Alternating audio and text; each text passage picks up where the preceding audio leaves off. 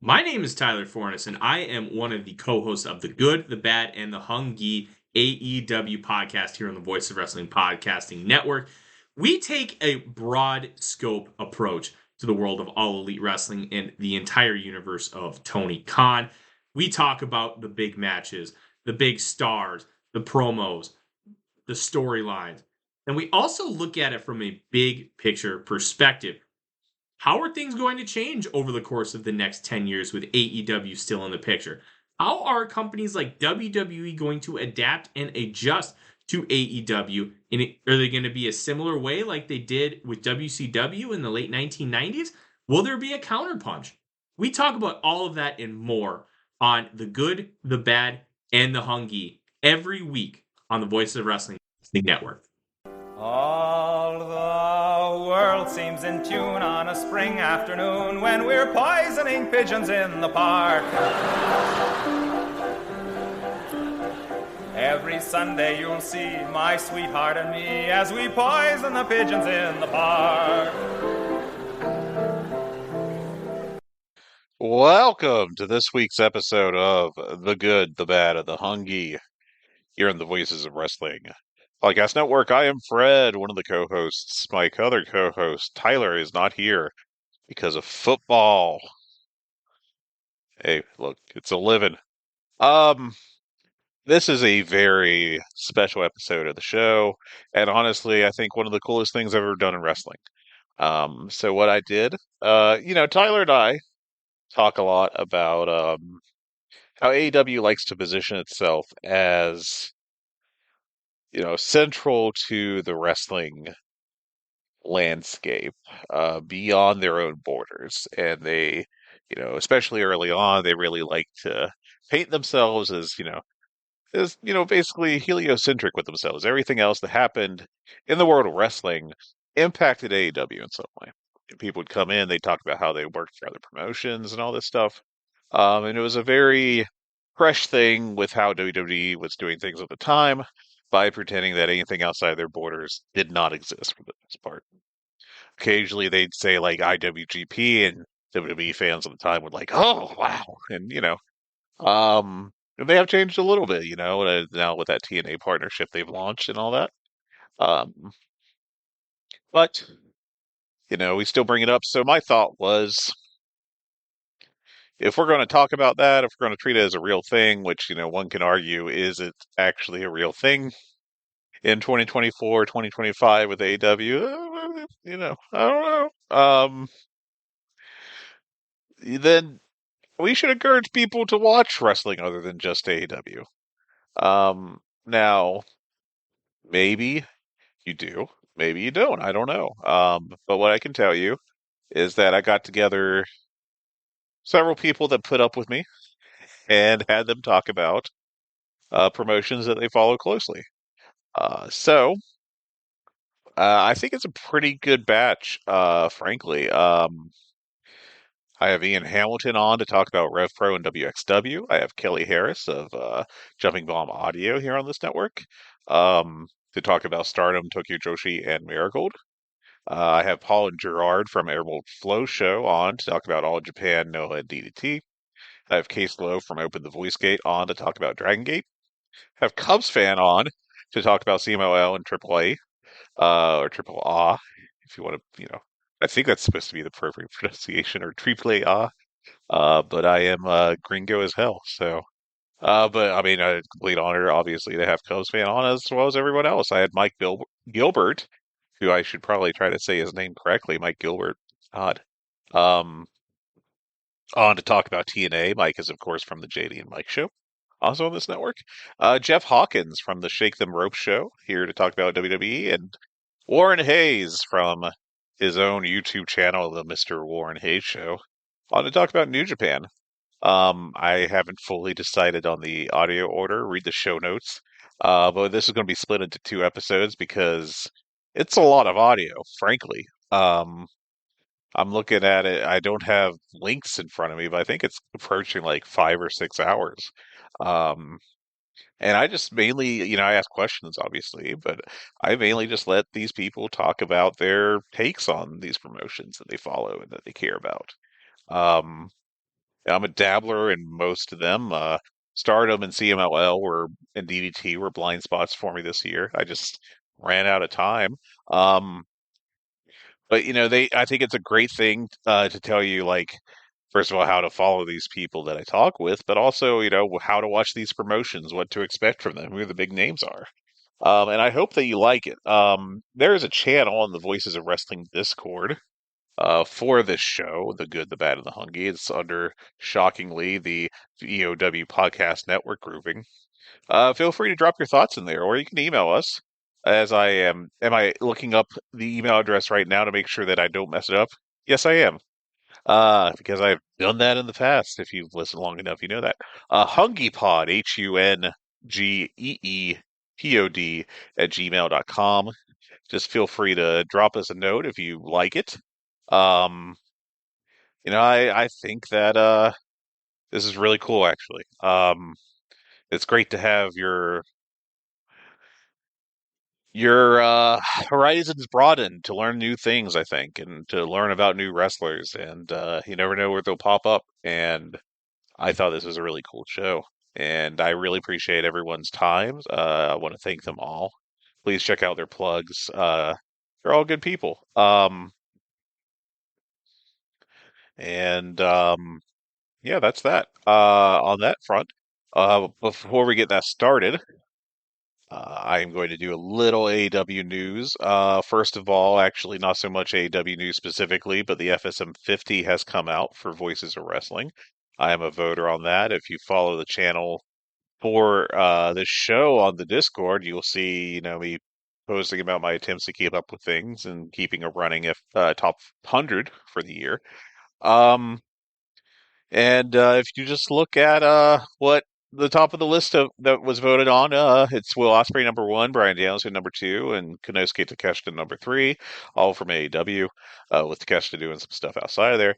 Obviously AEW is totally fine and has no problems. Let's be clear. I mean, they've got some really fantastic workers, and I think uh, I think they all earn their spots. But there's some issues with the foundation of the company. But I mean, if you look beyond that, it's a really diverse list. You've got Tokyo Joshi, NXT, All Japan, New Japan, Noah, CMLL, Dragongate, MLW got half represented by a person. WWE, of course, Marvelous, uh, Euro Wrestling, since that guy works all over the place. And yes, I am being coy by not referencing all these. ROH, DDT. I think I already said Stardom, but just in case, TNA, um, so on and so forth. I think that's all the big promotions that were mentioned. They all had at least one person on this list, as well as some people that bounced around a lot as a freelancer. I'm really proud of being part of this. I worked really hard on it. I do my best to cast as fair of a ballot as I can. I think it's important to have representation from everywhere. I think there's a lot of great wrestling out there, and I think it's really cool to find it. Um, Not everyone I voted for made the list. Interesting to me, I had Kazuchika Okada number 9 on my list. I think that it's fair to be critical of his year in general because, the out of the ring stuff was definitely underwhelming, the way he was used and so on. But I think his match quality, which is what we were voting on, was excellent. Not at the same level as previous years sometimes, but I still think he put on a lot of great performances. But he, missed the cut. It's a tough list to make, and especially when you start factoring in like more than one or two promotions. So given all that, check it out. I'm not going to read my top 50 here because I think that's, just a list of names is pretty boring. I've learned that from previous episodes where I talked about this. Um, but yeah, I'll post it in the Discord and feel free to check that out. And I'd love to hear your feedback. Um, AEW is having themselves a time right now. I think it's hard to spin in any positive way what's going on with their Grand Slam Australia show because they advertised it as airing on February 15th. Um, as airing on TNT and Max at 8 p.m. But there's a little problem, and that problem is that TNT is airing the NBA All-Star Game weekend events at 8 p.m., and that's one of their biggest events of the year, culminating in the Slam Dunk contest. Um, and ain't no chance in hell that Turner, Warner Brother Discovery, whatever you call them, is going to air wrestling over that. There's just zero chance. So what's up with that? Was that just an error on the graphic? Was it an error listing where it was going to air? It's not really clear. The show will be on tape delay. This isn't like a live time they were listing or anything. Um, I don't know. It's frankly pretty embarrassing, I think. I have some very real concerns about AEW's internal organization. It just seems like stuff is coming out really slow. They aren't announcing enough stuff, in my opinion, on TV. The stuff on social media, I don't think moves the numbers at all, generally speaking, especially now that like Twitter's on its way dying and so on and so forth. I think people, to some extent, are going to be bailing from Meta as they change their policies for the worse. But that's how the shitification of the internet is such a thing. Should be aware of it all. Um, Boy, oh boy, just stuff happening. It'd be nice to see them get their act together, but I'm not holding my breath. Other thing in AEW worth talking about is that Malachi Black is apparently planning on leaving the company. May have actually already finished up, may have had his contract expire. It's not really super clear. Um, I think, boy, that whole Malachi Black, Andrade, Miro trio that came in was three really talented guys coming in and then seemingly immediately wishing they were anywhere else on the planet Earth.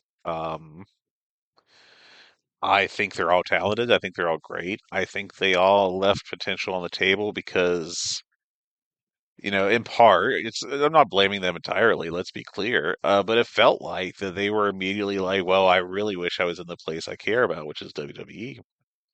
And I think that's really disappointing. I think it's a problem with AEW is that they have to avoid that kind of situation. That they have to really avoid signing people that come in and treat the job as lesser than them. I think that really did damage to TNA back in the aughts and early teens when they do stuff like bring in Booker T and Rob Van Dam, who are big names, but they came in and were just like, oh, "This is beneath me," and I hate that. I, I I hate that for them because I think it really hurts them. I hate it for the company because I think it's results in disappointing performances, and I think it's just really disappointing. I think all around and kind of sad. Um, I you see what had happened with Andrade when he went back to WWE, which is he went right back to the mid card like immediately.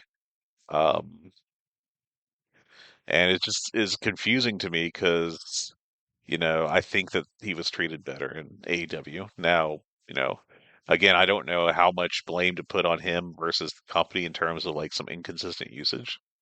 I think, time has gone on, it's a lot easier to blame AEW, but also the vibe was very much Andrade didn't want to be there. So I don't know. So given all that, I can only point to the end result, which is, it could have been better, and I'm sad that it wasn't. But they've definitely set up Malachi Black and Buddy Matthews.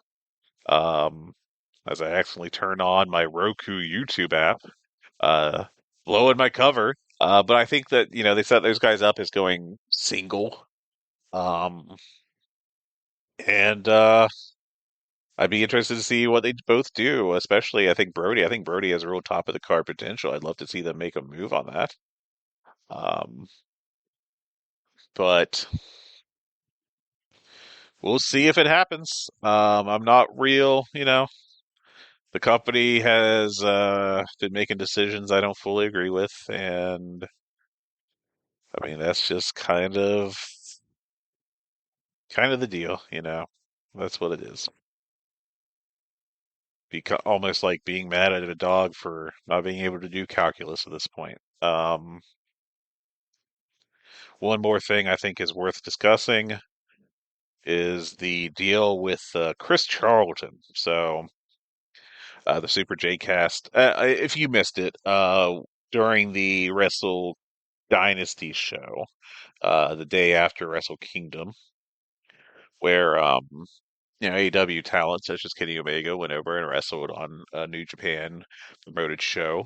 Um, During Kenny Omega's entrance for his match with Gabe Kidd, which is fantastic, by the way, Omega's back. He's fully ready. I know that we're like a couple weeks behind on doing shows and everything, and it's not news at this point, but like, dude rocks. Um, but during Omega's entrance, Chris Charlton went on a little rant, I guess, about how people like Omega and Okada have made the decision. Osprey made the decision to jump to a company that doesn't care about wrestling. I mean, this is me summarizing. I haven't written it down. I apologize if I'm botching it, but I took some shots at like he mentioned Tony Khan's wealth, and it appears to be that's like a sore point with Tony. Is when people bring up his family or his being brought up in wealth. Um, I can see why. I'm not going to really expand on that more because my opinion on it isn't really relevant here. But basically, it sounds like now the Super J Cast has reported that their sources tell them that Tony Khan demanded that Chris Charlton be suspended, and he was suspended for 2 months. Defenders of Charlton have said that he was just trying to build an angle for the match on commentary. Um, I think that was generally his point, but man, I thought some of the stuff really came across as a shoot ski rather than a work ski, brother. It just felt really visceral, and I thought, I don't know if it's necessarily. I can see why, especially if it was about you, why you would think across the line. Um, now, Charlton's going to miss like 5 shows, I think. Um, and he's still doing his non-commentary jobs. Um, and I don't think that we need to worry about him getting fired. That would be insane. I think 2 months is one too many. I could see him being suspended for a month ish or like 3 shows or whatever. I don't think a punish personally. I don't think a punishment is out of pocket here because it did. I could. I think that if you're working partners, then you shouldn't be taking shots at each other to that extent. It did feel very much not a work. I'm repeating myself at this point, but this is just my opinion. I just think that it was pretty damn real, I guess, for lack of a better term. Sorry. Um, the story of the match was very much like Kid defending the honor of New Japan against Omega, who was kind of taking the attitude that when he left, the company has not recovered. It was kind of beneath him in a sense, and he's coming back to do them a favor and all that. Um, I feel bad for Charlton. I think he might be my announcer of the year for 2024. I'm really thinking about it. I think he rules. Um, and I get the idea to try to build the match that way. In the Observer, Meltzer makes the comparison. Could you imagine if during the Shinsuke Nakamura Ulka Sasaki match, if the announcers started burying like WWE real life issues, or just real life aspects of them? Yeah, I think WWE would be very unhappy and would possibly, Meltzer says that he thinks WWE would try to get that announcer fired and would end the relationship and everything. Um, I think Tony Khan's in this really, really unenviable position, and it's of his own making to a fair extent. Of if he uses a light touch, then he's going to be seen as soft and mocked for that. But if he demands a guy get punished, then he's going to be mocked for, being an asshole. And some of this is, I think, is just like an extension of people being unhappy with the past year or two of the promotion and how they think, and including myself. It's down from its peak creatively, that there's just a lot of flaws with the company. Um, and, uh, you know, it's a messy situation. Um, But Omega's back on TV, and it's very cool. I'm still a couple shows behind because real life is kicking my ass, but such is how it goes. Um,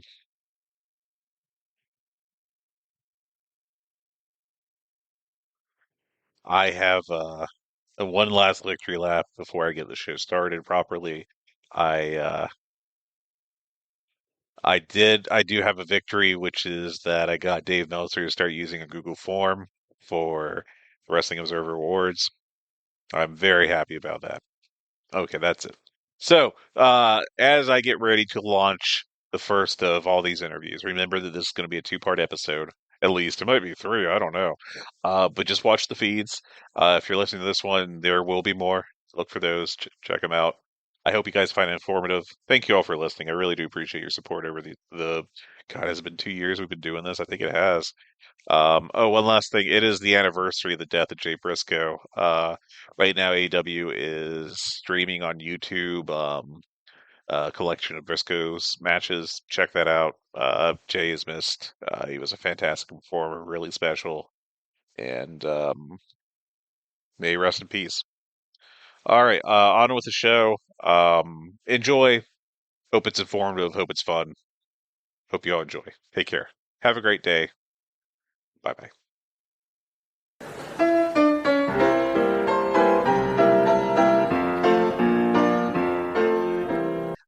The next segment on the show, or I guess the first one, is here on uh the good, the bad, and the hungy with this special primer, or however you want to say it.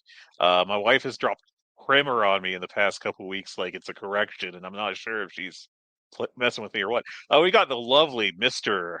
Warren Hayes here on the show, and he's going to tell us about New Japan in 2025 and share his thoughts on it. Um, First of all, I got three questions I'm going to ask everyone. Warren, you're the first victim. If you Awesome. want to introduce yourself, you want to do your plugs first? Let's do plugs first. Sure, let's do that. Hi, I'm Warren Capitalism Hayes. Ho. Exactly.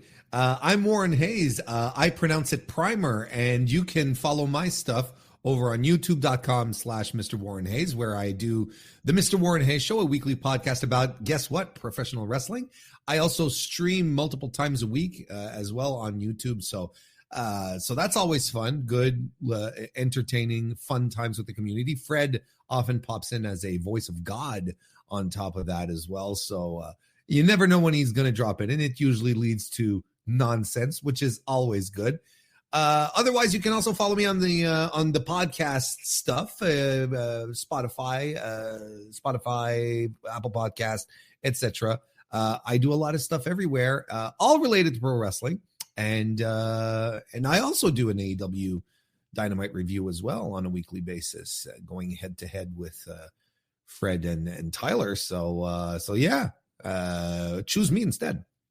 There you If you only stream a couple times a week, you should see a urologist. So, the idea is brother. that, basically, yeah. So if you only watch AEW, but you're curious about other promotions, hopefully this will give you an idea of if you should look at New Japan. I think New Japan is probably, along with WWE, like one of the two most likely to be followed by an AEW fan, probably at baseline. But Warren, I wanted to ask you, first of all, couldn't you quickly sum up 2024 for New Japan? Who were the top stars? Who were the rising stars? Big stories, and anything bad that happened? 2024 was an interesting year for New Japan. I think I'd say it was a year where the company had to deal with with major changes at the top of the card. As many of your listeners know, Will Ospreay and Kazuchika Okada signed deals in 2024 to join All Elite Wrestling. And on top of that, and of course they were top players over there. And on top of that, two other top players in New Japan, being Hiroshi Tanahashi and Tetsuya Naito, are really up there in age and physically are no longer capable of working the main event level that they had been that they had been doing, and that we as fans were accustomed to. So it left an incredible vacuum at the top. New Japan still decided to maintain hanging on to Tetsuya Naito at the top, made him champion throughout the year twice, if only because they really had no one else that could justify drawing houses. Tetsuya Naito is arguably the most popular wrestler they have in the company. Well, that he's probably been the most popular for a couple of years now. You could argue Hiroshi Tanahashi, which I could listen to some arguments, but Naito has been the draw for the company. So the question then arises for them is while they have an exciting crop of new guys waiting on the come up, what do you do in the immediate future when your world title situation is completely upended? And you don't have any big stars of the caliber of Kazuchika Okada and Hiroshi Tanahashi and Will Ospreay who can step up and fill the void. So it was an interesting year on that front where New Japan kind of felt pressured into finally pushing their young guys. The one story that has been around for the past couple of years in regards to New Japan is that they had this really exciting stable of really good prospects that could carry the company. And a lot of us, I include myself in this, were before 2024 were screaming into our microphones, Gedo, who was the booker, of course, Gedo, time for you to book to push the young guys. It's time to push the young guys. But he never really pushed the young guys. And last year he had to push the young guys. He had no choice. There's nothing else that he could do. So then in the meantime, throughout the pushing of the young guys, there's a lot of stuff that came through, because that was mostly the story of 2024. It's like the void at the top, and then what are we doing with the young guys? Because now the young guys have to step up, and a lot of, I guess, story arcs within that larger arc started appearing. The first one being Shota Umino, who was positioned probably as being the ace, the next ace of the company. A lot of people had a lot of faith in him. Turns out there's a lot of doubt as to whether or not Shota has what it takes to be a top guy. Yota Tsuji is another big guy that is a favorite among many New Japan fans who really see him as the future of the company. But the latter part of 2024, especially his G1 performance, have a lot of people wondering, well, does he have the spark? Does he have what it takes? Then we had Ren Narita, who was another guy trained by Shibata, was being pushed as this, originally was being pushed as this wrestling purist, nothing to do with the online Twitter account and website, but a kind of a Shibata clone, a lot of people called it. He underdelivered, ended up being in House of Torture, so essentially the worst stable in New Japan. So not much going on there.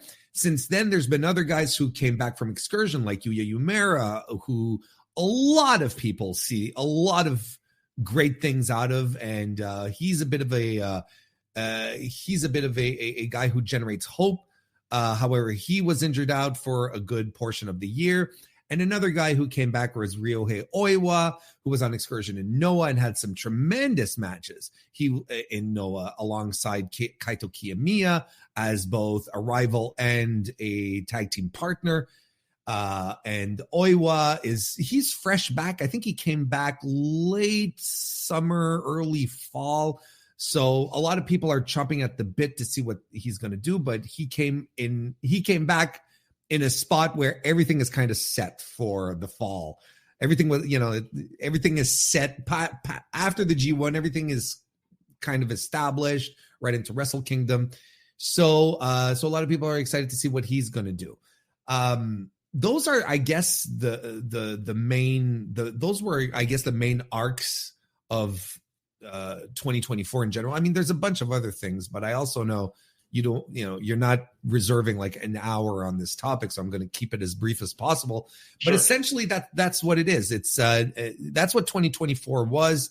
Like I said, the void at the top, and what are we going to do with the young guys? Which eventually turned into, well, which young guys are going to step up eventually. So, and that's kind of where we were at. And of course, the coronation of Zack Sabre Jr. as a world champion. I mean, I'd be remiss not just to briefly mention that. A guy who spent most of his career in Japan, a guy that who's called New Japan home for many, many years, and also a dude that is really beloved on the Western Front, who does things his own way, a very unique style of wrestling, finally getting anointed as champion. A lot of people saw this as a great sign, and a great sign that we are looking to do fresh things at the top. This was Zack's first run as world champion in New Japan, so it was a pretty significant deal. Well, that kind of segues right into my next question is, what do you expect New Japan to be like in 2025? What do you think the big question marks or big movements in that promotion are going to be? That's a very good question. They have no choice but to make things fresh up and down the card. And that'll be crucial. So there is going to be more talk about the young guys and stepping up. There's going to be a lot more in regards to that. I think a lot of people are sort of shrugging in regards to Shota Umino. And I think there's going to be a lot of pressure that's going to be put on guys like Umera and Oiwa to sort of pick up the slack where Umino and Narita as well. Let's not leave him off the hook. He was one of these hot prospects. There's going to be a lot of pressure on those two guys to raise the ceiling. There's the however, in the interim since then, or at least since the start of the year, I should say, there's a gentleman named Gabriel Kidd who got quite a star-making performance with Kenny Omega at Wrestle Dynasty. Wrestle Dynasty, which sort of threw him into the conversation as well. And if there's one thing that you cannot take away from Gabe Kidd, that you cannot say about Gabe Kidd, actually, is this guy doesn't want it. You can't say that about Gabe Kidd. He absolutely wants it. This is a guy who loves pro wrestling to the point that you could not see this guy doing anything else. Like, if pro wrestling ultimately didn't work out for Gabe Kidd, he'd end up homeless. I don't see him doing, and he's not going to become a sandwich artist at Subway to try and pay the bills. You know what I'm saying? So Gabe Kidd's position is going to be very, very interesting. It's going to be very, very fascinating. There's a lot of people who've turned a huge corner on him. So it's going to be, once again, a really, really interesting G1. It's going to be a G1 where, because usually when you see how things are booked in a G1, you can understand how certain guys fit in the scheme that Gedo has in his mind. So it's going to be really fascinating to see how this is going to move forward, because they've got 1 year to build the next Wrestle Kingdom, of course. They've got which a is full their calendar, WrestleMania, essentially. which is their WrestleMania. They've got a full year to do it. And the president of Bushiroad, which is the company that owns New Japan, so he's not in the pro wrestling business. He's a suit. Like, he's a, straight up suit. This is the property he owns. He was interviewed by Tokyo Sports after Wrestle Dynasty. And he flat out said, in a rare moment of transparency and honesty from a corporation's CEO, flat out said that I'm a little disappointed with the numbers that we did this year for our big events, for Wrestle Kingdom, for Wrestle Dynasty, which was the first time they were doing it. But nonetheless, he flat out said he wasn't pleased with them, and he wants to put 40,000 people in the Dome next year. So there's a lot of 25-ish on average for both. Yeah, it was under 25. Wrestle Kingdom was 24,000 some, and 16,300 for Wrestle Dynasty. 16,300. Didn't realize it was that low. Yeah, 16,300 is pretty low for the Tokyo Dome. That probably wasn't that's great. Tough. And he flat out said, I want 40,000 next year. And that's a significant that's a significant KPI that the rest of the company has to live up to. So there's a lot of what I would say is that I would expect New Japan to try out some really bold booking to get things exciting again. But a lot of us have been saying that for the past 3 to 4 to 5 years in regards to New Japan, where it's like, hopefully they'll do something exciting. And, I don't want to say Ghetto's lost his touch, but, a Booker's, Fred, a Booker's lifespan in pro wrestling, has an end date, right? It has an expiration date. At some point, you just want to move on. Ghetto's been doing this for a while now. He's been the top guy for quite a long time. Maybe it would 13 be good years, to just 12, 13. Yeah, something like that. So, and when you consider, like, in the territories, 5 years, you'd be done, right? At the most, like not at the most, right? That would be like highly successful. In fact, if you stuck around 5 years, right? Yeah. So, I wouldn't be close to the idea of trying out some new ideas, putting some fresh creative at the top there. There's guys like Tetsuya Naito. I believe, I've heard rumors going around that he's the kind of guy who'd like to take over some creative aspects of the company. I'd be like, okay, let's see what we could do on that level. We just need some bold directions. We need some bold new things to go forward with. I fully expect Dave Finlay to be world champion this year. I would be confident in saying that he will be world champion going into Wrestle Kingdom. I feel that confident about it. Dave Finlay is probably considered to be one of the top foreigners in the company, and he's been losing. Yeah, if you told me that. Go ahead. If you told me that in 2023, I would be like, oh no. But like after 2024, I think that's actually like promising, It makes a lot of sense. He really, properly, grew into this powerhouse style this year, which made him really last year, which made him really, really interesting. He started doing that, that last year, and his G1 was kind of like the coming out party for that style. And he's won every major title this company has had, and every time he's lost one, he's moved up to the next echelon. He's never open weight champion, loses it. He wins the inaugural global heavyweight title by defeating both Will Ospreay and Jon Moxley. He loses that to Nick Nemeth, but that's a glitch in the matrix. We don't have to talk about that. He regains it instantly once, Nemeth's 4-week deal or whatever was done. And held on to it till Wrestle Kingdom, where he dropped it to Tsuji. So he's losing up again. He's going to be looking to challenge very, very soon. And I think he's going to be world champion by the end. By the summer. How about that? By summer, he's going to be world champion. I think he's going to be the champion during the G1 this year. Okay. Very interesting.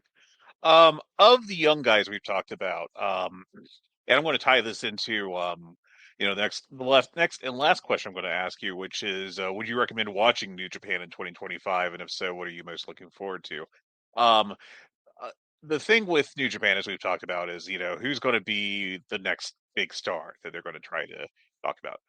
Of Oiwa, of Uemura, of Kid, Umino, even Narita still, I guess, would technically include, though it sounds like most people are pretty down on him, as the House of Torture thing has not been a hit with Western audiences. Who would you think? Yoda Tsuji, too. Yoda Tsuji. Oh, Tsuji. I forgot to mention him, but I think he's very good. Which of those guys do you think is most likely to first successfully establish themselves as a main eventer? Okay. I would say that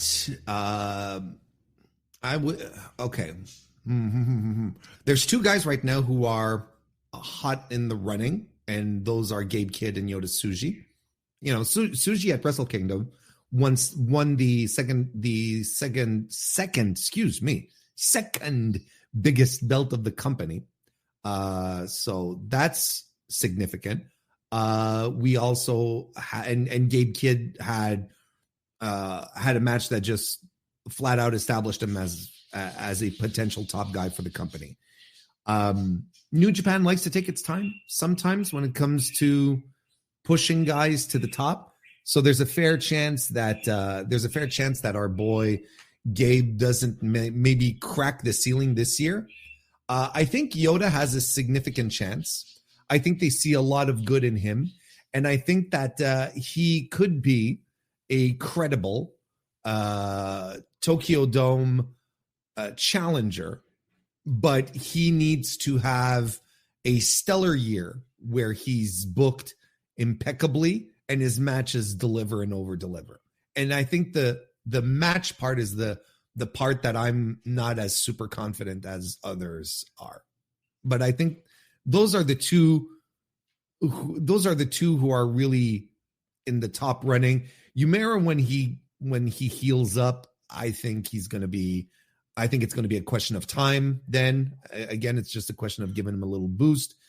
And Oiwa, I think it's just a little too soon. We haven't really had time to sink our teeth into him, but he's a guy that they should push on the gas.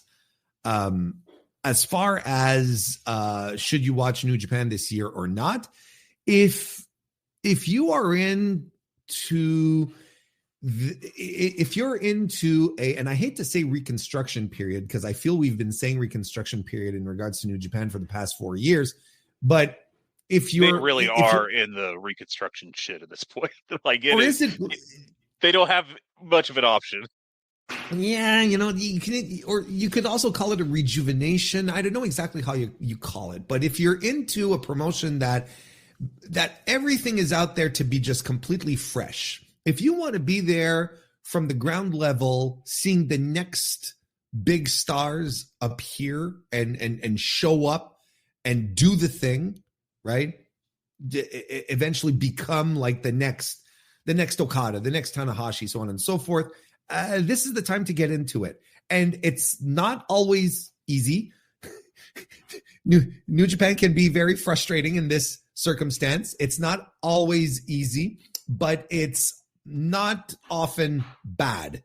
I think there's one New Japan show last year where I outright said, like, this was a bad show. So, you get your money's worth nonetheless, if you're into that, I think there's room for you to find in your schedule for this. That would be my way to go about it. And I forgot just one quick thing, AEW superstar Konosuke Takeshita is also going to be a part of the New Japan roster this year, and a lot of people would argue that New Japan needs a guy like Takeshita in there. And a lot of people seem to feel like Konosuke that this might be a soft jump. That, you know, I don't know how long he has left on his AEW contract, but they are rolling out the red carpet for Konosuke. They want him there. They know a guy like this is needed in that company for multiple reasons. So that's also something very, very exciting. Konosuke Takeshita in Japan is it's special. It's great. It's great every single time. So there's also another great reason to watch. Yeah, he had a wonderful G1. Probably, I think, of all the people in that, I think he looked pretty much the best of all of them. Yeah, so New Japan, you can follow that on New Japan World online. That's 1,500 yen a month, I believe, in Japan, and outside of it, it's $9.99, the old network price. Warren, would you say that if you're looking to get into it this year, that you should just go ahead and start with Wrestle Kingdom this year? That has already happened on January 4th. You do, well, yes, you do Wrestle Kingdom. That'll be your perfect entry point. Wrestle Kingdom every year is really like the season conclusion. You know, I hate to use that comparison, especially since WWE likes to talk about their seasons and whatnot. But in this circumstance here with New Japan, it really does bring a sense of closure. It does set a few things up, but it's mostly about closure, about closing up the year and introducing the viewing audience to, okay, well, here are the guys that we think are going to be are going to be principals this year, right? Are going to be protagonists for the next year. That's usually how it's established. Then there's New Year Dash, which they really set up like new feuds and stuff, but you can skip New Year's Dash this year. There wasn't really much anything exciting out of it. So you can absolutely skip that. But yeah, start with Wrestle Kingdom. Plus, it was a good show. A lot of New Japan faithful were, I think, a little down on it because you don't want Wrestle Kingdom to be a good show. You want it to be a great show, but it's a good show nonetheless. I understand the disappointment, and I completely get it. I want a great show out of it too. We got a good show, and it's fine. You won't be disappointed. Well, there you go. Warren, thanks so much for joining us. I really appreciate your help. Thank you for having me on, man. It's my pleasure. All right. Talk to you soon.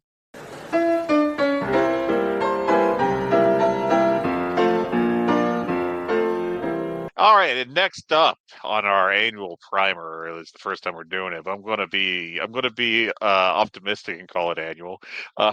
Our guest is at this time joining us backstage is Jeff Hawkins. Jeff, let's get your plugs in.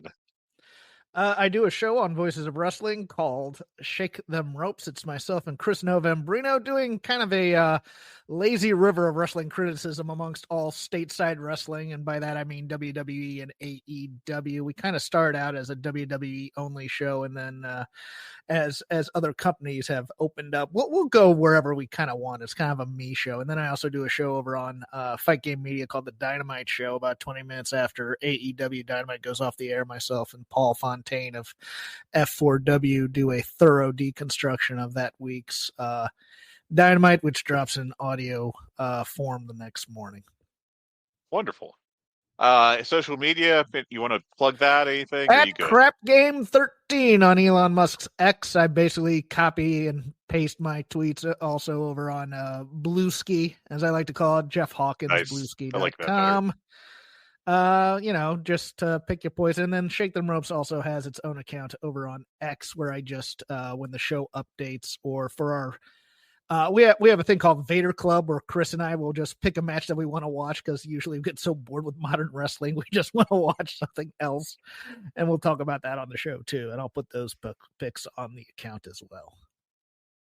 Well, I have asked you to join us to represent this very little known company. It's a spunky little company, WWE. Here they're doing business up in the New York area. Innovative idea. Jeff, first question for you. How do you want to sum up their 2024? What happened? Good, bad, top stars, rising stars, things of that nature. I actually think WWE as a company and as a wrestling program has become far more interesting with the with Vince, because basically the big thing is Vince McMahon, their giant creative force, is now gone.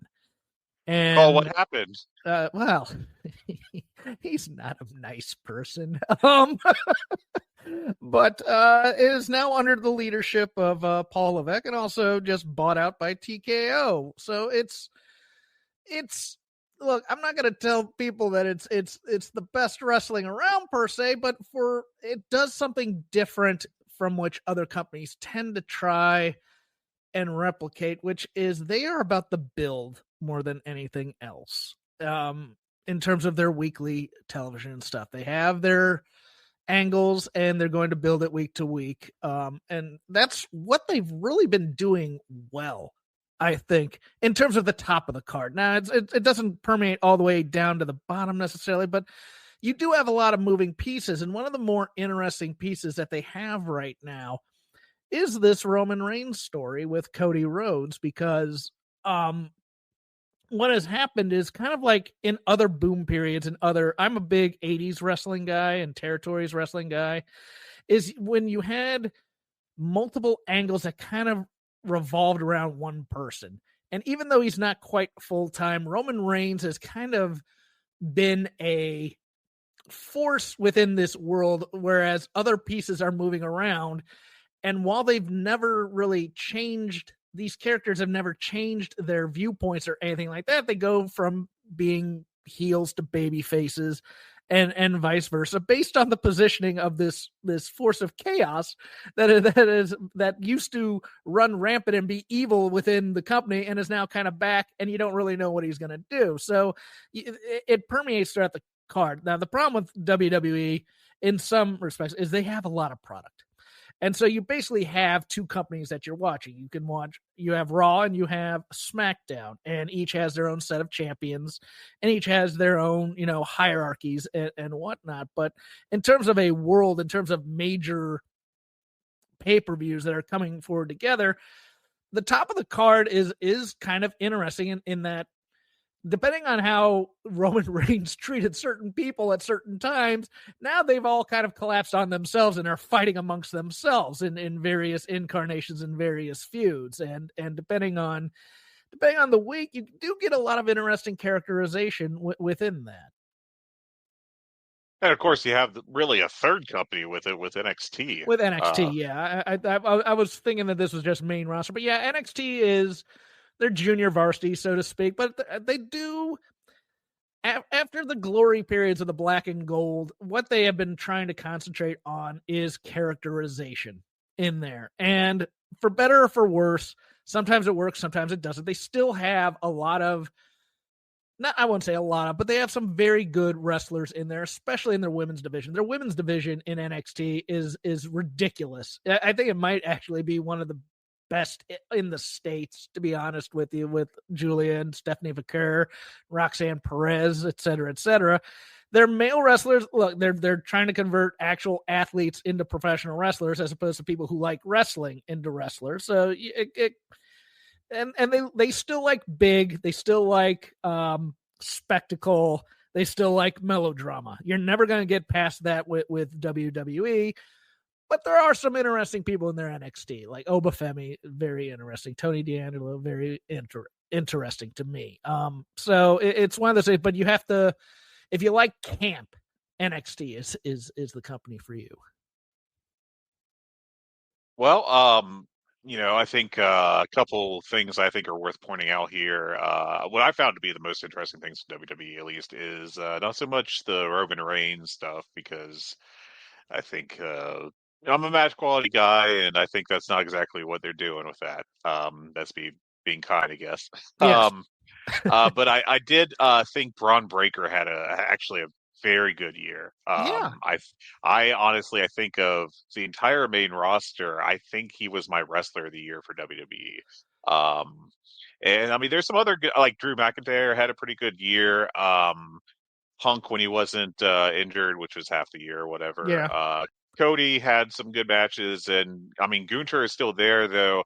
I really think Gunther had a very disappointing 2024. In Do terms you? Of match Okay. quality. I do, because I think that once he won the title, his big matches became less like Gunter doing his stuff within the realm of WWE style to just like WWE style with hints of Gunter. I And I do, think, but I think they've also kind of reorganized him a little bit. When he was the longest reigning Intercontinental Champion, you know, he was out there every week doing bangers and bangers and bangers with various guys in that second tier. And don't get me wrong, I didn't mean to give short shrift to the second tier guys in WWE because, yeah, the Braun Breaker stuff and the, you know, I kind of put Damian Priest in there. I put, you know, Ludwig Kaiser and I mean, they're all having like, yeah, there's promising guys. There's good stuff in there. I mean, there Yeah. really is. I think they've now kind of repositioned Gunter as this force who you will bring out every so often as more of a special attraction champion. And I understand why people would think it was disappointing, but I think also the scarcity of Gunther at times makes him more exciting as a performer in this coming year as a top champion, where he's going to have a top match at Mania kind of a thing. Yeah.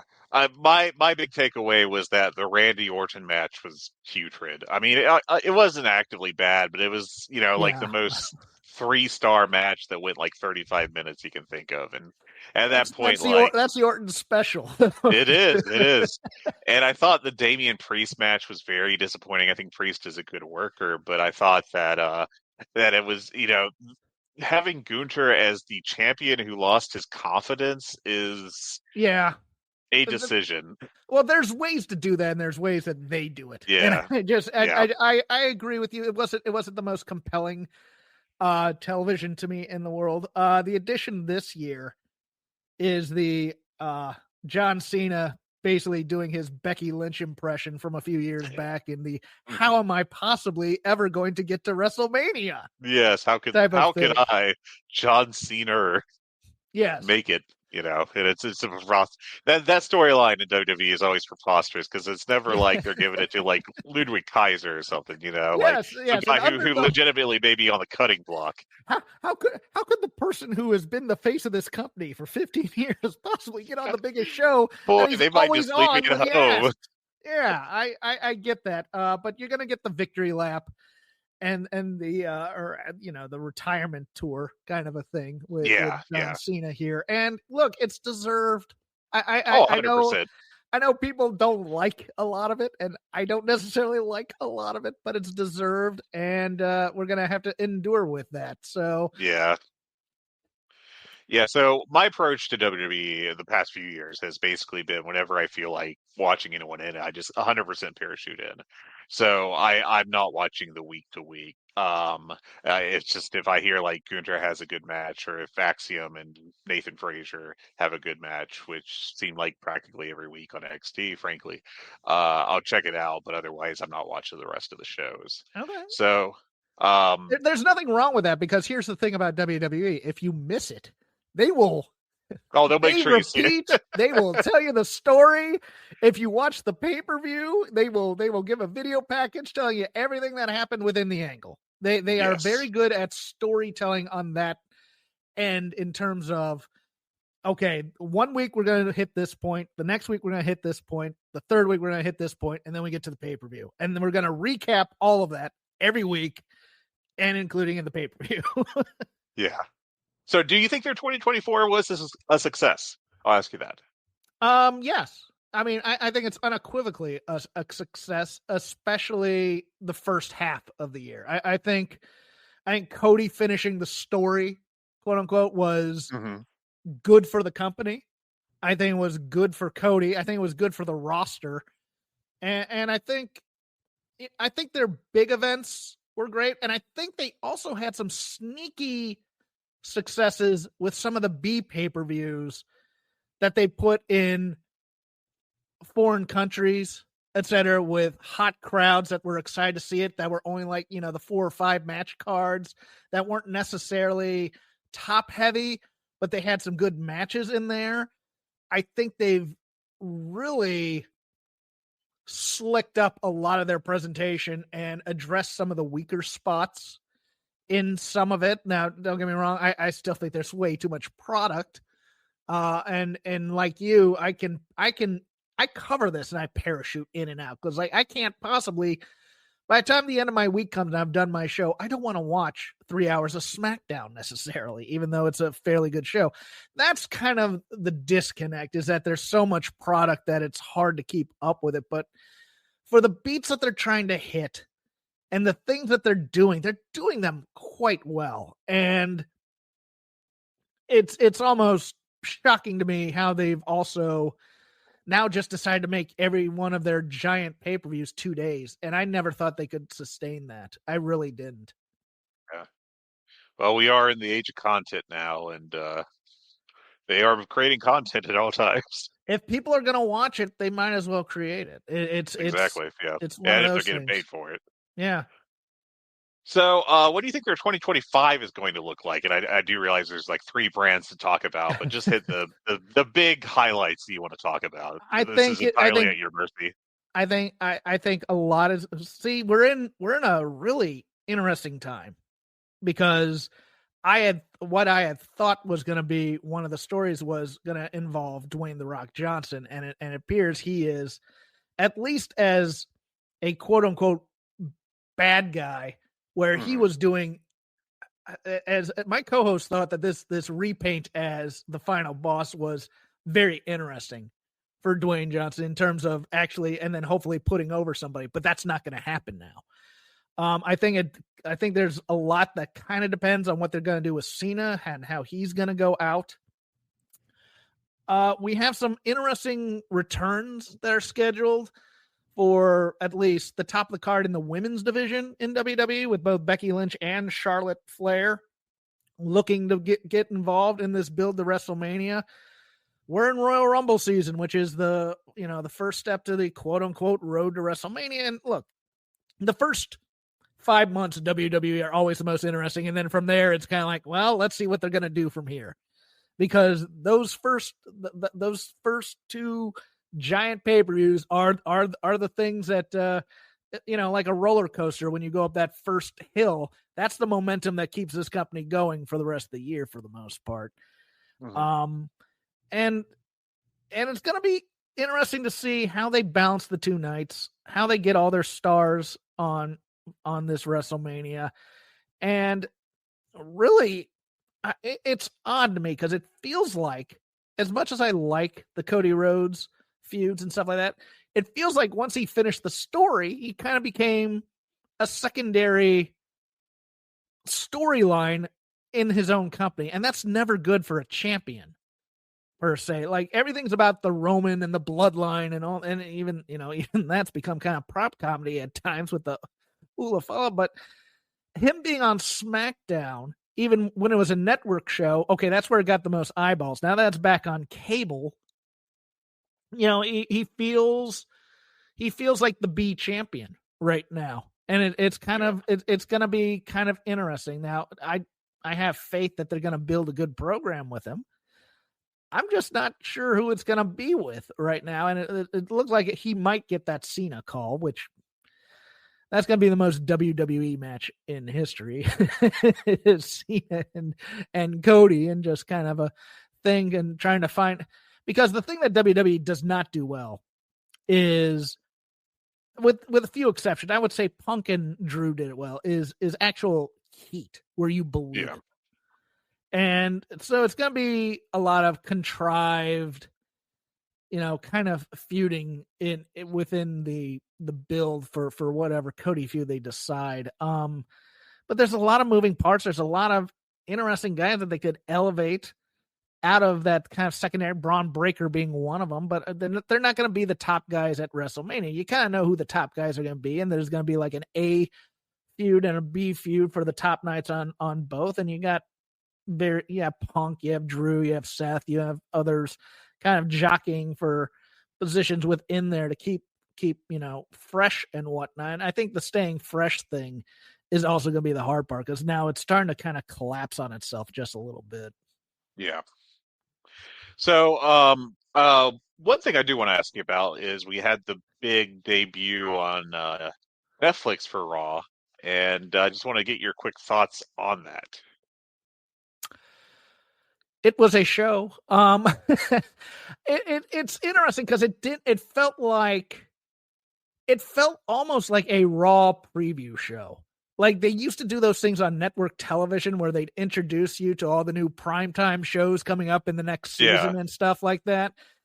And they'd bring in the stars and things like that, but it didn't per se feel like the big deal it should have been. It felt like a love letter to Netflix at times to me. I was kind of shocked that they edited a lot of the swearing. I didn't realize that was going to be a thing on there. I watched using a VPN for a non-American country. So it was far more interesting to me just how it dragged a bit for me because it was all 3 hours with no break. But I thought there was too much nostalgia on this show. And I don't think WWE does nostalgia well compared to companies of the past, where you bring in legends to put over the current guys versus a celebration of look at the big stars we used to have type of a thing, which always tends to hurt. The Hulk Hogan thing was, of course, just a big blunder on their parts, but I understood cynically why they did it. But I felt they didn't do enough. Well, they did some, but they didn't do enough to push who are the really big people in this company that you should be watching right now. It relied too much on, hey, Rock's here and he's going to tell you that this other person is the big star. And I don't think that helped as much. Yeah, I watched the show live, at least the first 2 hours, because that's what I could get through. With with Mr. Ward Hayes on his show, and I wanted to write this, and I think I've run out of time because at this point I just don't think it's really notable anymore for an article. But what I found tremendously confusing about the show was, okay, so ostensibly you're going on this new service that you think will give you more reach. And I know that there's some numbers out that came out late last week, but I didn't look close enough to know if they were global or just US. So I wasn't sure what the assessment would be as far as did they gain viewership or not. But just putting that show together, my assumption was, okay, so you want the start of this show to draw in new people. And what we got was 3 segments for the first half hour of the show. And it was a 3 to 5 minute video package of this is our history, which, okay, fine, maybe a little long, but yeah. And then Triple H coming out and cutting a promo about how WWE good, but not advancing anything. And then The Rock coming out and cutting a promo about not only is WWE good, but also I'm not feuding with either Cody Rhodes or Roman Reigns. It felt needy in a way. Yeah. It was, a lot of it was just very we are popular, thank you.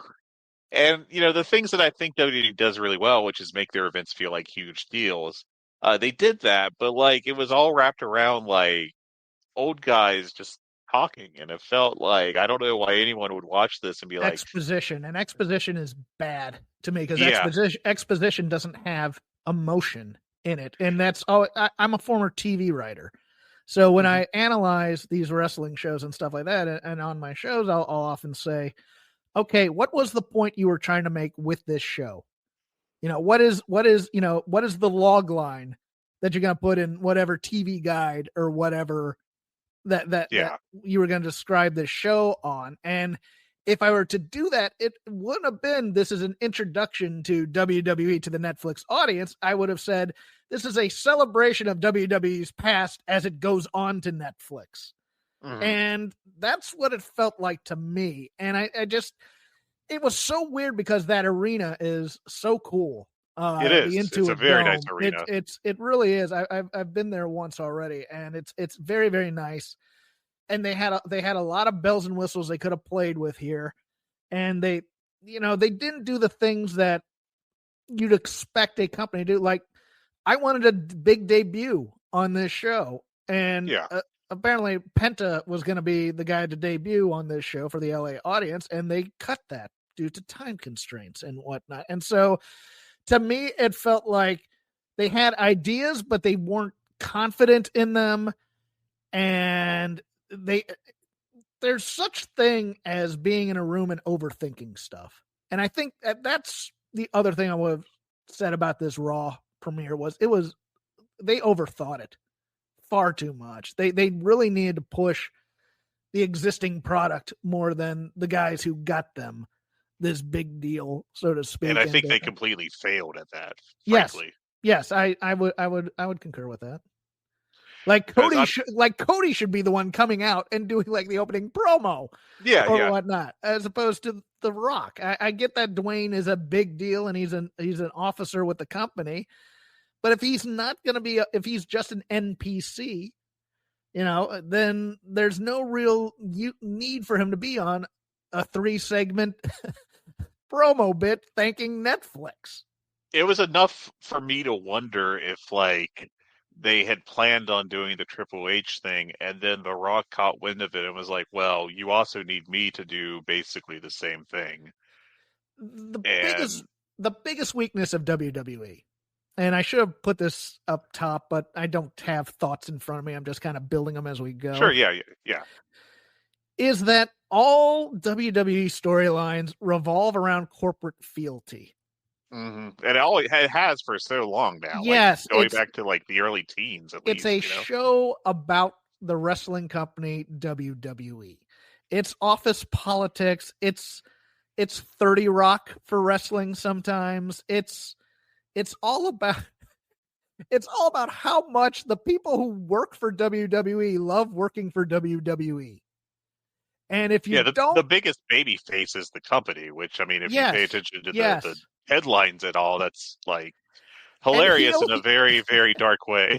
And heel heat is like, you left us for a while to try and do something else. How dare you? And feuds are about, the titles are really the corner office kind of a thing.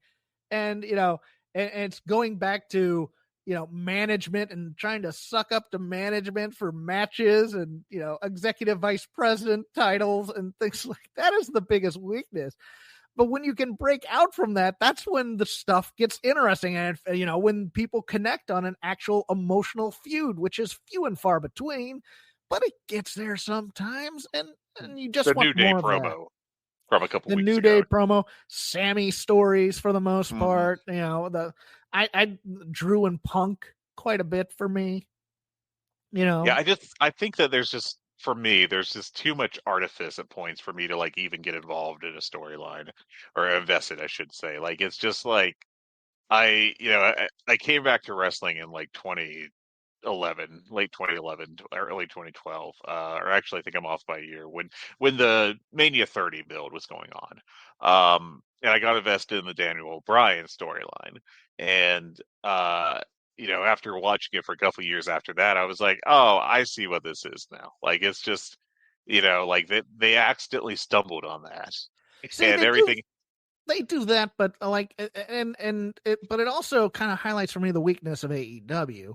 Which is all about I'm having the best matches right now. Well, that's great. Who cares? I want to see who wins and loses. I want to see some heat type of a thing. AEW caters to the spreadsheet star rating person. I get that. That's cool and stuff, but it's just, I'm not getting anything I want out of either of these two companies, which makes it very frustrating at times. Cause I just, I'm from old man Hawkins 1980s territory. I'm going to kick your ass and, drive you out of professional wrestling in this next match type of a thing, as opposed to having a good match. I'm going to beat you up and make you bleed. So and the times when both companies can break out of those artifices are when I get super psyched. Yeah, I think AEW used to be much better about avoiding let's just have good matches and let's actually have some great promos to build to stuff. And it's been a couple years now. I think, it's not the fault of this, but it's a kind of a bright line is the Brochacho storyline. Like once that really got going, like it felt like that whole hate and the heat thing to steal the Lanza line is it's just, I think we kind of went away from that, and it's a little too much I saw an interesting quote from the filmmaker John Waters recently about how being tongue in cheek, uh, making something and not being sincere about it, in his opinion, really hurt things.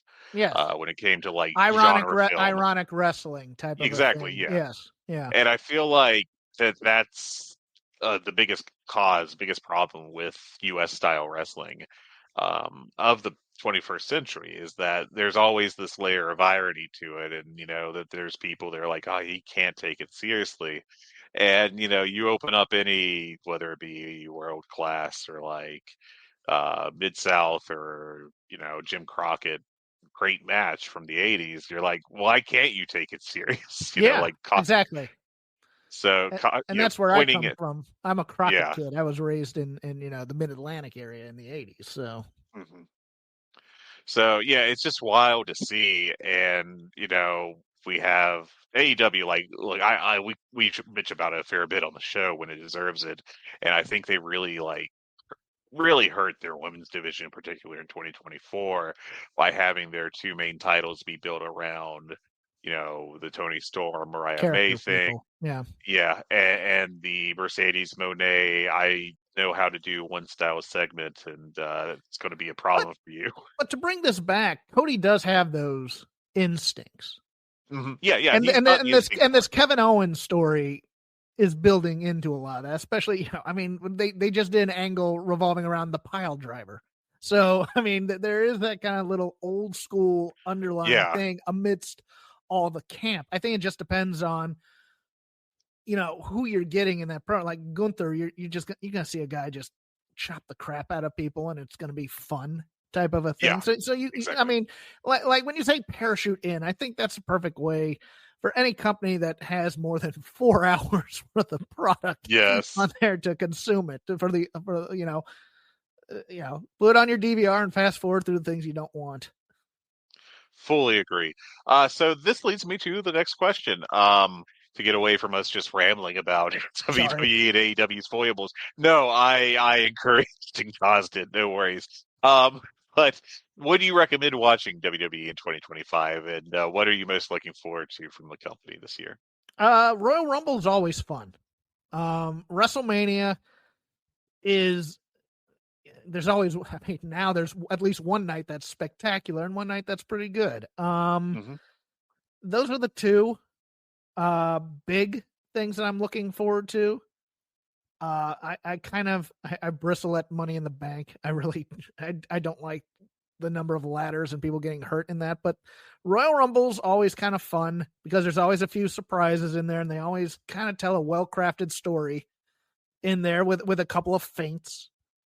But in both the men and the women, even though you kind of know, by the time you get to Royal Rumble, you'll kind of know out of 2 or 3 people who they're going to pick, and then the other person's going to somehow find their way into the other main event there. But and WrestleMania, look, it is grossly spectacular in both good and bad ways, but it is something to watch. If you're listening to a wrestling show and you've never watched WrestleMania, you should definitely watch a WrestleMania. For good and bad, yes, I for fully good agree and with that. bad, for excess and stakes, and they build WrestleMania to get to things where, do you remember in this WrestleMania when this happened? Mhm. And that makes them somewhat important, as opposed to, I'll remember this good match. You'll remember this time where,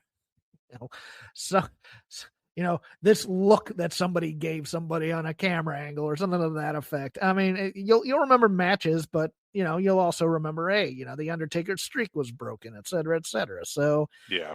Rumble and Mania are always my 2 must sees, and then everything else is kind of, it depends on people, depends on who I want to see. Like I could, he's a horrible human being, but I will watch a Logan Paul match every day of the week because he goes he's all talented. out on it. Yeah. He's a crap, but he's talented. Yes. And if you think that this is unique in the history of wrestling of having a No, very fantastic performer, but be not very good person, I have bad news for you. Well, see, that's the weird thing, being older and doing wrestling criticism as I do. It's like Oh, I'm sorry. Do people expect wrestling personalities to be good people? Because when I was growing up, they were all horrible, horrible human beings and Yeah. carnies and people looking to rip you off and steal your money as, trainers would do and stuff like that. So it's like, okay, now it's an art camp. It's far different and better now.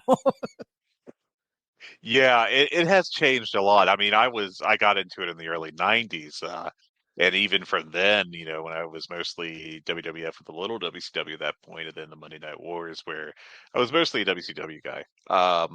Like it's just changed so much, and in some ways for the better. I mean, it's good that it's not built around you have two jobs: keep Randy Savage away from cocaine and and hitting Yes. Elizabeth or whatever, and you will fail at one of those. It's like, well, at least that's not really the environment anymore. But there is something to be said for the And tone of those shows and how good they were at generating emotions. Well, and since Vince has left, you don't have, because Vince always wanted to be a 1920s, 30s studio mogul. So he casted for type. Here's my leading man. Here's my leading lady. Here's my monster. Yeah. Here we go. And I think Triple H, who, grew up as kind of a mid-Atlantic fan, I believe, has a lot more respect for the stories of wrestling builds and having like a central character with which all other B players kind of revolve around in terms of their relationship. And then you pop in one of those at any time and having kind of building multiple feuds at once in case you need to fill gaps or push somebody here or there type of a thing. Yeah. Oh, well, Jeff, anything else you want to add?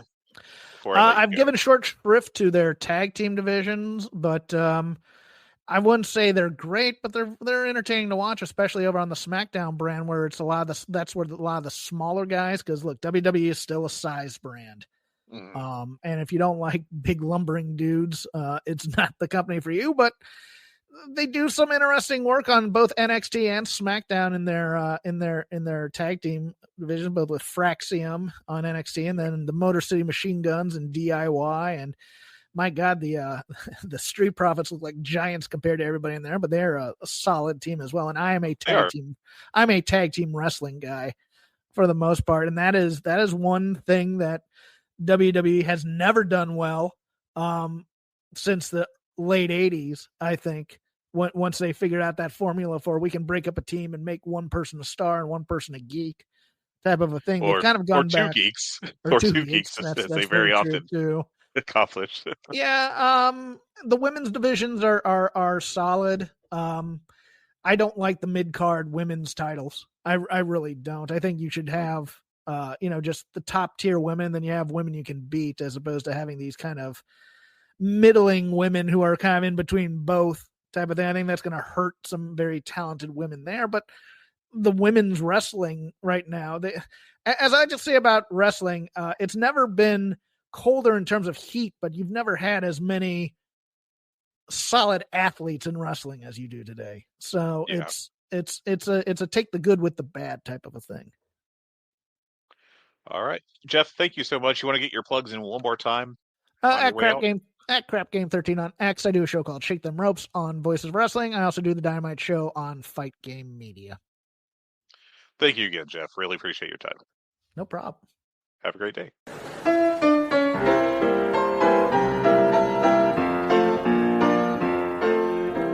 And for our next segment of the Good, Bad, and Hungy Pro Wrestling Primer for 2025, I'm joined by Mike Gilbert of the Mike and JD Show. Mike, thanks for joining us. Let's get your plugs in first.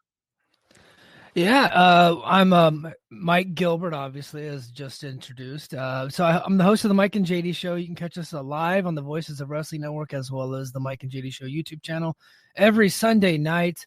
Time can flex because unlike my co-host, who is a teacher and an entertainer and an author, I'm a military guy. I like to be strict with my time, but he is not. So we do flex the time a little bit. But 5:30 p.m. Hawaii Standard Time is usually what time we go. So if you add 4 hours to that, you're talking Central Time, 5 hours Eastern Time, depending on what time of the year it is. So, 10:30, 11:30, depending on where you're at. So we do that. And then we also have our Mike and JD Show Patreon. Go to patreon.com/the Mike and JD Show. And that's where I actually host the Brace for Impact podcast, which is nothing but TNA. That's how JD and I got our start doing the Brace for Impact show. The TNA gotten so bad, JD quit the show, and we started doing the Mike and JD Show, where we talk a little bit of everything. But I have a TNA focused show called Brace for Impact that's exclusive to the Patreon that I do every Saturday morning. Awesome, and that's what we're going to talk about today, TNA. We've already, or at this point in time, in my recording, we've talked about like WWE, and don't really need to talk about AEW, since that's what we talk about on a weekly basis. But going to wrap up, the American major promotions with TNA. So, Mike, can you give listeners who may not have watched TNA at all this past year a quick recap of what happened in TNA in 2024? Well, at the beginning of 2024, they were actually called Impact Wrestling. So, but it hard to kill the initial pay-per-view under this new era. So we thought it was going to be the newest era. Then it evolved after that. But they switched the name over back to TNA, and that was under the leadership of Scott D'Amore, who was the president of the company. And we went into that pay-per-view with Alex Shelley as the world champion, defending against Moose, and we thought that there was going to be some stability. There was going to be this long-term, like, TNA's back, and everybody was really excited. And then a week later, Scott D'Amore got fired, and they immediately went to a shit town called Kissimmee, Florida. No offense, but they played this like an armory venue, and the venue looked a lot like Impact Wrestling. And then, sure enough, they were back doing Impact Wrestling stuff within a couple of weeks. So they were in this beautiful venue in Vegas called the Pearl at the Palms, and everything was looking bright. And the next thing you know, 2 weeks later, it's back looking like Impact Wrestling. The production was crappy, and the storylines are back to just your basic stuff. And then, D'Amore gets fired, and there's a little bit of turmoil. There's some roster turnover in the spring. And then by the summer, TNA gets hotter than they've ever been under this Anthem regime. And there's multiple reasons as to why, but firstly, they partnered up with WWE NXT. Jordan Grace was in the Royal Rumble in January, and then come May, next thing you know, she's popping up on NXT television. And then in June, she's fighting for the NXT title. And then shortly after that, or right around that same time, Joe Hendry's single for the entrance song gets put on Spotify and Apple on iTunes. And the next thing you know, it's like number one in a bunch of different countries. And he actually knocked off Taylor Swift and Beyonce in certain markets. And so he gets hot all of a sudden. He gets so hot, in fact, the NXT wanted him on their show. So he goes over to NXT, and he gets over on WWE television, and he brings that back to TNA. Oh, and at the same time, Jeff Hardy gets released from AEW, and Matt Hardy gets released from AEW, or their contracts expire. They show up in TNA, and they're hot. They're one of the hottest acts on the scene. And next thing you know, TNA's selling tons of tickets. TNA pay-per-views are up. Slammiversary was up right around the same level that they whenever they had Kenny Omega back in 2021. Like, it's up at that level. Except for they're selling tickets now. So Slammiversary did 3,500 tickets in Montreal, mostly thanks to PCO slinging them tickets, but they had a big house there. They go on to Bound for Glory in Detroit, where we think Joe Hendry is going to win the world title because he's the hottest act in the company, against Nick Nemeth. It doesn't work out for him, but they sell 3,000 tickets there, and they do another pay-per-view that's right around the Kenny Omega level. So Kenny Omega level, you're talking like 25,000, right? 25 to 30,000. So they're like right back at that level. And so it's a company right now that's had its ups and downs in 2024, but they're kind of riding this wave of momentum. A lot of it is because they got their talent was able to go over to NXT and get themselves over, which is not something that happened when they were working with AEW. When they worked with AEW, Kenny Omega came over and just beat everybody and then didn't put anybody over. Christian Cage came over and lost to Josh Alexander, but that didn't really do anything for anybody. And the only talent from TNA that went over to AEW was the Good Brothers, and nobody in TNA liked them, and nobody in AEW liked them, so it just didn't work for anybody. And now they're back in WWE, where still nobody likes them. So but they still continue to get paid. So God bless those guys. So, but they're riding the hot hand of Joe Hendry and the Hardy Boys right now. They got Genesis coming up this coming up Sunday, and it looks like they're going to have another 2,000 to 3,000 people there in that venue that they're working at the Curtis Caldwell Center, where AEW and Ring of Honor has ran several times before. They're doing a big rematch of Joe Hendry and Nick Nemeth for the World Heavyweight title, and it looks like they're probably going to pull that trigger with Joe Hendry finally. And so yeah, there's a lot going on in this company. Lots of comings and goings, ups and downs, weird booking decisions. So you could say TNA is all the way back. There we go. So what do you think their 2025 is going to look like with all that change going on in this year or this past year? Yeah, so the roster is going to look dramatically different. You know, they're losing Josh Alexander. So I was actually I don't think anybody's said this yet, but like everybody thinks he's gone. I found out today that he is out.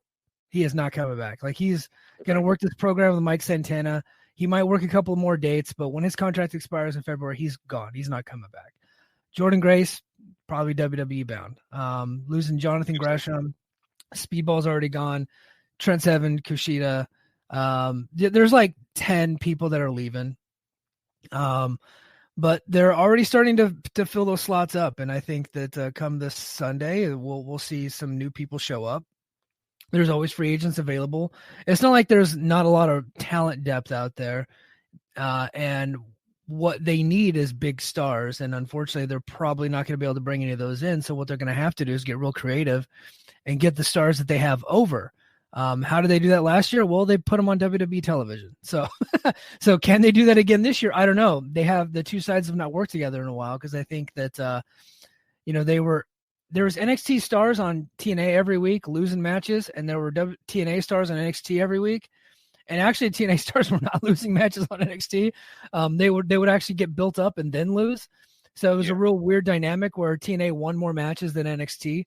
But it stopped being special after a while. And so they have not worked together since October, but I could see that changing. And I think that, Joe, so this is just a prediction. Genesis is in Dallas on Sunday night. Joe Hendry's in the main event against Nick Nemeth. He's very likely to win the world title. Raw is in Dallas on Monday night. And 2 weeks ago on NXT, they teased Joe Hendry coming to Monday Night Raw. I'm not saying he's going to be there. I'm saying that the opportunity is there should they decide to take it, since Joe Hendry's already in town, right? So it kind of makes sense. So I can see Joe Hendry being the champion of this company from January all the way through maybe September timeframe, maybe even October. And then at that point, I could see him heading off and probably going to WWE. So he's the top star right now, but I think eventually he's going to end up moving on too. But I still think that the momentum, irregardless of my feelings of the creative, which I've not been very nice to them about their creative decisions. No matter what I say, they're hot right now, compared to where they were 2 years ago, right? Yeah. The momentum is there. With AEW's decline in popularity, it looks like TNA is grabbing a part of that market share. I'm not saying they're taking on AEW fans, because I don't think the two fan bases and the two products align very well. I think if you're a hardcore AEW fan, you probably watch TNA and you probably don't like it, right? Like the styles, there's a clash there. But AEW did have a lot of like casual wrestling fans that were watching, and they had a lot of disaffected WWE fans who have now since gone back to WWE. Well, I think as their popularity is declining, TNA's popularity is rising a little bit. And they're probably taking on some of those people that are still, for whatever reason, they need a little bit more wrestling in their life. And they're willing to, when TNA comes to town, they're willing to plop down $25, $40 for a ticket, and or free. They give a lot of tickets out for free. So a lot of times you can just go and just get yourself in. They do a lot of comps. So, but there's a reason, because, people want to go watch wrestling when they come to your town. If you see Joe Hendry and the Hardy Boys on the billboard, you might be like, oh, you know what? Wrestling's in town. Let me go check it out. And that's been very beneficial to them. So they're working bigger venues this year. So we'll see. they're working the UBS arena. They got it set up for like 4,000. I think they'll sell that out just fine. I think they'll probably open up some more sections and try to get closer to 5, which for them is like, that's an amazing house.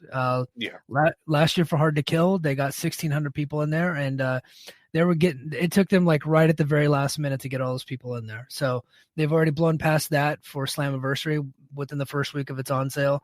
Tickets are slow right now, but there haven't been any matches announced, and it's still 7 months out. So I think as they get closer, they'll probably blow past that. They got the Galen Center for Rebellion in April. Looks like there's, we'll probably do like 3,000-4,000 for that. Dallas, probably 2,000 to 3,000. So I think the future is bright as far as business wise goes. And if they're able to get some talent in here to fill up the slots that they're missing, I think they can probably do some damage this year. What do you think the difference in booking has been since Scott D'Amore was removed? Do you think it's just been more of a down to basics kind of booking style, or how would you describe the transition? Basic is probably the best term to use. I use the term paint by numbers. Because I don't know if you watched a whole lot of Ring of Honor during the pandemic, but they got Delirious is kind of on the creative team, and Tommy Dreamer's on the creative team. And what they do, Tommy Dreamer is an old ECW guy. You would think that he'd be more creative and doing wild and crazy ideas, but no, he just kept it like very kind of old school and, week to week. The storytelling, it's not that it's bad, but it's not like exciting or great either. But very slowly methodical stories that kind of built up to this crescendo. And, they started the build for Joe Hendry in June, and we thought we were going to get the payoff in October, but no, they decided, like, hey, I think we got more legs with this Joe Hendry. They think Joe Hendry's Cody. The problem is he's not Cody, but they're trying to treat him like he's Cody. And so they didn't give the payoff in October, and so but they think that they can get another pay-per-view number out of this feud, and we'll see if that's true. But they've been starting that build since June. A lot of the stories that they're doing up and down the card are very similar. And then week to week television has a lot of people bumping into each other backstage, interrupting promos, which you cover AEW every week, so you get a lot of that too. Very familiar with that right now. Yeah. So just an example, right? Last week on Impact, Frankie Kazarian is backstage in front of a cleverly lit garage door, right, in the backstage area where they got like the purples and the pinks and stuff. There's the lighting grid behind him. And he's kind of talking, and then all of a sudden Leon Slater walks into the frame, and Kazarian disrespects him. So he gets his interview interrupted. Kazarian's disrespectful, and now we have a match. Like, that's what we're doing, right? Yeah. So that's how a lot of their matchmaking is done, which I don't find to be very creative. But it seems to be an epidemic in pro wrestling across the board, specifically in the U.S., that's how matches are booked. And then, of course, you got an authority figure. And in this case, it's Santino Marella, and it's a lot of bad comedy.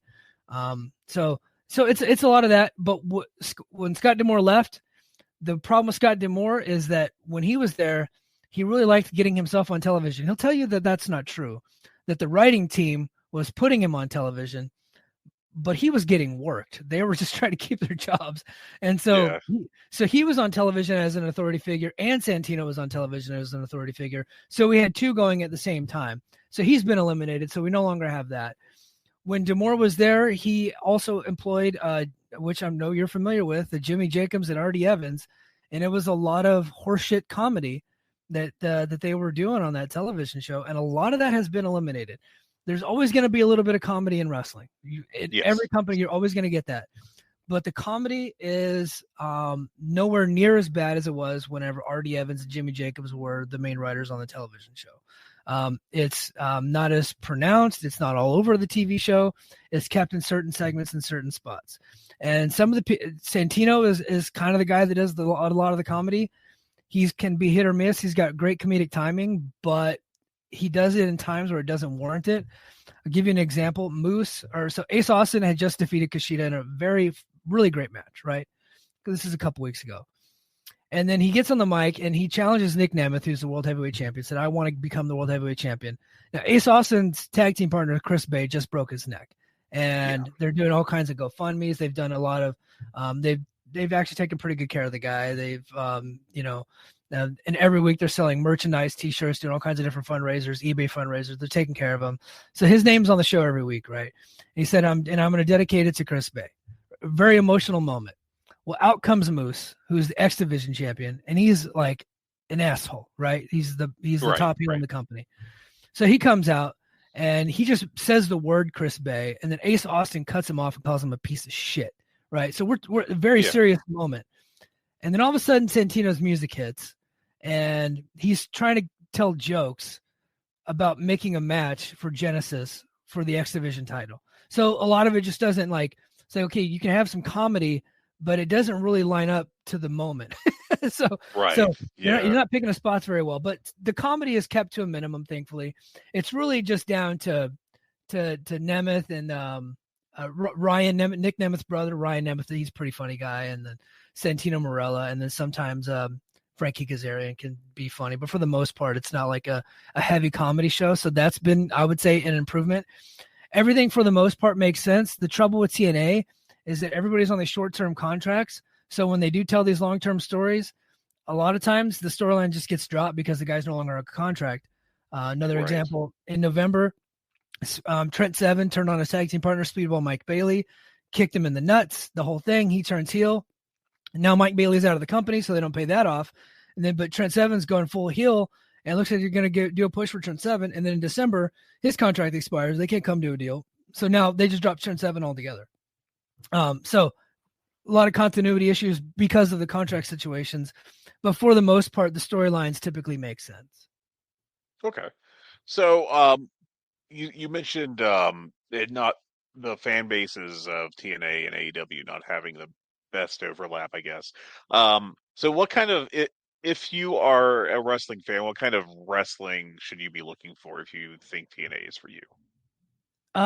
So I think TNA is a good balance between what WWE does and what AEW does.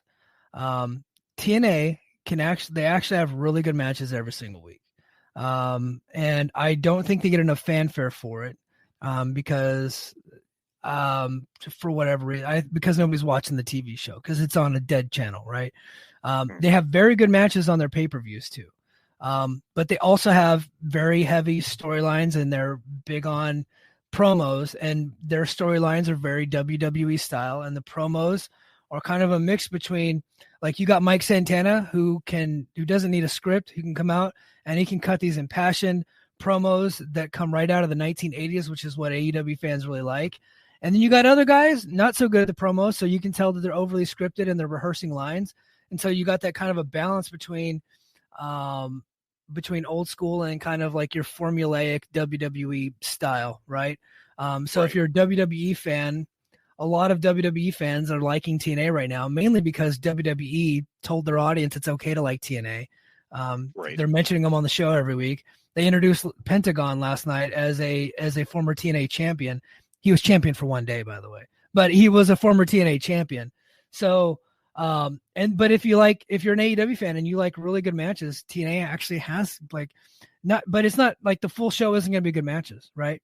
Most of the show's angles and stories and like horseshit, but you're going to get Ace Austin versus Kushida, right? Like you're going to get that. You're going to get Leon Slater in action. Mike Santana has proven himself to be a very good wrestler.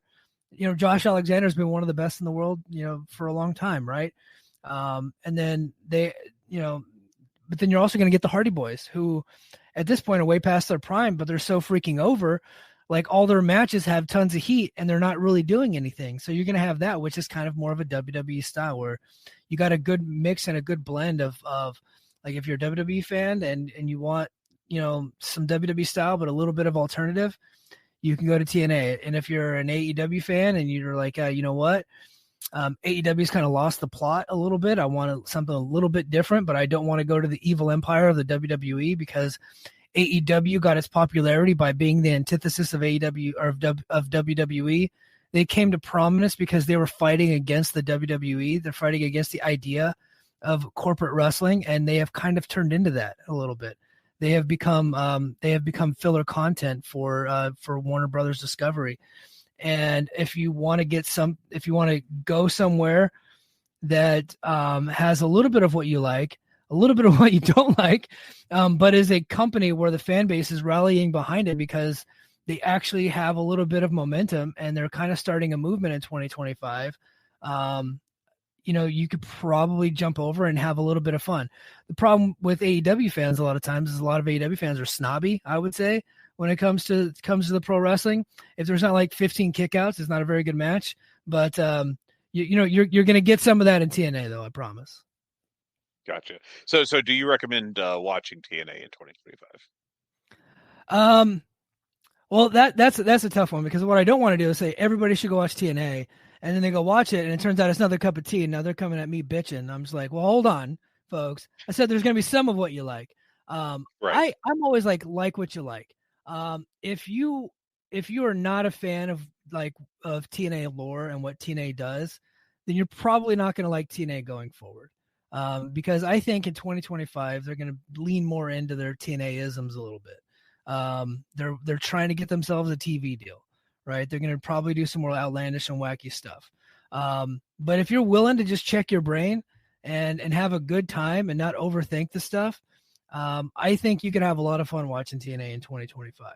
And then if you want something to complain about, TNA is also going to be there for you. Like, you'll get your good matches, you'll get some fun stuff, and then you're going to get hokey bullshit that you might not like, and it'll give you an opportunity to go online and use the acronym TNA LOL, which is what cool kids have been trying to do since like 2009 on social media. All right. Anything else you want to add, Mike? No, if you want these good zingers and one-liners, head over to patreon.com/the Mike and JD show. And if you do watch TNA and then you don't like it, well, don't blame me. I gave you a warning. Hey, sometimes you got to watch something to find out if you like it or not. Mike, thanks so much for your time. I really appreciate it. I hope you have a great day. No problem. Take care, bud. Thank you, too. All right, and our next session here on the 2025 in Wrestling Primer is with, in my opinion, one of the most influential people in the English-speaking sphere of when it comes to Lucha Libre is Cubs fan. Cubs, thanks so much for joining us. Hey, thanks for having me on. You want to get your plugs in before we get started? Yeah, you can find all the stuff I read about Lucha Libre at luchablog.com, thecubsfans.com/CML will get you there too. I'm on Twitter and Blue Sky as Lucha Blog, and I have some other stuff, but you'll find it all, the rest of the stuff I do through those sites. Excellent. And just to put over Cubs, your writing is what got me into Lucha Libre originally in 2019. I've kind of, like this past year, I just let it go by the wayside because I didn't have enough time to follow everything that I wanted to, unfortunately, which really meant I didn't get to watch good CMLL or bad AAA. So let's go ahead and, you wanted to go with the good or the bad first? Let's get the bad out of the way. All right, that means we're going to talk about AAA first, or AAA. Cubs, this sure was a wrestling promotion, wasn't it, in 2024? Yeah, it's one of the worst years I've seen from a Mexican wrestling promotion as far as putting on matches that people would be interested in watching. Their business, they've had worse business years, and they've had tougher years with stuff outside the ring. But as far as putting on good shows, this was like as bad a job of putting on good shows as I can remember for a wrestling promotion. I think most people, when they think of AAA, they think of probably two current acts, or at least on the younger side of things. I'm stretching it a little bit with one of them, Psycho Clown and El Hijo del Vikingo. But do you want to break down just kind of what the scene looked like for AAA? Because there wasn't a lot of Psycho Clown, if I recall correctly, and there wasn't very much Vikingo either, mainly because the latter was hurt. Yeah, with Vikingo, he suffered a serious knee injury back in February and then came back in, I want to say November. He was out like 9 months, I believe, with an ACL tear, if I'm correct. And then he's been in and out since. So it's like he took his time recovering, but does not still seem like he's 100%. And we're not really sure if or when we're going to see him at 100%. So that's like a story to watch to see how his career. With Psycho Clown is part of a quieter story, but one that seems to be persistent for AAA, is that they are they seem to be having some low-key budget issues, so they are cutting down on some of the more high-priced talent they use, and Psycho Clown is a high-priced talent. Psycho Clown also appears to not actually be under a AAA contract, so he's just a freelancer they bring in when they have a need for him, and they did not have, apparently decided they didn't have much of a need for him in the second half of 2024. Now, it looks like he's going to be around more in 2025, so maybe some things have been worked out, but it was like there was a number of people who appeared on the Triple Mania Mexico City show, which is the last show that most people watched of AAA last year, and they just vanished the rest of the year. So there's a lot of like strange things that aren't completely explained going on with AAA, and Psycho Clown disappearing was part of that. So who were the major names that were around AAA last year? Well, if you're a WWE fan who like really enjoyed Alberto Del Rio and thought they didn't go far enough with him, then AAA in 2024 became your favorite promotion. He was the lead face for the first half of the year. He did a big heel turn at Triple Mania Mexico City, and now he's the lead heel. And they're going to spend the next 9 months, building to a big match between him as champion versus semi-retired celebrity former AAA wrestler Land Lover, who's currently the figurehead, like a babyface authority figure on TV, but they're clearly building towards him coming out of retirement for one big match against Alberto, where he wins the title back from Alberto and stops him from doing all this wrong. But until then, it's Alberto destroying everyone on the roster, so Land has to have a reason to come back. So anyone you might otherwise be interested in seeing is just being fed to Alberto with heel referee shenanigans and with owner Dorian Rodan getting involved to help Alberto keep his title, where he's not an honorable champion because he's a heel, but he's also like someone who's barely surviving and only surviving because he's got 5 different people running in to help him, kind of deal. I also think this was, if I'm not mistaken, I apologize if I am wrong. I didn't, like I mentioned earlier, I think I've time ran out on me this year and I wasn't able to watch very much Lucha at all. But Vampiro has been heavily involved this year, has he not? He has. It looks like he's not going to be involved coming up this year, but what happened is originally in 2023, his contract with AAA ended, and he did a makeshift, I'm going to leave my boots in the ring bit in Monterey, and it got a lot of traction, but that was the end of AAA was going to use him. Early in 2024, Land Lover, before he came back to AAA, and Vampiro did a podcast interview, which was a rarity in Mexico for guys of that high level to do something that was like an interview that was revealing behind the scenes stories, and there was a lot of gossip and dirt on that, and it became a viral sensation.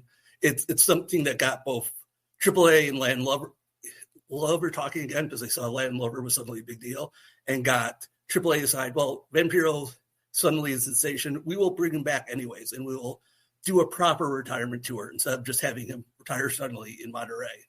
So many of the 2024 shows, especially the first 9 months of the year, were built around this is Vampiro's last time in the city, much like John Cena is about to do with WWE.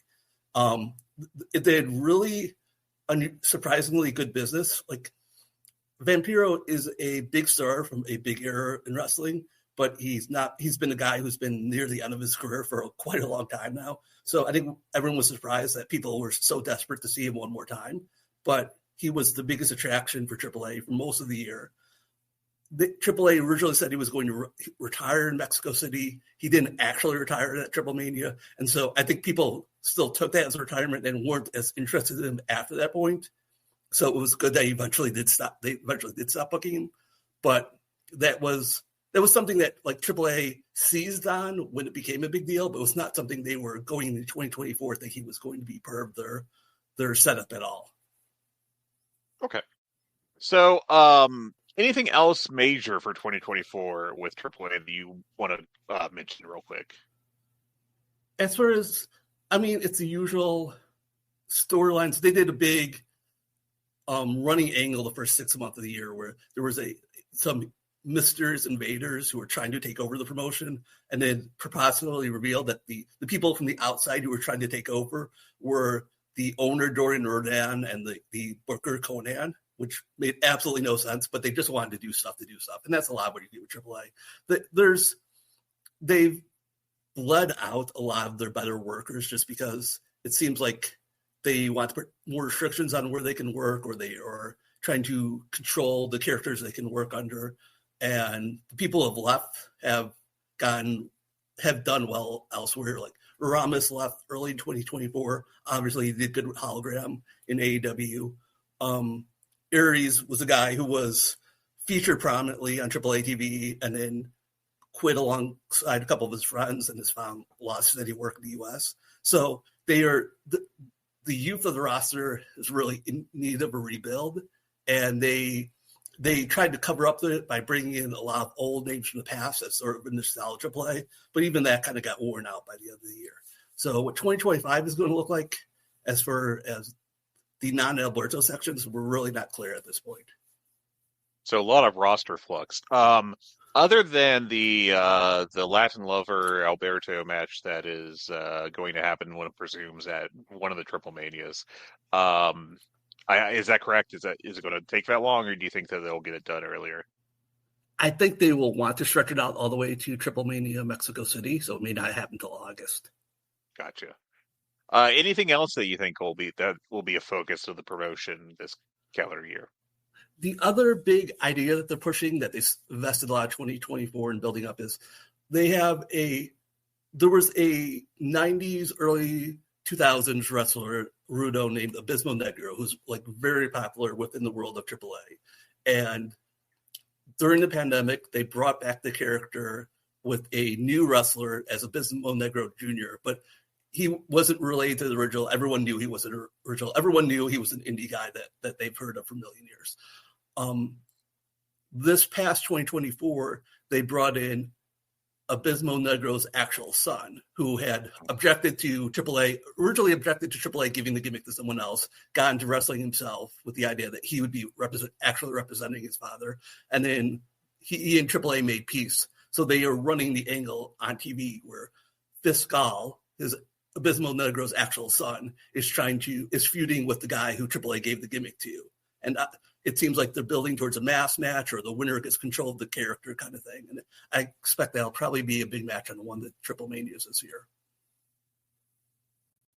Okay. Is that looking promising as a storyline? Like, or how are those workers doing? Or is it I think it's something. It's a compelling, because AAA and Lucha Libre trademarks are like an often discussed thing. People understand the story, but Fiscal as a worker is very green. He does not have much experience. The Abismo Negro Jr. is a reliable, good worker, but they tried to put Fiscal with Matt Riddle on a big show this past year, and Fiscal got completely exposed as the guy who's just not ready to have big singles matches. So I think whenever they do the big blow-off match, they'll do all the smoke and mirrors, have all sorts of interference, and have weapons to hide it. But I don't know. I think they feel they need to do that feud right away, because it's tough to have those guys in the promotion while addressing it. But Fiscal's not really ready for that spot at this point, doesn't seem like. And one last question, just to go back to Vikingo. I had him as like my 7th best worker in the FSM 50 in 2023. Obviously, he missed a lot of time this year.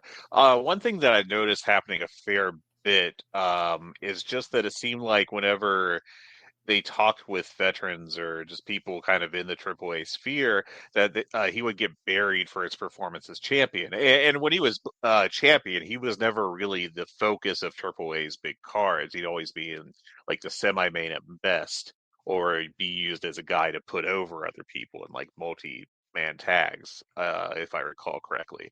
Do you think when he comes back healthy, assuming that does happen, and like 3 injuries in 2024 does make one wonder, what's the outlook for him in AAA? It's confusing, because I think there was pushback, because even as popular as Rey Mysterio Jr. got, he really did not get to like a top guy until he went to the US. He was still kind of a underneath level guy. So Vikingo was the first guy that AAA's had of that size, of that style, who they tried to push at the very top. And that just wasn't, people used to seeing big muscle guys as heavyweight champions, or 6 foot tall guys as champions. And there was a lot of, this is not what we expect out of AAA. And that's something that the booking did not help him overcome at all. I think there's a great slot for him if AAA wanted to use him as like the cruiserweight champion who was like among the best cruiserweight champions of all time and brought in opponents to work with him. They could still make him a star and use him like at the same exact spot they were using before. And I think people will be more accepting of it. But it's more finding the people to work with because they don't have as deep a roster as they would have 2 or 3 years ago to do that. And for him to be consistently healthy and booked in a strong fashion to get over that way. Well, I guess there's always Daga. I feel crazy, but like twice in the past week, I've heard different people put over how Daga's improved in Noah this year, from like not very good to decent. So, I think Daga would be a great thing, but Daga, like, this is like way off the beaten path of what. But there's been a controversy in the last couple of weeks because Daga wanted to match with Hechicero. And CML apparently vetoed the match, saying, no, we still think he's the AAA guy. And Daga went out and said, no, I am not with AAA anymore. I'm a Noah guy through and through. So there you go. So then he may not be coming back to AAA anytime soon.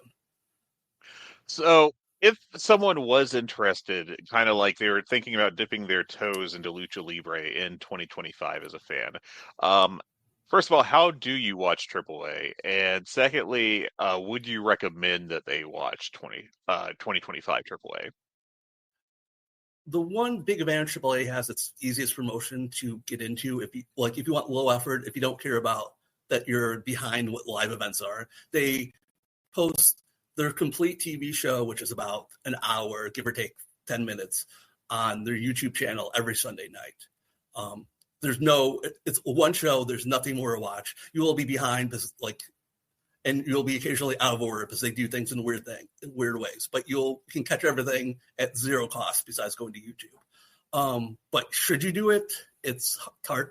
It's tough to say. I have not looked back at my match recommendations from 2024 yet, but there might be like 10 matches totally of AAA that would be worth watching in 2024.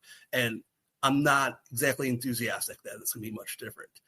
I think there's still a popcorn aspect to watching the big Triple Manias, but they did not deliver on the $25 price each or whatever it was. And I don't expect it to suddenly change next year. I think it's worth keeping an eye on AAA because there's always rumors about them. There's always stories that they try to tell. There's probably be some interesting drama around them. But as far as in-ring action, it's not something I would make top of my priority list. Okay. Well, anything else you want to say about AAA at this point in time? The one thing that is a little bit of disappointment that would also made easy is that in 2024 they were back on US TV for about 6 months on Unimas. That seems like it's over. It's not on Unimas anymore. They keep advertising it on Unimas, even though. So that's the thing with AAA is that they tell a lot of stories. Some of the stories do not appear to be true, and it can make it a confounding promotion to keep up with the times. Yeah, you did a live blog of what was supposed to be a AAA show, but it turned out to be the movie San Andreas this past Saturday, right? Or was it the one before? It was this week, and that was the second week they should have been off. And they had another TV show that was supposed to be on that was not on. So it's like, and it could be with AAA, you never know if there's like some crazy thing going behind the scenes or if they just didn't talk to each other that week. Sometimes it feels like the biggest local indie promotion in the world, if that makes any sense. That they're all getting together to Denny's to book stuff before the show, but they don't really communicate when they're not running shows. Gotcha. All right. Well, from the bad to the good, CMLL's 2023 was generally very well received year, I think. And 2024, while I think the general impression I've gotten from people has been a bit of a step back, it's not really so. I don't even know if that's accurate as much as just like they stayed at the same level of quality rather than continuing to improve. What was your take on CMLL's 2024, and like who are the big stars to look for in that company? I think it was a slight step back. I think mostly because it was 2023 snuck up on some people who had not been watching promotion in the later half of 2022 when it really started to pick up, and there was more excitement around in 2023 and more surprises with Rocky Romero coming in and doing his unexpected bits and the start of bringing people from outside of CML again. 2024 did have some great moments, especially first half of the year with the Bryan Danielson Blue Panther match, with the BCC match the week before at Omega dos Leyendas. They had the long wait for elevation of Hechicero from like a semi-main guy to a main guy who got big matches on a lot of different shows. They had Mystico doing his thing for another year. They had Templario continuing to grow. They had Mascara Dorado continuing to grow. So it just was missing the big unexpected factor that I think 2023 had, but I think it was still at a pretty high level most of the year. I think the thing that hurts 2024 is like the last couple of big shows of the year were kind of disappointing. Some of the ideas for big plans were not good ideas. Like the Jericho versus Mystico match made sense on paper, but completely flopped as the main event of the biggest show of the year. The CML versus AEW show in December seemed like a good idea, but it just completely under-delivered. So there were misses in 2024 that there weren't there in 2023, but there were a lot of great moments as well. So for someone that's going into CMLL completely cold, or maybe they know that like Mystico's the top guy, and Hechicero obviously from AEW exposure, since this is an AEW podcast, who else on their roster should they be aware of going in? They should be aware of, I guess the guys who got sent to that New Japan Wrestle Dynasty show are a good place to start, because we have Hechicero on that show. We had Soberano, who's Soberano Jr., who's one of the lead heels, and is just one of the more charismatic wrestlers in Mexico right now. We have Mascara Dorado, who's the exciting young high flyer. We have Templario, who was the longtime Rudo who switched to the good side, who's always had more of a like technical style with flashy offense and power, but aerial abilities like you see for most technical guys, but fits personality better, I think, on the technical side.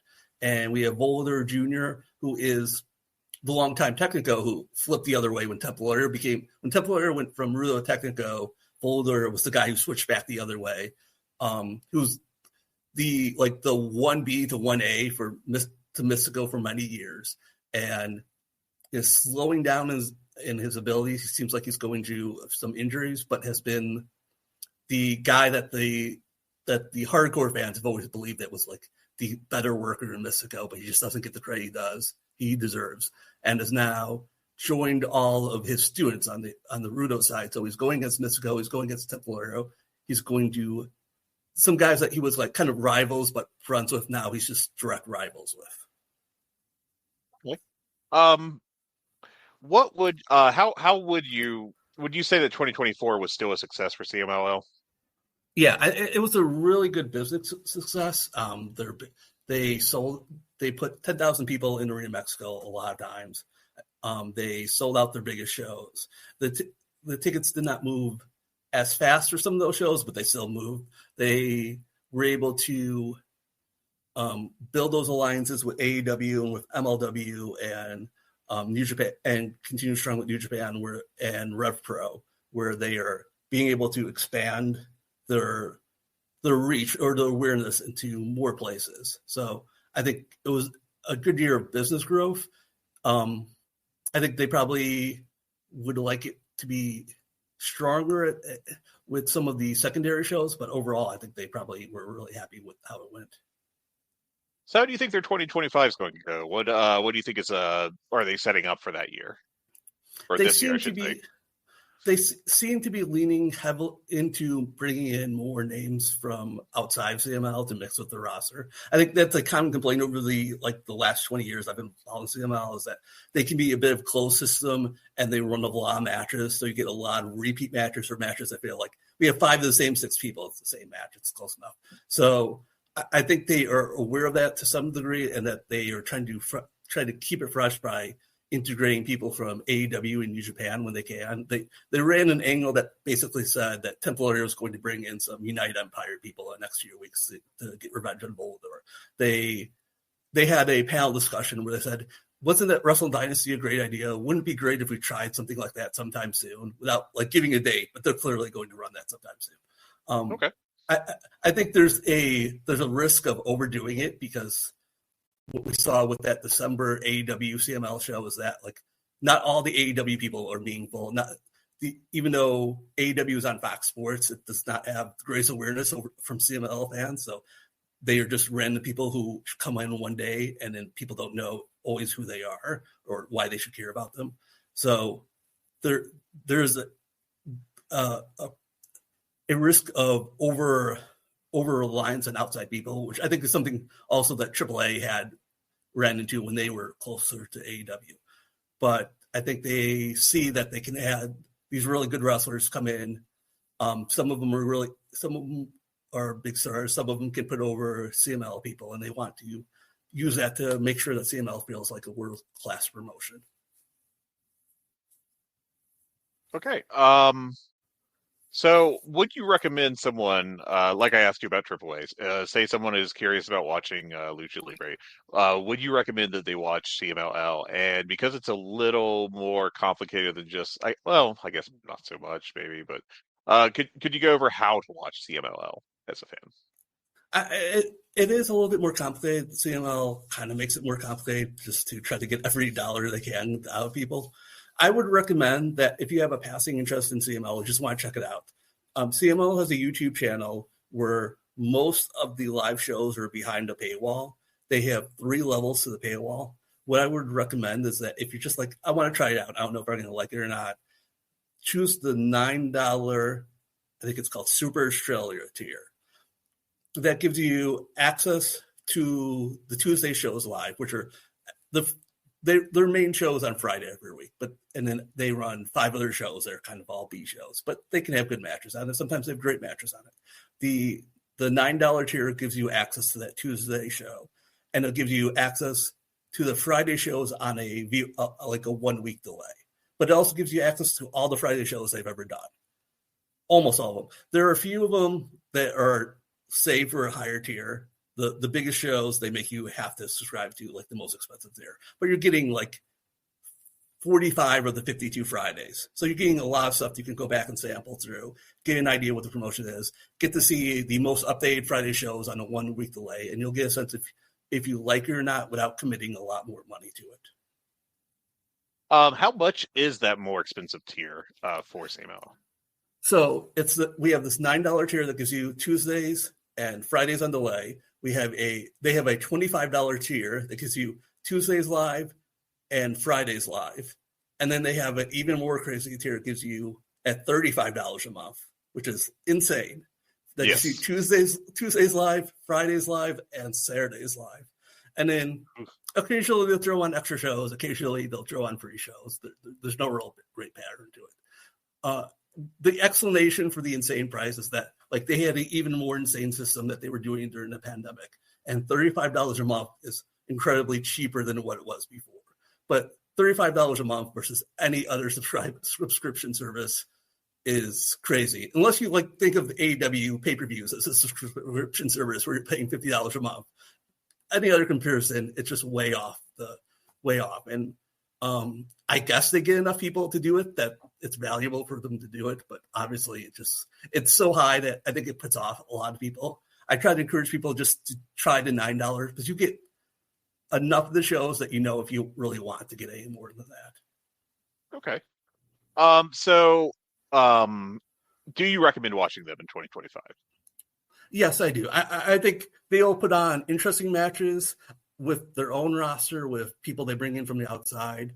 I think it's an easy promotion to jump in for a month because it's not complicated storyline. It's I cheated to beat you last week. We're going to have a singles match this week for a title match. Or I beat the champion. Now the champion's giving me a title match. It's not Dragongate where there's like 20 years of history that might play into a match for good or bad. Right. It's not US TV where we have a lot of speaking. They'll do like basic, I can't wait to beat you tonight promos during the show, but there's not like, it helps if you can know what they're saying, but it's not required to know what you're saying. It's like, it's meant to be easy, casual watching, and it's also can be really great watching, but it's nothing, but it's like the easiest promotion to dip into. All right. And what are you most looking forward to this year from CMLL? I'm looking forward to seeing. Well, every year we're always looking forward to who watch CMLL looking forward to see what they put on for the September anniversary show, because it can be a super memorable match. It could be someone going out on their sword in their last big gasp at having a main event. But we usually don't know that until well into the summer. Even now, the CML's next big event is Omega dos Leyendas, which is usually about the second or third Friday of March. And we're about 2 months out, have just kind of guessing who's going to be in the big match. But I'm looking forward to those big shows. I'm looking forward to see who they bring in for the big international shows. And I'm looking forward to what we see with new people coming in. That's one place where CMLL has been really ahead of AAA and ahead of a lot of promotions, is that they run a rookies tournament basically every February the last few years. And we get expose a whole bunch of new faces. Some of them show up and then they're gone and we never hear from them again. Some of them turn out to be great new stars for this promotion. And it's going to be tough for them to continually bring in like a dozen or 2 dozen new people that no one's heard of every year, but Mexico has so many wrestlers that you can't really rule them out from somehow finding a couple more prospects out of them.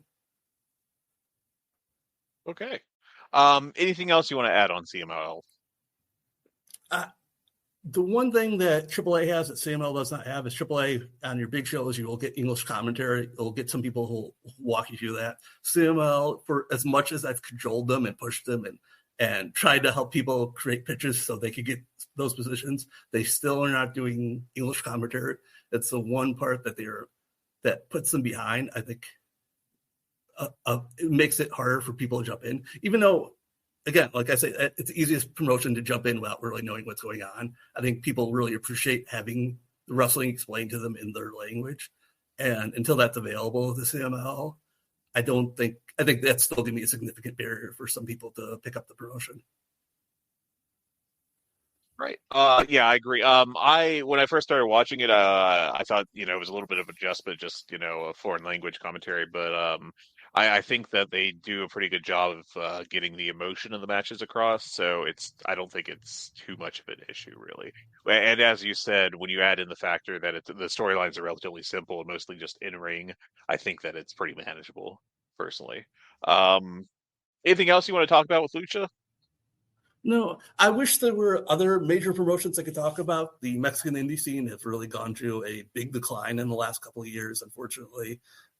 The relatively the mid-majors are often doing their stuff that they have their fans, but does not really translate well outside Mexico. So it's really good that CMLL is doing so good, because the rest of the scene is not as attractive right now, and it'd be hard to watch in Mexico without them. All right. Well, Cubs, let's get your plugs in again, and thank you so much for joining us. So if you want to read more about Lucha Libre, you can read me on the Lucha blog every Monday, Wednesday, and Friday. You can read me saying stupid stuff on Twitter at all times of the day at Lucha blog, and those are basically the 2 big ones. All right, Cubs, thank you once more. I really appreciate your time. Thanks for having me on.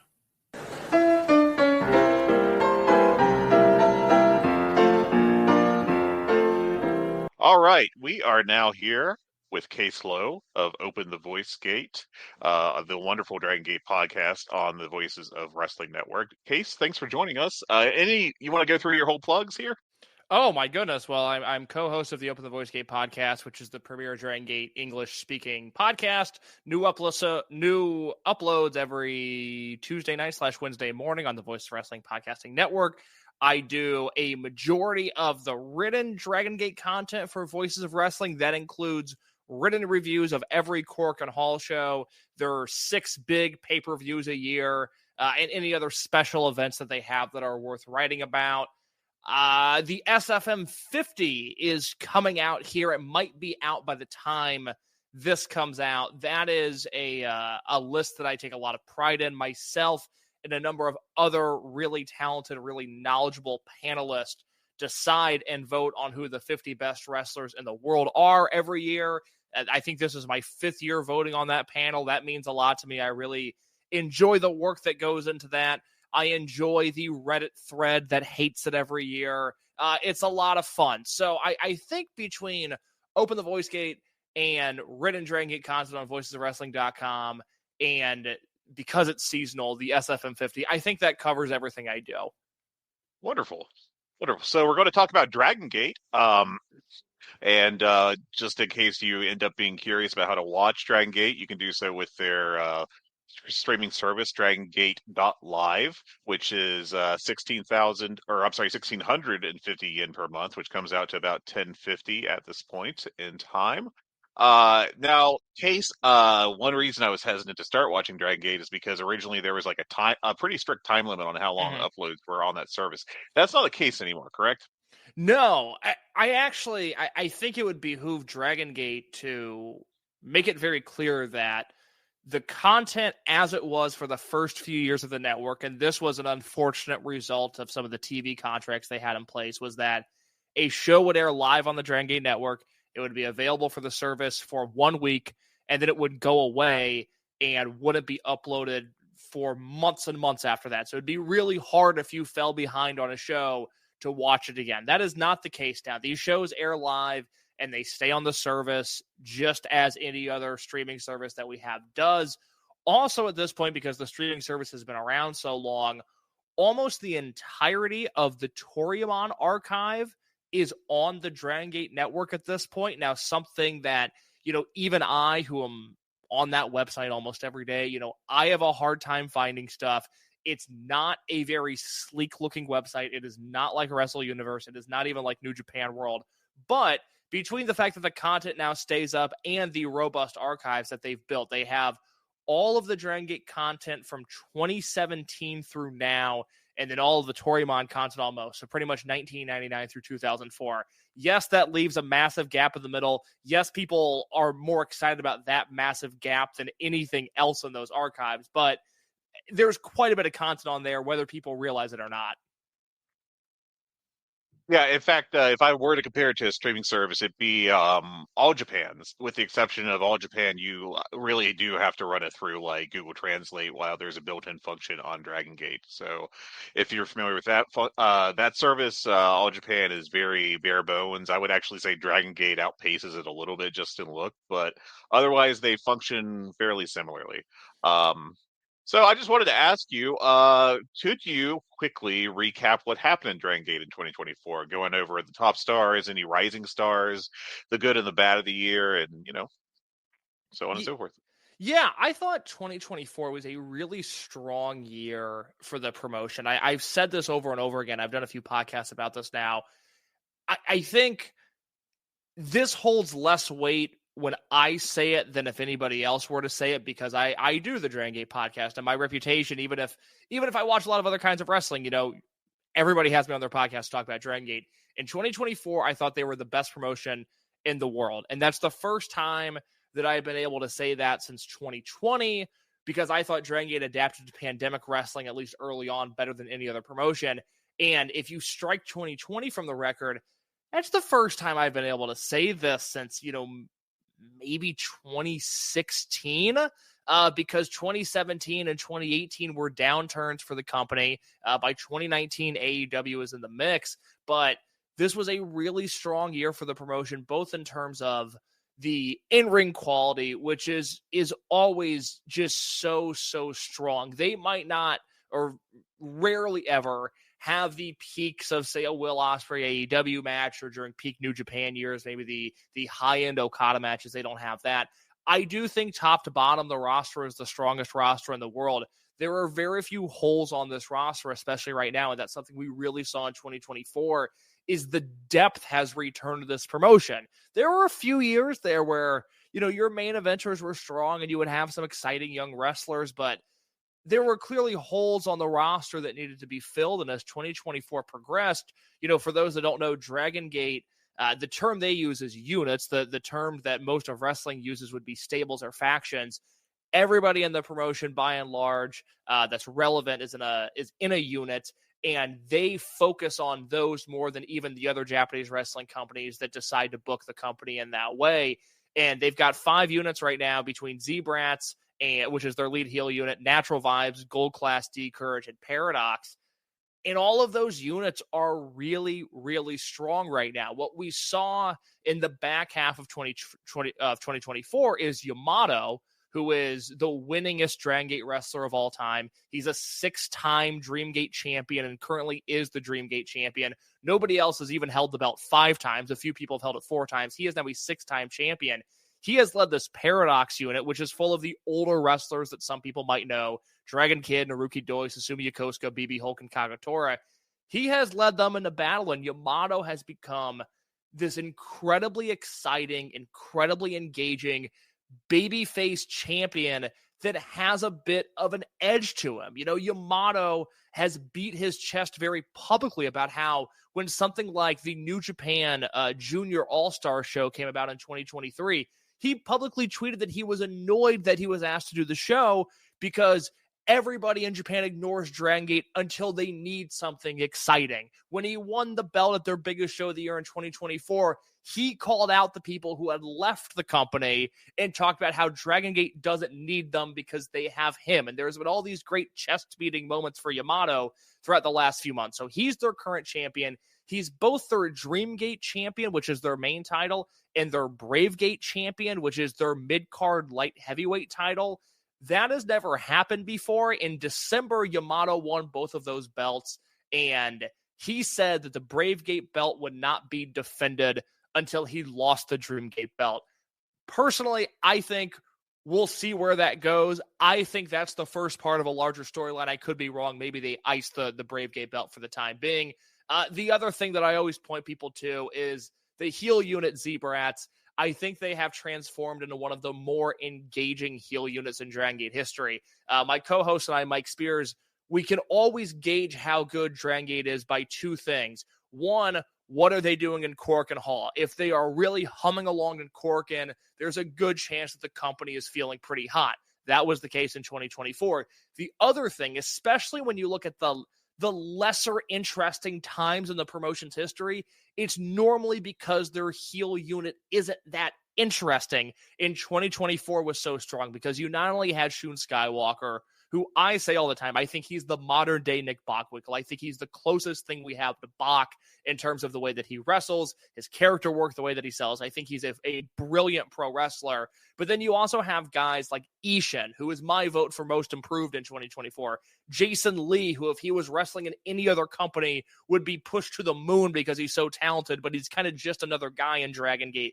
Yoshiki Kato was tremendous. Homare debuted in September, and after his debut match, turned heel and joined this unit. They had never done something like that before. So you have veterans in that unit, you have youngsters in that unit, and all told, if I was going to recommend somebody check out Dragongate, I would immediately tell them to start watching Z-Brats matches. And just to go back a little bit, Paradox, it has a Yamato, Ultimo Dragon. Sorry, Dragon Kid is what I meant to say. My apologies. I'm blanking on the other ones. Bail me out here, Case. Yamato, Dragon Kid, Naruki Doi, Susumu Yokosuka, BB Hulk, and Kagatora make up that Paradox unit. Thank you. So also on top of the Z-Brats and Paradox unit, there's also last year a group declared themselves the Reiwa Six and said that they were basically taking over the promotion as the top stars. And then the Yamato reign happened, which is a different generation. You want to talk about the Reiwa Six and how their 2024 panned out? Yeah, so in 2023, one of their big shows is Dead or Alive, and at the end of that show, there was a Dreamgate match between Shun Skywalker and Madoka Kakuta, who won the title at that show. Skywalker was a heel, Kakuta was a babyface, and Kakuta got 6 guys in the ring. He had himself, he had Shun Skywalker there, he had Ben K, who's a former Dreamgate champion, Strong Machine J, Coach Minoura, and Yuki Yoshioka. And they cut a promo saying that they're going to essentially be the guys that run the company, the guys that matter going forward, which is akin to, in the same way, there's a prior generation of Akira Tozawa and BB Hulk and Shingo Takagi, Masato Yoshino, Naruki Doi, and Yamato. They were known as the Big Six. So this Reiwa Six is very much a play on that. And in 2023, the way I can compare it is, if you remember about a decade ago in New Japan, Tetsuya Naito got really, really hot, and he won the IWGP belt from Okada, and then I think defended it once and then lost it back. But it all gave us, the idea that Tetsuya Naito is now IWGP Heavyweight Championship level. He's on that level with Tanahashi and Okada now. And what we saw in 2023 and into 2024 was, for the beginning of a lot of these guys, the beginning of their true main event career. I had conversations with people coming out of Kobe World. Some people I felt, I don't want to say they analyzed it poorly, but analyzed it in a very simplistic way that, oh, well, Yamato beat Ben K for the championship. Yamato's older. Ben K is a part of the Reiwa 6. This experiment must have failed. And I found that to be preposterous. One, objectively, Yamato is still just the most popular wrestler in the company and nobody comes close. But the Reiwa 6, we've all seen them. Even Kota Minoura, who I'm lower on than a lot of people, and that's a new change for me. I used to be the biggest Minoura fan, and I now find him to be quite a disappointment. But all of these guys continue to establish themselves as people that could one day be the face of this promotion. I would say Shun Skywalker has the biggest lead out of anybody. I think Ben K has done a tremendous job. At the end of January, Strong Machine J is going to headline a pay-per-view against Yamato for that Dreamgate belt. They've really done a lot of good. The big question mark here is Yuki Yoshioka. Yoshioka was a Dreamgate champion. He held the tag belts in the company, was somebody that I felt was one of the best wrestlers in the world. And at the very end of 2023, he had an eye injury, and we have not seen him wrestle since December of 2023. He appeared in Cork and Hall last summer to basically say, like, hey, my eye is still messed up. I'm working on getting back to the ring. But for Dragongate to have had the year that they had, where it felt like they added new main eventers to their arsenal, and to do it without Yoshioka, I felt was a really impressive thing for them to do. So if they can get him back, especially early on in the year, all of a sudden, I think there's going to be a new focus on the Reiwa 6, because they're going to have a player in there who has been absent for over a year now, and Yoshioka returning should feel like a big deal when it happens. So that kind of segues us into the next subject I wanted to discuss with you, which is what are you looking for, or how do you think the 2025 is going to work out or look for Dragongate? I'm really bullish on their future right now. I think they've struck this balance. There was a lot of conjecture, and part of it rightfully so, in the early part of the 2020s about just how many wrestlers that Dragongate had lost. Because for those that don't know, maybe you're a lapsed Dragongate fan that maybe watched during the Dragongate USA days, or you remember the Ring of Honor 6-mans, but you haven't kept up with things. So in 2018, Shima left the promotion. He left the promotion on very bad terms. Shima, the only way I can describe it is that he's been Chris Benoit from the promotion. They do not reference him. They do not show photos of him. He is not a part of their history at all, which is crazy because he was their most popular wrestler up until he left in 2018 and took a few young guys with him. And then over the next few years, a wrestler like Kness retired, and we just saw Stalker Ichikawa retired, and Gamma, who's one of Shima's best friends, he left the promotion to go hang out with Shima. And Kaito Ishida, who was a promising young wrestler, he left to go to Glade, and so they had shed some skin. But I think what that did is it thinned out the roster in a healthy way. It gave a few guys chances they might not have gotten. The older legends that have either left the company or have since retired for a reason. They don't need to be doing what is the busiest schedule in all of wrestling. Dragongate runs more shows than any promotion in the world outside of maybe CMLL, and I think they have them beat. So what I'm excited about in 2025 is I think the roster's in a really healthy place. Your veterans, whether it be Yamato, who's your current champion, or Masaki Mochizuki, or Don Fuji, or Dragon Kid and Naruki Doi, they can still go. I always complain, or I guess it's a different era now, but I would complain about Pro Wrestling Noah wheeling out all of these old, decrepit wrestlers that couldn't go anymore. And I'm not being ageist. I didn't mind that they were old. I cared about the fact that they were shitty wrestlers at this point in time. Dragongate doesn't have that problem with the older wrestlers in their roster, but then the young guys, the guys in their prime, the Reiwa 6, like you just mentioned, Shun and Strong Machine J and Ben K and Yoshioka if he gets healthy, and Dragon Dia. Those are all super exciting wrestlers. And then you have a rung below them. And this is what I think Dragongate does better than anybody else. Nobody develops better talent at a faster rate than the Dragongate dojo. There is inherently a difference in the way that Dragongate develops their talent to any other promotion in the world. And I've been very outspoken about the fact that if you remember, about 18 months ago, New Japan had a press conference in which they said they are going to have to speed up the way they train their wrestlers. Things are going to happen faster.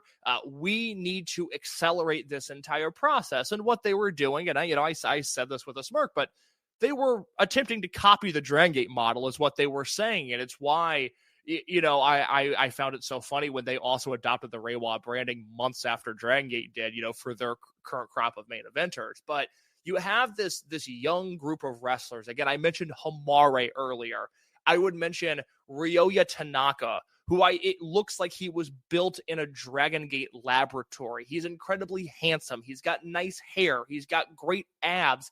And he is an incredibly technically proficient wrestler for a guy who's only been wrestling for 18 months. You have Mochizuki Jr., who is the son of Masaki Mochizuki, and it's obvious when you watch him wrestle that he has the same discipline and possibly one day will have the same skill level as Masaki Mochizuki. You have a great guy, a young guy who just debuted, Akihiro Sahara, is a Japanese guy who played American football in Japan because he was so humongous. He sticks out like a sore thumb in Dragongate because he's so big and he's a little slower, and they don't really have a ton of wrestlers that look like him. But you know what? I'm really excited to see how they develop him. So 2025, you should continue to see Yamato as the Open the Dreamgate champion, which I think is incredibly, incredibly exciting. I like the way all of the units are balanced right now. My only hope is that, again, we see more of Tanaka. We see more of Mochizuki Jr. We see more Hamare and Yoshiki Kato, because for as strong as the guys are in their prime right now, I'm even more excited about the next generation, and I'm curious to see when they start heating those guys up. Yeah, Tanaka in particular, you mentioned him looking like he was built in a factory for Dragongate. He is the most, he's like the most Dragongate wrestler I have seen in my couple years watching this promotion. It's just like, yeah, this is like the ideal for this promotion. It is. He's really handsome, which really matters in this promotion. They produced a documentary in 2022 called "This Is Dragongate," and primarily focused on Yamato and Coach Minoru and some of the more established guys on the roster. But they also let cameras into the Dragongate tryout process, and the one person that graduated from that in particular tryout was Ryoya Tanaka. So we knew he was kind of a big deal before he even debuted, because he was given so much shine in this one documentary.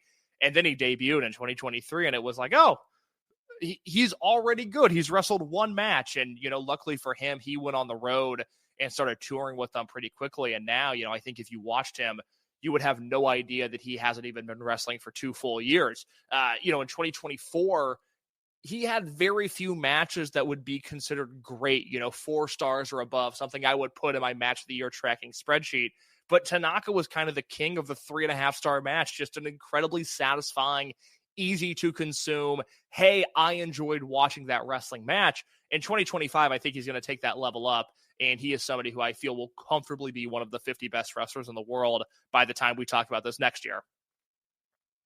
Well, I think that we've set up the answer to our next and final question pretty much already, but would you recommend watching Dragongate in 2025? And if so, we kind of already covered this, but where would you recommend someone start? Anything that they should make sure they catch before they get started, etc.? I think it's the strongest promotion in Japan right now by a pretty wide margin. Now, I say that as somebody who is pretty turned off of New Japan right now for a variety of reasons. Now, credit to them. New Beginning in Osaka looks great. I'll watch that show. I'll check it out. But New Japan for 5 years now has just been producing wrestling that is not for my sensibilities. All Japan Pro Wrestling has had a really interesting year at the box office. I really respect what they're doing. they have guys on the roster that are just not for me. Now, they have guys that I love, but I'm lower on All Japan than a lot of people are. Noah, God bless him. You can't trust him. You can't take Noah seriously.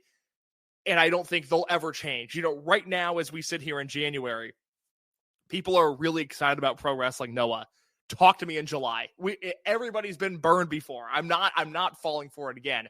Dragongate is this painfully consistent promotion. And 2024 was a year where even within the Dragongate community, I don't think there was a consensus match of the year. There were about 6 or 7 matches that people really went to bat for and thought was the best in the promotion. But by and large, every show is enjoyable. The roster is really strong. There are very few holes, if any, on this roster right now. And what I would recommend, if you're somebody that wants to check them out, there's actually a great entry point. So they do English commentary. They do it for all of the Cork and Hall shows, and they by and large run Cork once a month with the exception of January, June, and December. And then they have English commentary on their 6 pay-per-views. There's one at the end of this month. They'll have one in May, one in July, one in either August or September, one in November, and one in December. The English commentary team is led by Jay Church, who for years ran a website called iHeartDG. Before that, he ran what was Dragongate USA, and before that, Toriyamon USA. He has been the primary guide, the foremost expert, the number one guy to go to for Dragongate-related questions and issues and history since literally the beginning of the promotion. So he now is the English commentator, and there's a rotating crew of color commentary people, primarily Ho-Ho Loon, who I enjoy quite a bit, is his primary color guy. But on January 15th, they are in Cork and Hall, and they are doing a deal that they've never done before. All of the matches on that show are going to be singles matches. It's the rematch of Masaki Mochizuki versus his son Mochizuki Jr., which a lot of people thought was the Dragongate match of the year in 2024. That begins the show. They've got a match that's KZ versus Luis Monte. That sounds incredible. Jackie Kame and Jason Lee are wrestling on that show. Those guys were one of the best tag teams in Dragongate history. They broke up last year. This is going to be their first singles match. And then the main event is Yamato versus Shun Skywalker, which is a huge match. That is a match that for Kobe World Pro Wrestling Festival, which is their biggest show of the year, that could headline that show very easily, and they're doing it here in Cork. And so if you've ever had any desire to check out Dragongate, I think a lot of people maybe build up this idea of, oh, there's so much lore, I'll never be able to catch up. No, there's not. You'll be okay. You have Open the Voice Gate, and you have this show on January 15th with English commentary on the Dragongate Network that I would highly recommend checking out if you want to get into this promotion. Jay is one of the best commentators, I think, in wrestling today. And I think he does a fantastic job setting the table for all these matches. So he's fantastic. He's fantastic, and he's reluctant to do it. Jay doesn't want any public profile. He doesn't want to be known. It's very funny just because I know I've known Jay for a number of years now. He does not want to be known as a great commentator. He doesn't want to be known as a commentator. And he has developed into who I think he's the best play-by-play guy in wrestling. The benefit that he brings is, again, not only the fact that he's now a really good play-by-play guy, but he has 25 years of history that he can call on at a moment's time. So where he shines is actually when Dragongate gets its most chaotic, when there's a big angle and a shocking turn and, run in and this and that. That is when Jay is really on his game because he can highlight why all of that stuff matters. So they've got a streaming service. They've got English commentary. And on January 15th, they have a really exciting looking show. Yeah, I'd compare him to WCW Mike Tenay only as like the lead guy. Yes. And I think that's the best comparison I can come up with. He's extremely good. It's tough luck if you don't like to hear it. He's very good. And if you don't like Ho-Ho Loon on commentary, there's something wrong with you. I agree. Because I agree. He is the most just a delight, just an absolute delight. I'll put it this way. If you listen to those two in the booth together, there's Jay, who has seen every minute of Dragongate footage available and knows exactly what's going on. And even though he's now a contracted Dragongate wrestler, his color commentator is Ho-Ho Loon, who acts like he has never seen wrestling before more often than not, and it is an incredibly entertaining dynamic. Yeah, it sounds awful, and the first couple of times you listen to him, it may be like, what is going on? But like, it works very well, actually. I find Ho-Ho very charming. Yes. Anything else you want to add, Case? I don't think so. Again, I think this promotion's really good. For whatever reason, I think people maybe get in their heads about, the units have weird names and the titles are different. And it's super simple. Open the Voice Gate. We do weekly coverage. Open the Voice Gate also starting in March are going to be rolling out we call it the Rewind and Rewatch series. We've started doing throwback content. We're going to be rolling out a pretty substantial Rewind and Rewatch project about 90s Japanese wrestling. So we're going to have you covered week to week on the current goings in Dragongate, and then also we're going to throw back into the time machine here and start covering a promotion that I think really deserves a historical rewatch. So there's a lot of good stuff coming up, and between the English commentary, the 2 or 3 live shows you might get a month that don't have English commentary, and Open the Voice Gate, Dragongate has actually become a very easy promotion to follow, and I would highly recommend you do so. Wonderful. Well, thank you so much, Case. I really appreciate your help. And again, if you're interested, it's dragongate.live. That is, blah, blah, as I go off my notes, I'm very good at podcasting, about $10.50 a month, US dollars. Case, again, plugs. Do you want to get them in real quick? I'm on Twitter @_InYourCase. The podcast is on Twitter @OpenVoiceGate. My co-host, Mike Spears, on Twitter @Fuji with 2 I's, FUJII, Heya, HEYA.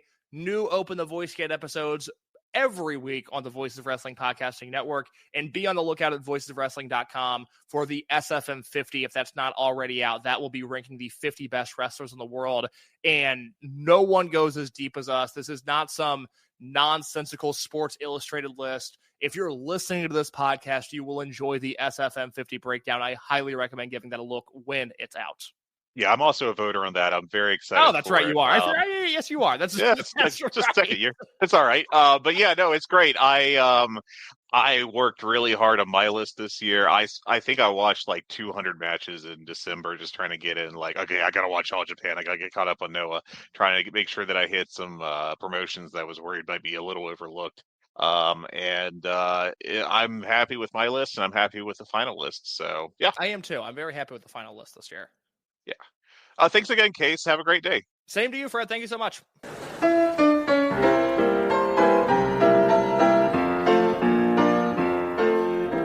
Welcome back. I am now joined by the 2 hosts of the Emerald Flow Show here on the Voices of Wrestling Podcasting Network, Paul Forosh, whose last name I just botched, and Gerard Trolio.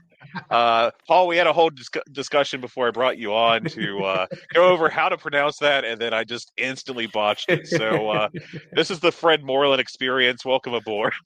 Hello, Fred. How are you doing? You guys doing well? How are you guys doing? Good. Excellent. Yeah. Just finished the work week. Just opened myself a nice beer. I'm really stereotypical German right now. I literally have like the Stein, like the ceramic beer glasses, for lack of a better term. Awesome. Let's do a plug real quick. As I mentioned, you're on the Emerald Flow Show. You guys want to talk about that a little bit first? Yeah, we're roughly every 2 weeks or so. Sometimes we come back fast. There's lots of big shows. Sometimes, like in December, we took maybe an extra week and a half off just because, things are slowing down. And then we're going to get a whole bunch of shows at the same time, as is usual every December and early January in Japan. But we cover basically mainly All Japan and Noah. We try to do the big DDT shows. And if something worth happens and makes it to tape easily for Big Japan, we've covered Big Japan. And we used to cover the big great shows, or GLEAT, or however you want to pronounce the shows. But since they've gone behind a paywall, I am not going to pay them. So. Oh, no, absolutely not. But Japan and Noah are our main wheelhouse, but we will definitely dip into other promotions in Japan outside of New Japan and Joshi. Especially since Big Japan has like their like YouTube membership, and I think they're actually going to stream like the Jeff Cobb Daisuke Sekimoto like show on there as well. I'm probably actually going to sign up for that because it's easier than like core or whatever. So yeah, you might see some Big Japan coming to the show but as well. But I feel like we say that every year and then it never happens. Understand that. So I brought you on to discuss two promotions. We're doing a twofer here. All Japan and Noah. And at this point in the show, hopefully people have figured out the format. But basically, there's three things I'm going to ask you about each promotion. We'll start with All Japan first. And of course, if you end up being interested in watching All Japan, you can do that by going to ajpw.tv and signing up there. It is currently 900 yen per month. And if I would have thought ahead, I would have translated that to US dollars and definitely not been typing that frantically to Google right now. That is $5.71 at this very moment. So that's a hell of a deal. But guys, 2024, All Japan, your thoughts, how'd it go? Was it good, bad, new stars, how the top stars do, et cetera, et cetera? Well, I thought it started off excellently. We had Katsuhiko Nakajima as the Triple Crown champion. And then, there was a whole to-do possibly around his, blatant copyright infringement of Antonio Inoki. And so he promptly left the company, but then they put the title on Yuma Anzai and the young phenom who's only 25 years old, and he absolutely smashed it. Incredible matches, got over, I think, one of the best workers in the world, and really, I think, one of the best sellers in the world. And he had a good run. But then I would say the latter half of the year, things didn't get bad, but I think they just sort of got a little underwhelming. So Yuma Aoyagi won the Triple Crown for the second time, and his reign was not as good as his first Triple Crown reign last year. I thought it was a little lackluster. Then, of course, he loses it to Davey Boy Smith, who, I was sort of agnostic on it at the time, but then he just had a horrible match on December 31st when he dropped the title to Jun Saito, and I vehemently turned against Davey Boy. So I thought things sort of petered out, but there was still some really good stuff, and they've set themselves up for 2024 very well with Jun Saito as the first-time Triple Crown champion. And I'll hand it over to Paul because I think he should talk about the Saito brothers and what they did in 2024. Yeah. So I think, generally speaking, All Japan, I mean, I would actually say they had a bit of a tumultuous start to the year, to be honest, because you had the whole rumors going around whether or not they have a relationship with WWE and everything, where they brought in Regal's son, whose name I forgot, Charlie Dempsey, yeah, where he had the match with Nakajima and everything, and then that kind of didn't end up being anything. But as Gerard said, I think really kind of the key story of the year have been the twin rises of Yuma Anzai, which Gerard already touched on him, and then the other thing is really the rise of the Saito brothers. And to me, the Saito brothers were the tag team of the year, and I was actually talking with Gerard about, would I actually vote for the Saitos as wrestler of the year, just themselves as a tag team? They are the wrestler of the year. And then the Tokyo Sports kind of MVP vote came in, and actually finishing in second place behind Zack Sabre Jr. were the Saitos. So it wasn't just me that actually thought of it this way. Because they haven't been wrestling for that long. They really only started about 2 years ago. They were in sumo before, so they're actually a bit older. So they're 36, 37 now, I think. They're twins. They're actually half American, which I think is one of the reasons why they are so freakishly tall by Japanese standards, and I think just general standards. But yeah, they are a bit older. They've really only recently started wrestling, so generally, that's not really a recipe for success, and I think they were a bit rough when they started out, but they've just become such massive acts. They are just super over on every single show. I was actually in Japan at the beginning of the year, and there were actual cosplayers in Kurikan Hall that were just dressed up as the Saitos, and just incredibly over, as I said, and they have surprisingly big mainstream crossover as well. All Japan has really sent them out everywhere, even more so than they've sent out Kento Miyahara or Yuma Anzai or Yuma Aoyagi or anybody else to really do mainstream crossovers where they're showing up for local promotions and everything, where they're doing crossovers with like local prefectures, like with the government and everything, where with like local companies, with sponsors and all of that. Like that's really the Saitos. And I think it's kind of culminating right now where they're actually getting their own TV show on like Japanese TV and everything. And I think that's one of the main reasons why they're also like, why June got the title here as well. So I think All Japan really wants to capitalize on them, because I think the Saitos aren't really like a long-term thing. But for right now, like that's one of the acts that you really need to pay attention to in All Japan are the Saitos, because I think they're also so much unlike any other major act in Japan right now. Because Japan is leaning very heavily on the pretty boys, and the Saitos are not pretty boys at all. They're like fat, ugly brawlers. And I think, again, that also shows like the what you get with All Japan is really the economy. It's something we talked about on our most recent episode, because on the one hand of All Japan, you have the fat, ugly brawlers like the Saitos.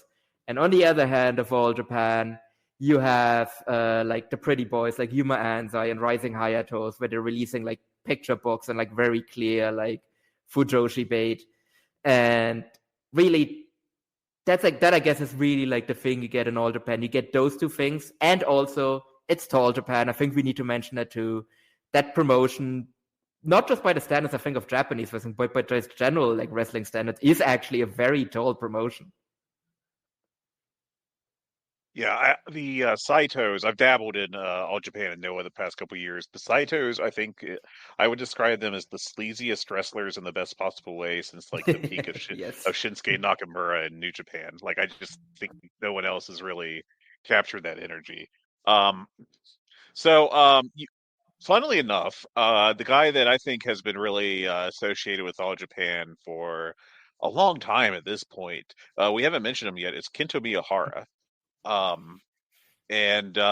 This has been the first year that Kento Miyahara did not touch the Triple Crown Championship since, I think, not 2017. It might have been 2015, I think. So literally a decade where he was not even for one day the champion.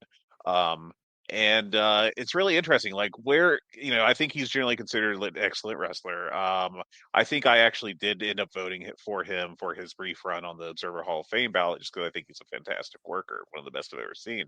But where does he fit into the promotion at this point in time?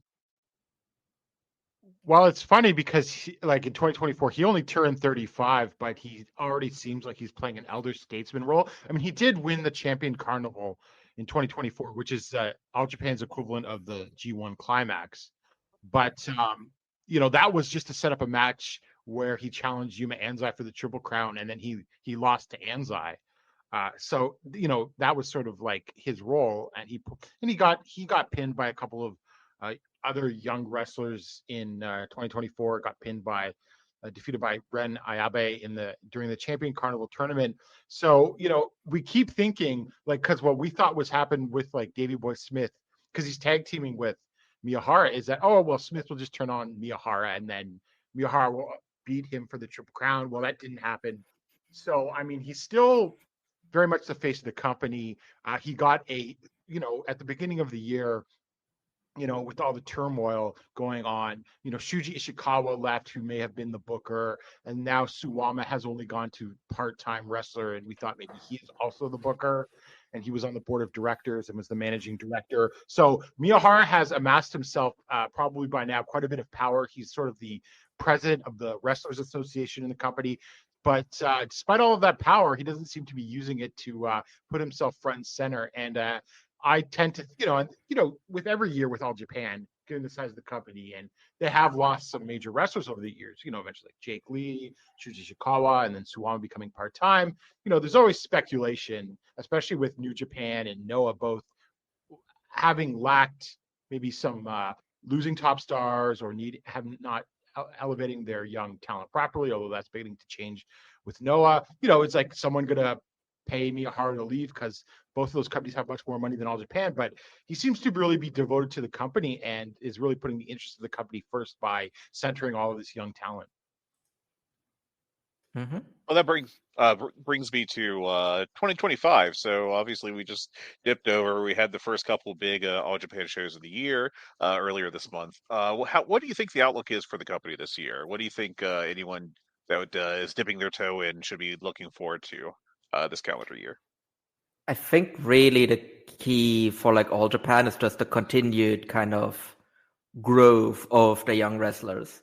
Because I think All Japan, more so than really any other promotion, I don't even want to say just in Japan, I think just in general on the planet, has done the best job of like building the next generation and just being in that position to really like capitalize on that. Like it's like in terms of, for example, like attendance growth.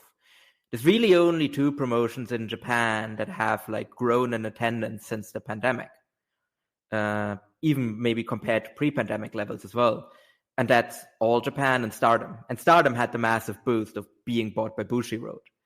So All Japan, like it is all organic growth that they've had. Like it is purely based on the fact that they've built up the Saitos. It is based off the fact that they build up Yuma Anzai, they build up Atsuki Aoyagi, Yuma Aoyagi even, who, again, he's been around for a while, but he's still under 30. Like, I think he's 28 now. So, like, he's still a young guy. So that's really, I think, what you need to look forward to in All Japan is really, like there's even more young guys they have in the pipeline. They have Ren Ayabe in the pipeline. They have Ryuki Honda in the pipeline as well. Like, 2 more, like, heavyweight stars that they're going to build up this year as well. They're starting to bring up a few more like interesting foreigners as well. Like for example, just for the Real World Tag League, they booked Mike DiVecchio from Belgium, who's also another like interesting young talent from Europe. So that's like, and you still have Kento Miyahara, like as Rod said, he's only 35. So he's still good. Like even if he's not as important as he used to be, he's still going to be putting on great matches. So right now, I think it's a really good time to just jump on board the All Japan train to like watch that continued growth while also still getting some banger matches from some of the best wrestlers on the planet. Gerard, anything you'd like to add? No, I think Paul summed it all up. The beginning of the year is always a good time to jump on board. I think most companies in Japan, because of how they sort of schedule a lot of big stuff at the end of the year, at the beginning of the year. And I think also with, in terms of All Japan, I think, it is a good time to jump on. And like, because the next big match you're doing on the 26th is Jun Saito versus Yuma Anzai. So, you have the battle of the rising stars there. And I think that that's sort of like indicative of where they want to position themselves in 2025. So, would you recommend people checking All Japan out in 2025? And if so, what are you personally most looking forward to for that year, or this year, I should say? Yeah, definitely check it out. And I think what I would be most excited for is the Champion Carnival field. They're getting a little ambitious with the number of shows running.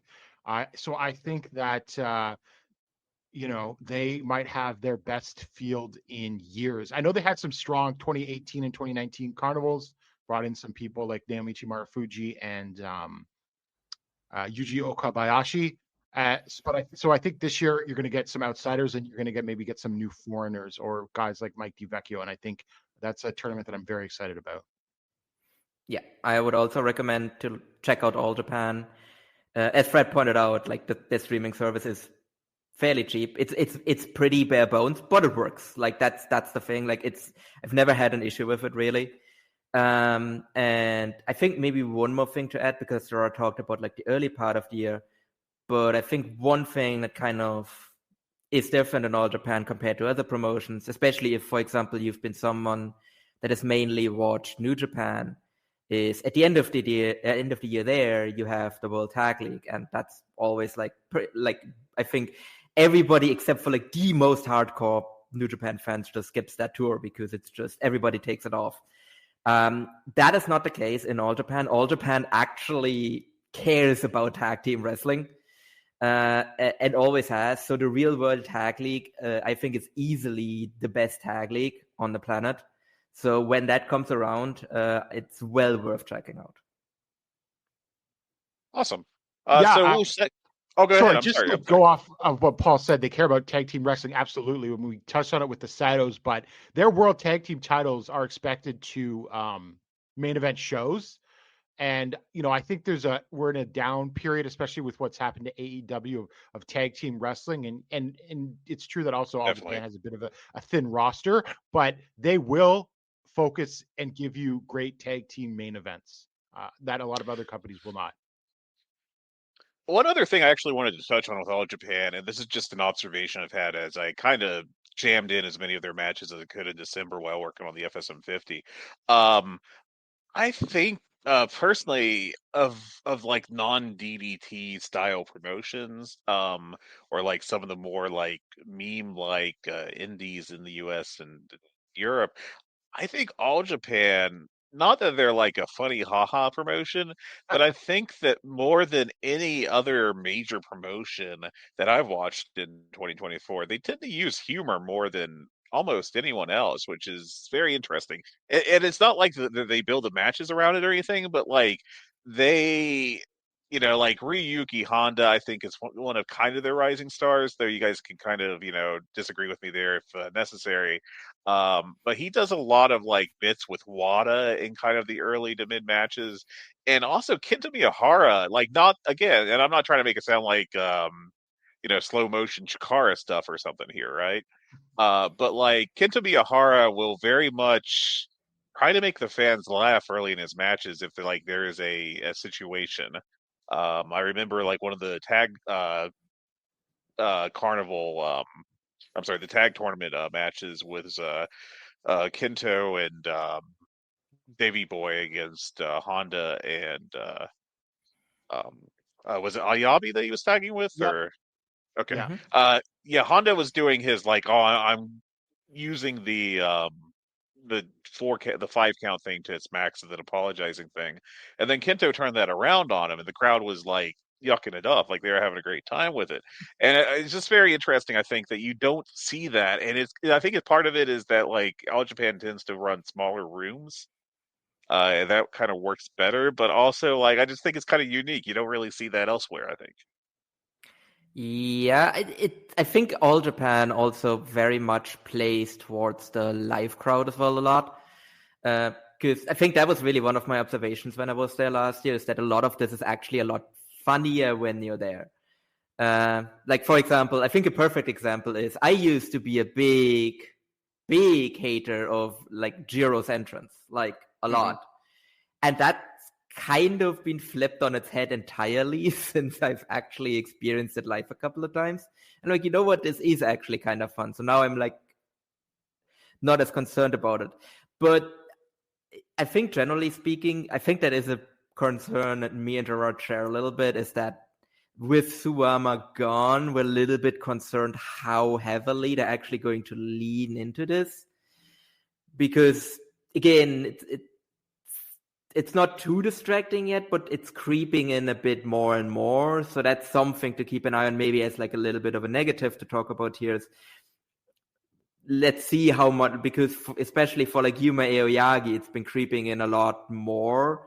But it also, again, it seems like something that he also wants to do. So with him gaining more power, that might be something they might be leaning into a lot more heavily. But again, we're at the beginning of the year, so it's hard to say if they're actually going to go that way or not. Yeah. And to make it clear, like, I didn't think that, like, what I saw was really... Now, mind you, I was, like, specifically looking out for, like, highly rated matches. I wasn't checking out, like, every show or anything. But, like, I just thought it was a different aspect to it that you don't really see in other promotions, for better or worse. Just thought it was worth mentioning. So at this point, I'm going to segue over to Noah, which is, of course, on the Wrestle Universe app or platform, whatever term you prefer. It's $12.98 yen a month. So right now, that's about $8.23 in US dollars. And of course, when you subscribe to that, you get not just Noah, but DDT, Tokyo Joshi Pro, Gambari Pro, Marigold, Sendai Girls, Michinoku Pro, and the allegedly existent Real Zero One. So we'll go over the same questions with Noah. What happened in 2024 with them? Again, go over their, talk about their top stars, their rising stars, the good and bad of the year.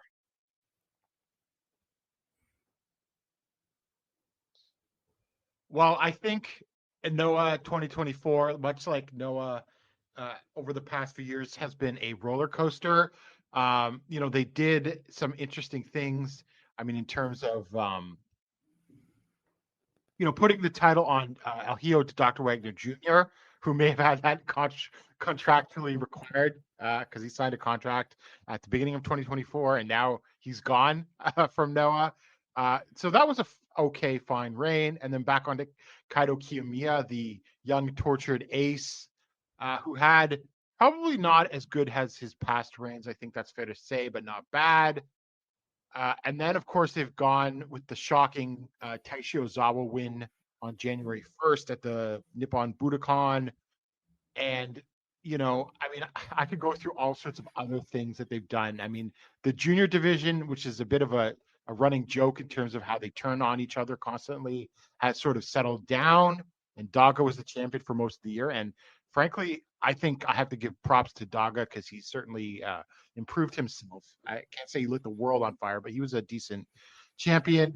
I mean, you had some truly bizarre things like this Team 2000X that Taishi Ozawa is now part of. And then there were definitely shows that I just got very frustrated with, but also shows that I thought were amazing. So, Noah has always been a mixed bag like that, but with how bold that they were on this past January 1st, I mean, I am more excited for them than I have been in quite some time. Mm-hmm. Yeah, I think for me, the key theme for Noah in 2024 was stabilization, because they've gone for like a bunch of like turbulence, and there was some turbulence in 2024 as well. Like you had like the whole like Jake Lee leaving and all of that. But I think generally speaking, the promotion's been stabilizing a lot more. There were a lot of like less like weird, like head scratching booking decisions than there have been in past years. Like nothing that really like for example, there wasn't really anything that made me angry, whereas there definitely has been stuff like that in previous years. Ironically enough, because Gerard brought up the juniors division, like and stabilization, and how I'd actually argue, and this sounds very weird, I think the junior division actually needs a turn, because it actually has been a long time since anybody has turned in that division, which is very funny. So I feel like they've actually need to kind of shake it up a bit more with having like some sort of like big turn, which I don't think is anything I would ever like think of myself saying, really. But yeah, I think really like for like 2025, it is also kind of like, I think Ozawa is the big thing there. It's kind of to like see how Ozawa is going to be presented as champion, because he got cheered over Kaito Kiyomiya despite the fact that he was supposed to be the heel in the match. So it's very clear that the Noah fans are to some degree rejecting this current version of Kaito Kiyomiya, and are just embracing this new version of Taishi Ozawa. And I think it's very curious how Noah is going to adjust to that, if they're just going to be like full steam ahead with this current version of Kaito, or if they are maybe adjusting his character a little bit, and how they're going to present Taishi Ozawa, because potentially they have like a big star in the hand if they properly capitalize on this. So of course we talked about Kaito Kiyomiya, who had, I think, a pretty darn good year in the ring. He also has, honestly, I don't have a better way to put this, has been the cuck of hero. It's the way that he is continually treated like crap by the promotion that he's supposedly like the super young star of. And it's very just I dipped out for like a year or two. But like going back to I think 2021 is when I started watching some Noah, and just like every time they have their English commentaries on, they're talking about how Kaido is like their superstar of the future and everything, and he got the title very young and everything, and they just keep comically cutting out his legs from him at various points, like basically trying to make him a mini me of Great Muta, Kaiji Muto. The closest American thing I can think of is when they TNA decided that AJ Styles needed to be miniature Ric Flair, which did not work, and shockingly, the Kaido thing didn't really work either. What do you like? Let's talk about him in particular. How was his year? And you mentioned, the unexpected or against expectations, I guess, of the company fan response on January 1st. Well, how does 2025 look for him in particular? I mean, he just got this big faction, All Rebellion. Like, they formed relatively recently after he after he like won the N1 and beat Keno and everything. They kind of formed like All Rebel. Oh no, actually it formed earlier, but anyway, it formed last year. Like, it's still a relatively new faction. They've put like a bunch of new members in there. It's supposed to be kind of the clear like ace faction, because he never really had a faction before then, and now it's very obviously built around him. They put Ken on there, who was like his big rival for a very long time. So for better or for worse, like, Noah is going to continue to be built around him. Like, even if they do push Taishi Ozawa, like, Kaito Kiyomiya is still like the ace of the promotion, and he's going to stay that way. I think for him, it really depends kind of how does he adjust to like what happened on January 1st. It's really because I think he's very good. I think he's great. I think he's one of the best wrestlers on the entire planet. But there are some things in this game that I think are a bit downside. Like, I think I think it's very emblematic that literally every single person that has used the Shining Wizard on him during a match does it better than him.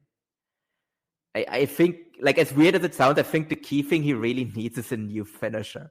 Because it just doesn't work the way he does the Shining Wizard. He just fundamentally doesn't understand what the move is. Like, to me, he was always one of the most naturally gifted wrestlers I've ever seen. But this is one of those things, like, it's like with Okada and submissions, he just doesn't get it. He just does not fundamentally understand how this is supposed to work. So I think that's what he needs to do. And I think he needs to get a new finisher. And he's still going to be pushed. Like, we talked about this on the last episode. He's still the most likely person to beat Taishi Ozawa to like win the belt back. And then the question is, will he still be the same guy, and will it work this time? Like, if he's still the same guy by then, I don't think it will, because we've just seen the limitations of this current character, where like it's very clear that he probably will never be the draw he could have been if they had just properly built him from the start. But I still think he's just so talented and still so young that there is some chance to like rebuild him into a better draw than he is now. But for that, they would have to change his character. And Noah can be stubborn at times. So my question is, will he be willing to do that? Gerard, anything to add? No, I think Paul hit all of the main points, but I guess it's just like he's sort of emblematic of the frustrations that one can get from watching Noah, as I have, especially, and I think back now that we're hitting 25 years and I've watched the company basically since its creation. So, and through all of the ups and downs, which have been many. So to see them like mess up Kaito again, sort of not unlike some of the issues. Well, it's not exactly the same, but also, Go Shiozaki never became the star that people expected him to be. So it's just like, I hate to see it happen again. And it is really, to me, like one of the frustrating elements of watching the company. Well, I think that kind of segues into just looking forward for the company as a whole in 2025. It's interesting they have the WWE connection. Omos came over. They've had various other, like Tavian Heights is another name I remember, some other NXT people I don't really know, just because of where I spend my hours with wrestling. But it is assumed that relationship, such as it is, will continue. How do you think that'll play out in 2025, and how do you think the promotion itself, Noah, will play out in 2025? I think the WWE relationship will play out with more of the young guys coming over, and then maybe occasionally at like Sumo Hall or Budokan, you'll get your AJ Styles or your Shinsuke Nakamura's. I haven't really I mean, the Nakamura versus Great Muta match back in like January 2023 was fun. This Nakamura versus Uka Sasaki match from January was not very good, and that was on Nakamura, who still just likes to surf, clearly. But you know what? Like, I can't really complain about this WWE relationship. I loved Tavion Heights in the N1 last year. And as far as I can tell, just by glancing at results and listening to podcasts, doesn't sound like he's doing much in NXT. So I'd love to see him back. Almost has been great, and they put him in the ring at Budokan against Naomichi Marufuji and Takashi Sugiura, who were the tag champions. And so, they knew how to put him over as a giant, basically. And you know what? I've enjoyed Omos in Noah, and I like, people get really up in arms thinking that WWE is going to destroy Japan. Paul and I have very, very vehemently pushed back against that, unless, they actually set up an NXT Japan in actuality. But I have absolutely no issue with WWE talent, especially some of the young talented ones, like more Tavion Heights coming to Japan. Like, I don't really have an issue with this at all, actually. And it's been kind of fun so far. The only really or blah thing was like Josh Briggs in the N1, but whatever. So if they keep sending young, good talent, I'm totally fine with this relationship. And for 2025 in Noah, like, I'm energized after the Budokan show on January 1st, and I'm excited to see where it goes. Paul and I, though, to talk about, like, look, because some people were like, I saw the initial reactions were like, we said, like, okay, this is great. This is amazing. This is what this company needed to do ages ago in terms of elevating young talent. And they are starting to elevate more young talent faster and finally turn out more rookies out of their dojo, because they were very, very slow at turning out people from their dojo, like, one at a time. And it wasn't even every year. So, I'm excited about that, but I think it's perfectly legitimate not to be some sort of downer, to just have them at arm's length, because Nosawa's booking can be very erratic, and he books for himself and his friends often. So, but even if I'm having it at arm's length, I am excited for their next show, which is on tomorrow at Korakuen, because there's a non-title match between Ozawa and Keno. So, I'm really looking forward to that. Referring to January 11th, which will be January after 11th. Yes. Yeah, after the show comes out, unfortunately. Yeah. But hey, if you are hearing this and intrigued, go watch it, or don't if it sucks. I don't know. Emerald Flow Show will tell you. Paul, anything to add? I kind of can mirror kind of Gerard's general thoughts there as well, where I am very much excited for Noah, because it finally feels like they're actually getting in gear of pushing their young guys as well. I think we talked about this as well.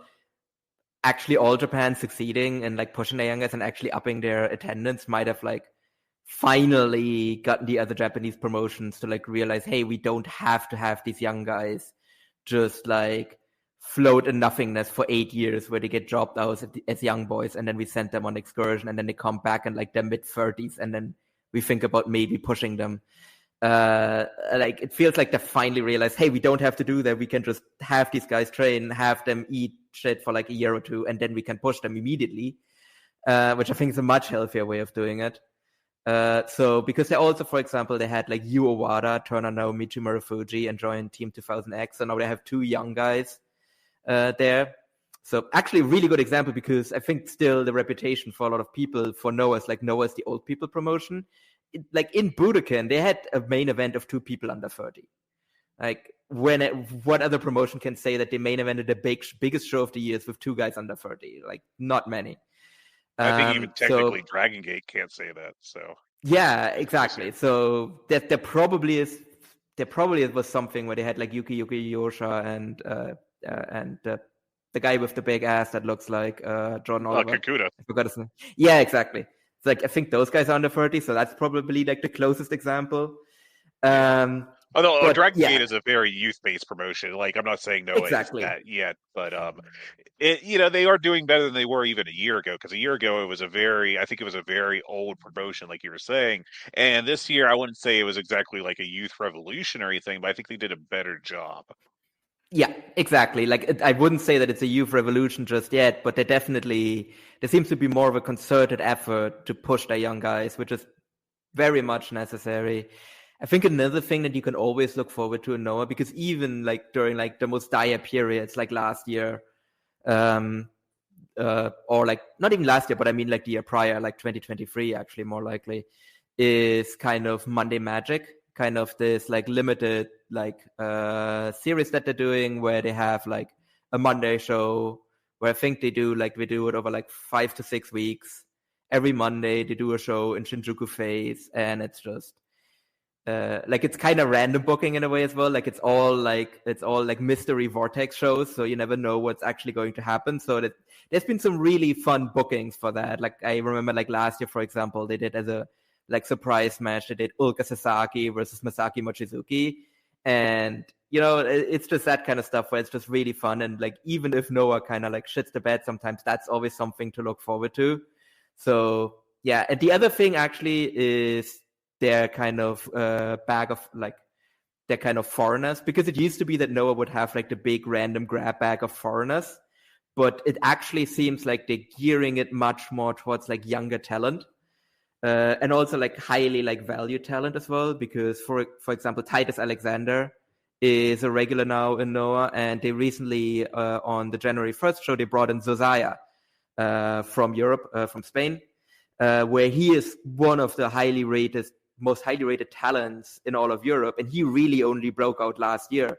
So like the fact that they immediately then bring him over means that they very much seem to have their finger on the pulse there. Yeah, I thought the addition Titus Alexander was very promising, and hopefully that'll be like a big step for him. Anything else you guys want to add about Noah at this point in time? Give it a chance. I think that's the big thing I would do. I mean, I have my reservations and I have my, relationship with the company over the years of many ups and downs, but they're doing the right thing. And I think it is definitely worth checking out to see if they can do it. If you don't, just don't renew your Wrestle Universe subscription, type thing. It's that easy, right? So yeah. Or just watch other stuff on there too, Yeah. Oh yeah. There's lots of other stuff on there too. Yeah. So yeah, I mean, it's probably the best deal in wrestling. I think so. When you get like 5 real promotions and a couple like semi-active ones or whatever Bari Pro and M Pro are, yeah, I think it's a great like for $8 a month. Like that's great. I think. Yeah, you might even get some like actual 01 now, because it's not quite clear if like this new 01 that formed has like the broadcasting deal with Wrestle Universe. But if they do, then they might actually start putting up shows on there. Even better. If I can bother you guys for one more thing, which is I don't want to do a full rundown of DDT, but I don't think anyone's going to answer my call for a quick like a DDT preview like we just did for All Japan and Noah. But real quickly, how was their 2024? If you depending on how much you followed it, and 2025, how's that looking? Well, I'm not a DDT expert, and I really only watch the big shows. I think their 2024 was actually pretty good. I'll be completely honest with you. If there's a big DDT show on, like at a reasonable hour, I don't know, a lot of the shows will start at like, I'm in the Eastern time zone in North America, so a lot of their big shows start at like 11 or 12. I'll put the show on just in the background and then wait till like the second half of the show to start watching, because I'm really not a big comedy guy or anything like that. But look, they have some great talent. It's question sometimes there's inexplicable booking, but it also fits into the overall atmosphere of the promotion. I think they're doing a little better business wise. They really took a hit during the pandemic, but I mean, you got Yuki Ueno, who is, I think it's fair to say he's Kota Ibushi-esque. I mean, even if you just look at his gear and everything, he's like a handsome, muscular young man. You have, Chris Brooks. Wow. He is always so dependable, and he's once again their champion.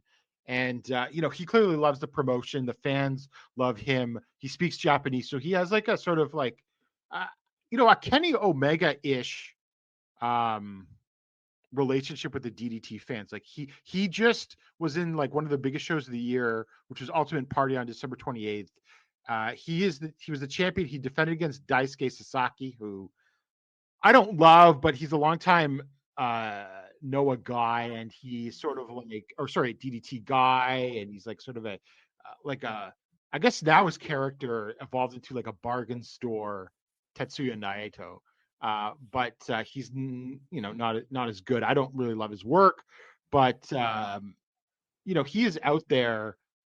He won. He defended the title against this DDT legend, right? And he was put in that position. So the company clearly has a huge amount of faith in him to carry the company, which is sort of rare in for a foreigner. In Japan, there's only a few people. I think that was Kenny Omega was like that, and obviously, I think they want Zack Sabre Jr. to be like that. And then there's also Takeshi Masada, who they are clearly also positioning to be Takeshita, Kenosuke Takeshita 2.0. He's only been in it, I don't even think 2 years, but he was just in the third from the top against Ueno on the Ultimate Party show on the 28th. And they had a great match. And so he's someone to absolutely look out for. There's other guys in the company that I wish they'd push more, obviously. But I think, though, if you like the comedy, just be warned. It's very comedy heavy, and it doesn't hit with everyone. But there's plenty of DDT fans that really do love the comedy. So I would say you got to go in on a big show. I don't know if you're really going to get the DDT experience on like a spot show, but there's definitely some young talent there to keep your eye on. And they will push their young talent generally. They'll get up to the top of the card and everything like that. So that's really not the issue. I think it's just whether or not the style sort of connects with you or not. Yeah, I think also for me, maybe just to add for DDT, because I actually just realized there's something we didn't talk about for Noah. It's that Tetsuya Endo just jumped from DDT to Noah. Oh, yes, he did, yeah.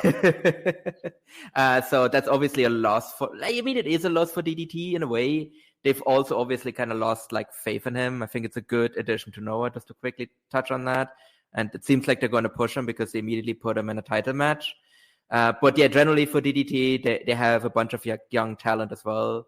I think the continued evolution of Mao is going to be interesting to follow, because I think they're kind of setting him up to be kind of Yuki Ueno's kind of big rival, essentially. They had a big match last year that I seem to be the extreme high man on, because I went 5 stars on it, and some people seem to completely hate that match. But I think actually maybe just a little bit in defense of DDT comedy. There's a lot of it that I don't like either. I think some of it is pretty well done. I do like kind of I think maybe aside from big shows, something you can jump into a bit as well is kind of their spectacle matches that they're having. Every once in a while, for example, last year, they had this big match that was happening entirely in a tram car. So I actually found that one quite funny. It's less so as a match, it's 40 minutes long. So it is very much, but then for example, he had Liger show up as to check everybody's fare and that kind of stuff. So again, I think DDT comedy, when it hits, it actually hits really well. It's just that a lot of it is just you either don't understand it because it's very heavily either based in very hyper-specific Japanese things, or it is also very much based in very long promos. Well, for example, Super Sasadango Machine isn't really going to hit with you unless you speak very fluent Japanese. So that can be a bit of a barrier to entry, but I do feel if it hits, DDT comedy is still pretty funny. Of course, it's famous for having Yoshihiko, the wrestling blow-up doll. Your mileage will definitely vary on that. I also remember, I don't know the match, it's from years ago, but I remember watching a clip of two guys having a very emotional match in DDT, and then it's interrupted by they completely stop, the arena goes black, and they have a video screen that plays internal monologue for the two guys or something like that. It's been years since I watched it, but it's very wacky stuff when it does it. But it also has just some very good wrestling, like Chris Brooks, Mao. Not Tetsuya Endo anymore, but Takeshita still shows up a fair bit. Kazusada Higuchi, Shunma Katsumata, Yuki both Ueno, injured actually. Oh well, never mind. F me. Yeah, and Higuchi is that guy that is basically doing Tenru almost, and so he finally got the title. I think it was in 2023, and I didn't think they kept it on him long enough. And he, and type thing. So, I will always watch Kazu,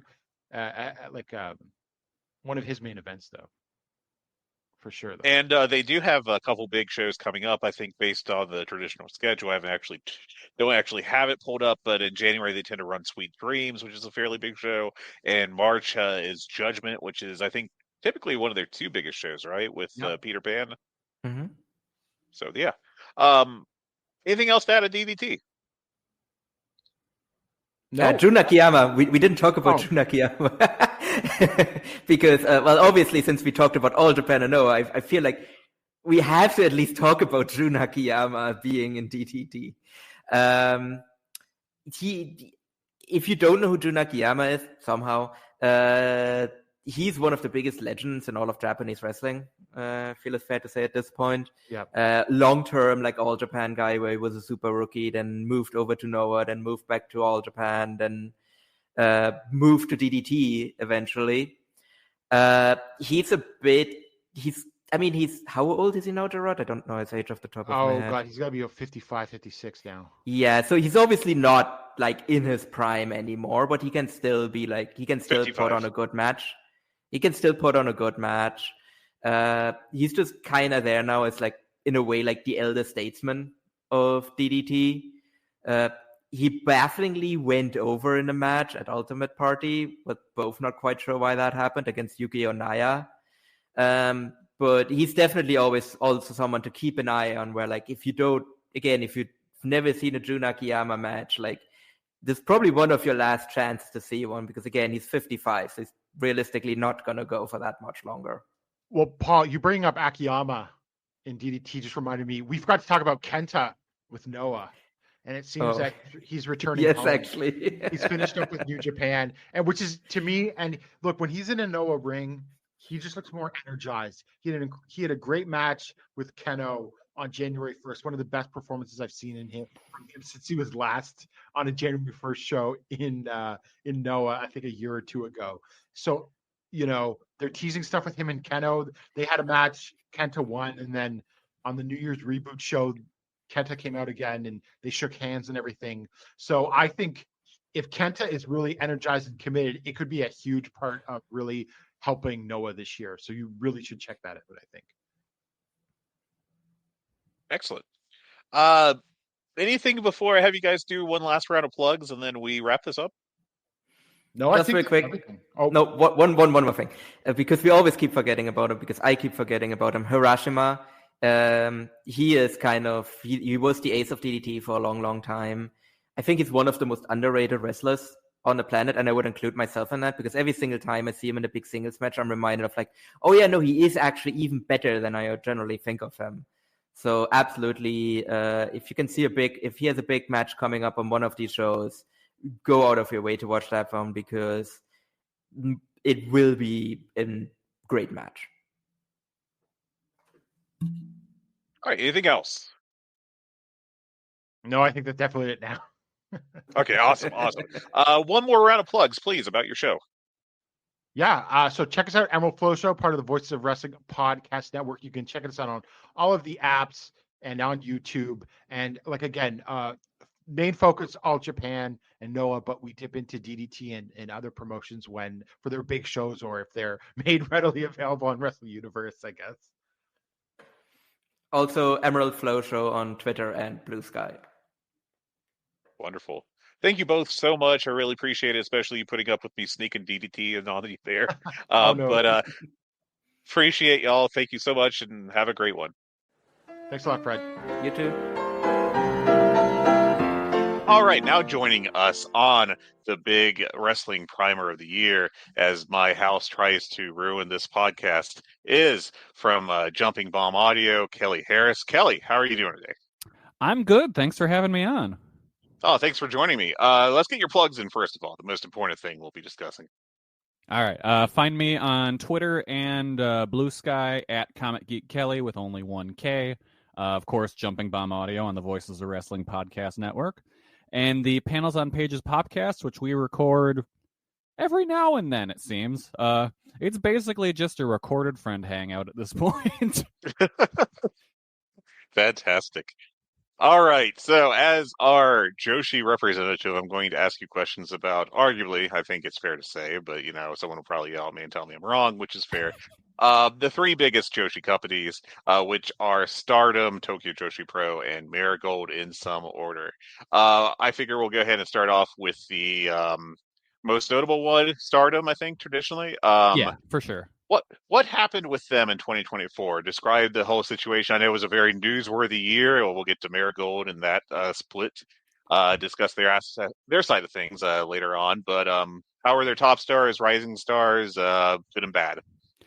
So Stardom had a really interesting year because you had the whole Rossi gets fired and he's going to go start his own company. And then it's like, okay, is he taking the entire roster with him? This could be horrible. Oh no, what's happening? And then he only took a few people with him. And Stardom's been pretty much all right without him. I would say better, to be honest. I think they've had a pretty good year. You've seen elevation of people throughout the year because it's like, all right, well, we lost Julia, we lost Utami, we need to make up for them. And they had a bunch of wrestlers waiting in the wings that are just like ready to go. And hey, they finally pulled the trigger on them. And you had people like Natsupoi and Sariano who are just like your workhorses who have killer matches all the time and are finally just giving the opportunity to go out there and kill it all the time. So that was awesome. And, we end the year with new champions with Starlight Kid and Saya Kamatani as you're at the top of the company, which is a very different look from how it has been. So I am very hopeful about Stardom going into 2025. Yeah, 2024 was a year I had to take Stardom off just because I managed time poorly and I didn't get to watch it like I did in 2023.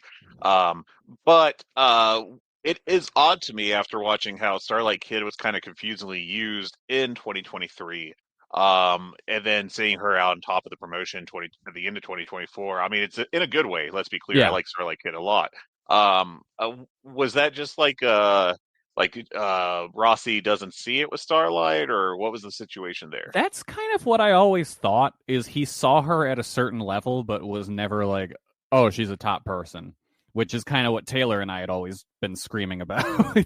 And it took until like pretty much near the end of the year for them to pull the trigger on her, which, that happens. You got to reshuffle everything. Sure. Yeah. All right, excellent.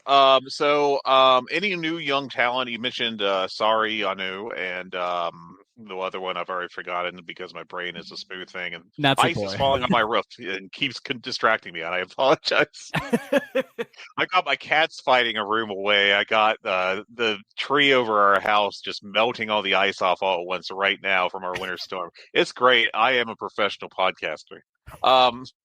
But were those the two big advancements, or were there any other ones in 2024? So you had a lot of young talent step up, and again, it's kind of like the end of the year now, where it's like, all right, they're kind of crowning them. Like you had the Goddesses of Stardom tag titles, where end of the year with Hanan and Saya Ida winning the belts after winning the tag league, and that's a team that, again, Taylor and I have been screaming about for the past year. They had an incredible tag match in Kurikan back in, I think, February it was. And it was like, just let them go. Just let them do this for the main belt instead of the New Blood tag titles, which are like their, I don't want to say developmental brand, but it's like this is our younger talent brand. They run shows once a month-ish. And so they... On YouTube, right? Typically, yeah. There was like one or two of them where it's just like, oh, these just never made tape or something. It was weird. Gotcha.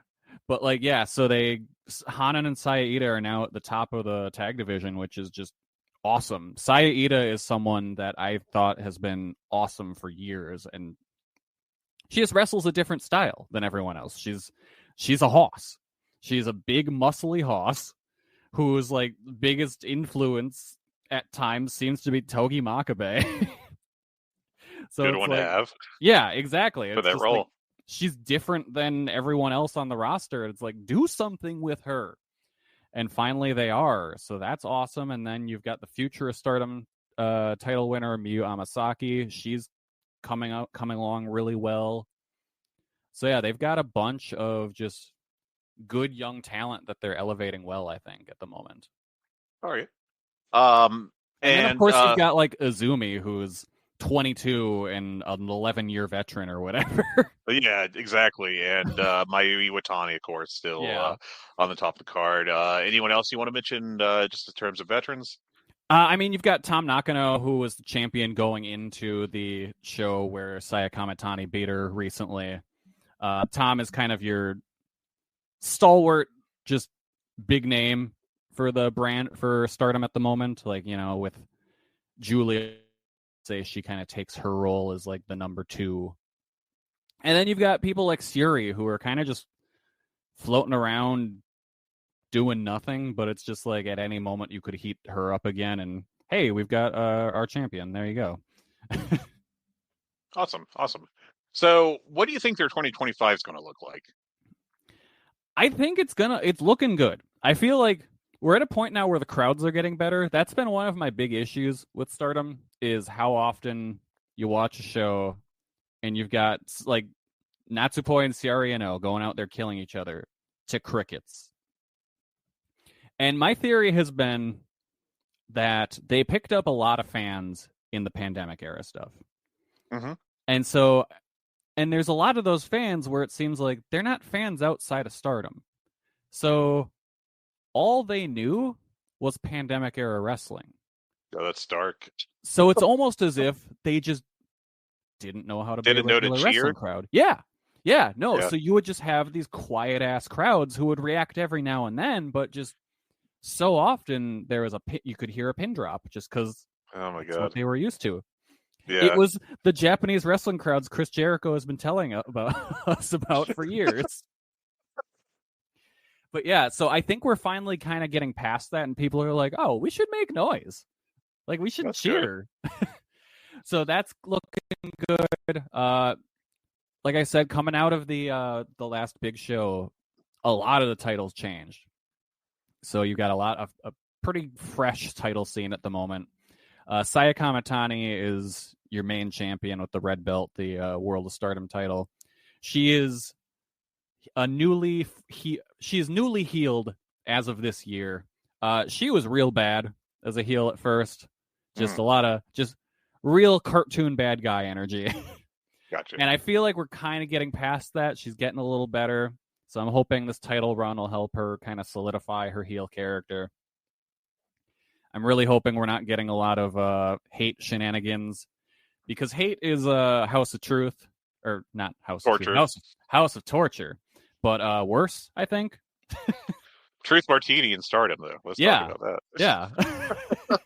that. Whenever I see HOT, I'm like, House of Truth. I'm like, no, wait, no, that's not them.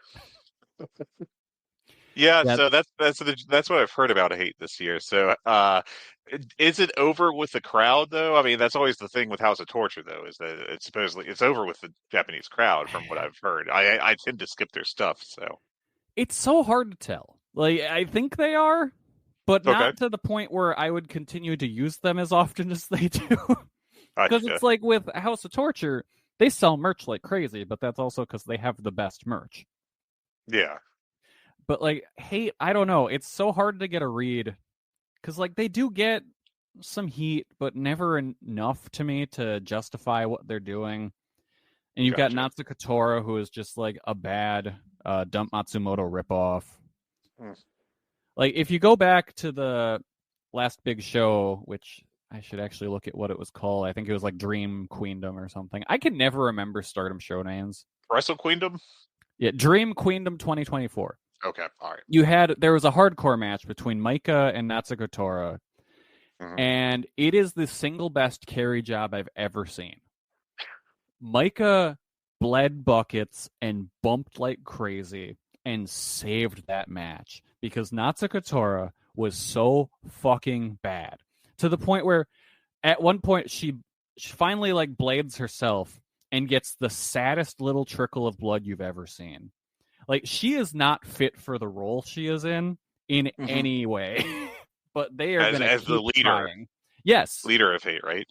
Yes, she is 100% the leader of hate. It is just, it's a Dump Matsumoto cosplay, and she's very bad at it. And they've been trying it for years. And I don't know why no one has said, hey, either you need to get better at this or we need to pump the brakes. Gotcha.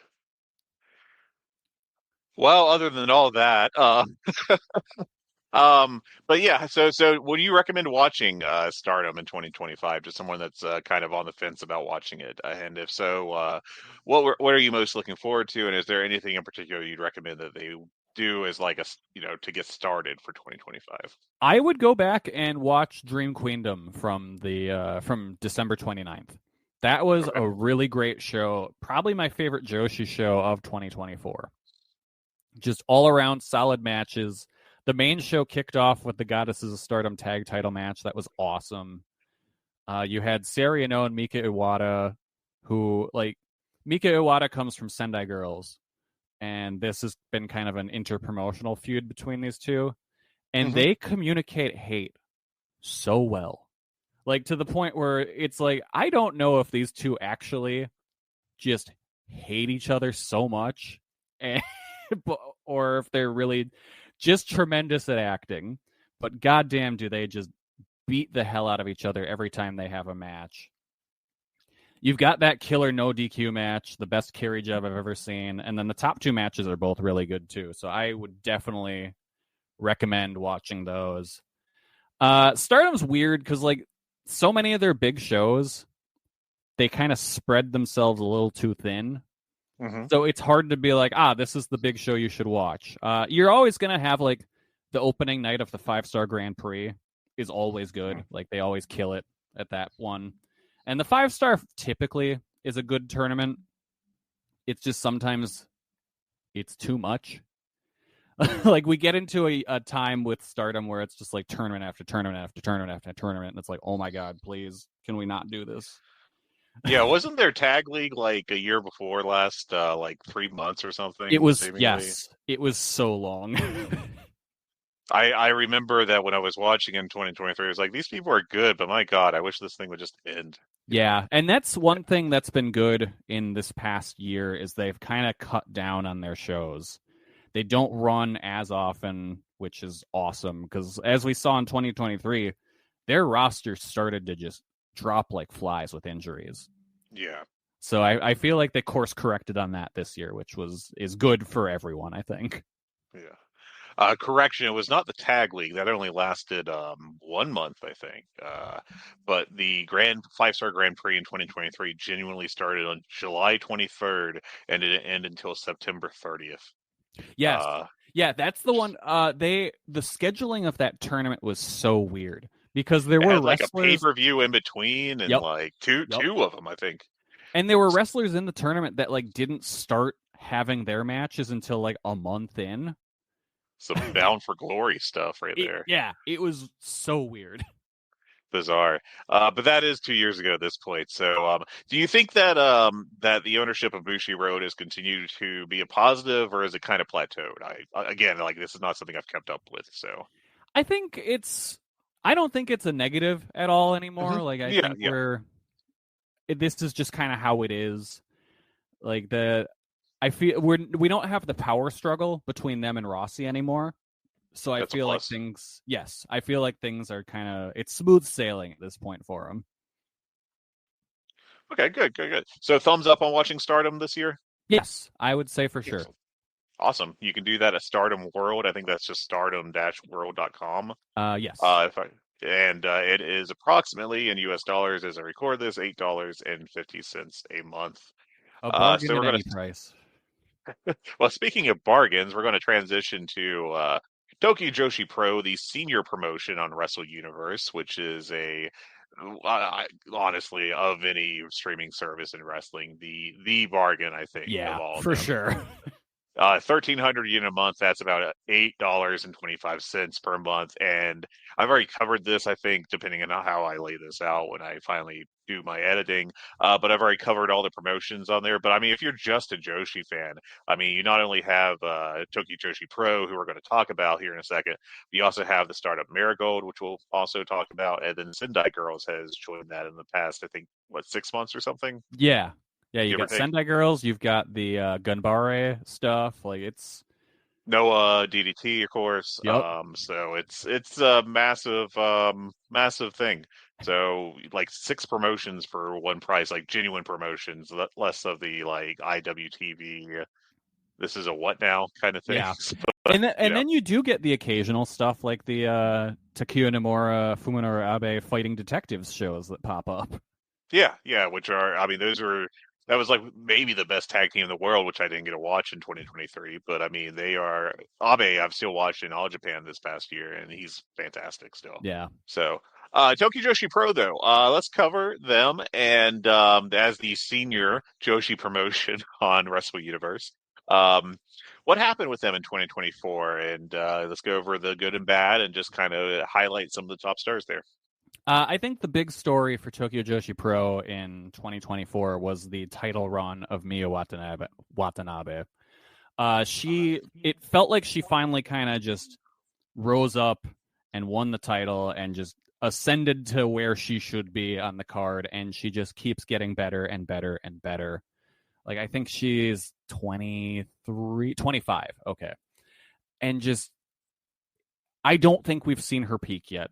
I really don't. She's so good. She's gotten so good at just getting a story across in a match. She's pound for pound maybe the strongest wrestler around.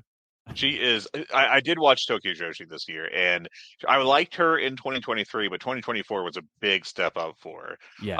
And she is ridiculously strong for her build and everything. Like, I just wanted to like emphasize that. Like, it is very impressive what she does in the ring when she uses that aspect. Yeah, she's female Claudio, essentially. Yeah, that's a good comp. And it's just, she had a bunch of great matches. The one where she won the title from Miyu Yamashita was incredible. Her match against Ryo Mizunami is one of my favorite matches of the whole year, and is kind of like a tremendous story match that they kind of just fell into. Like, Mizunami is an outsider from Tokyo Joshi who just has been coming in and having a lot of great matches against some of their younger talent. In Stardom and Marigold, you've had Nanaya Takahashi having what she calls passion injection matches against the younger talent. And I've been saying on Jumping Bomb Audio for the past year or two now that Ryo Mizunami is the one having the real passion injection matches with people, where she is just getting so much out of these young wrestlers. Like, I would say she saved Yuki Aeno's career with their match and then their tag team. Like, she was a wrestler that was kind of just moping around doing nothing, and then just Mizunami just injected her with passion, for lack of a better term, and really just brought her back. And it's like, oh, okay, she is still good. Great. But her match with Miyu Watanabe was so good because you have Mizunami, who's been booked so well. Like, she's winning all the time, and it never feels like, there's this outsider that keeps winning. It's just like, no, it's earned. She's been around for years. She's a great wrestler.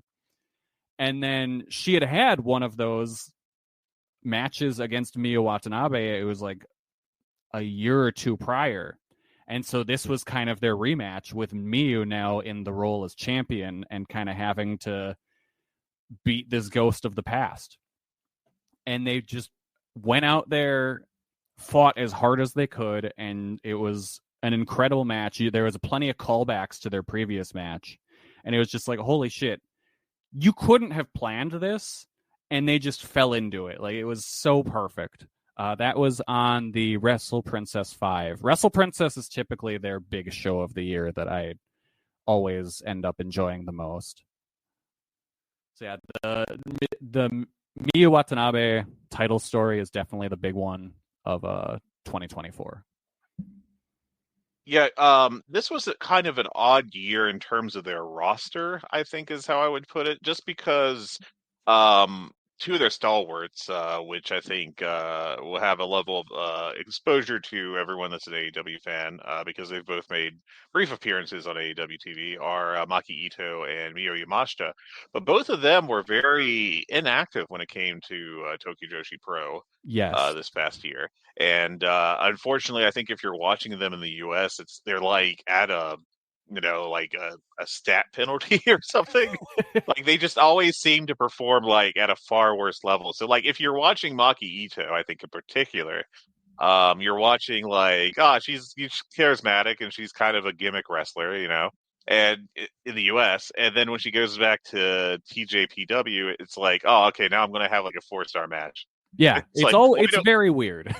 Yeah, like, and same with Yamashita to some extent. Like, she still comes across as the same character more or less on the U.S. Indies, but like, she just is so much better in Japan, and it's very, very odd how that works out.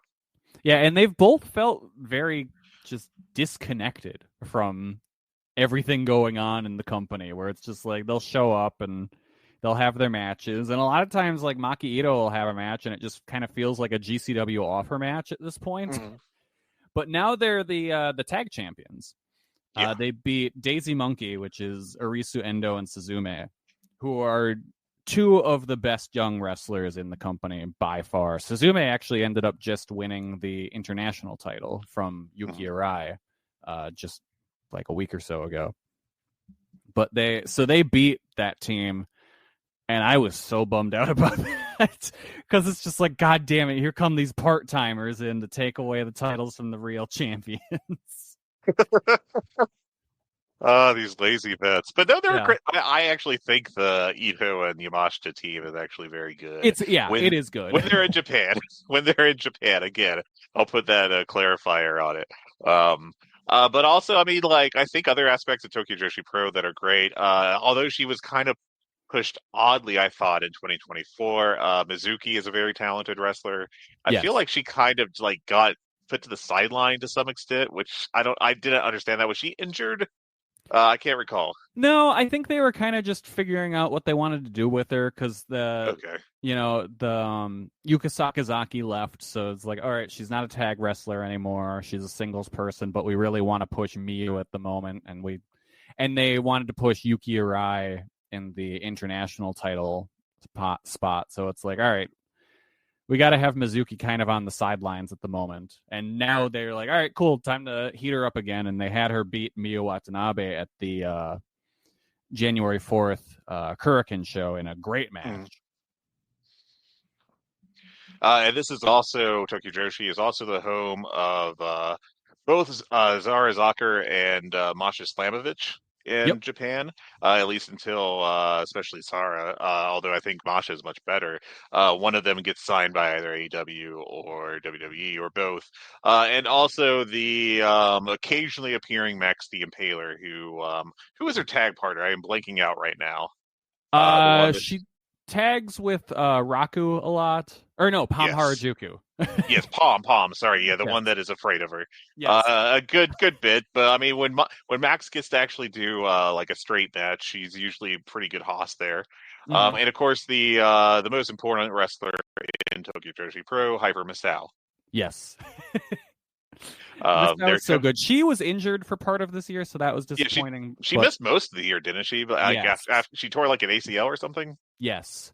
Yeah, Misao is one that I would love to see her as champion at some point, but I don't know if that'll happen. Like, it kind of just feels like she is in her role, and she's reached the peak of where she's going to be, but it's like, I don't know. I think you could still do a lot with her. Yeah, it is a very different kind of energy compared to the rest, which tends to be like fairly straightforward wrestling for the most part, I think, excluding Pom, who is not really a high card wrestler. Yeah, well, she's a 7-year-old or 3. I think. Oh, is that 3. the gimmick? Yeah. I just thought she was weird. So. No, she's a child. Okay, well, thank you, Tokyo Joshi Pro, for making that clear. And Zara Zakir, like, she's got that WWE ID, and yes, she that does. is such a bummer because she is very, very good, and she's like 22, so Dumb it's young, like stupid young. Yes, and it's just like, damn, she's this good already. What is ahead of her? And it's like, oh well, I won't find out. Well, I do think.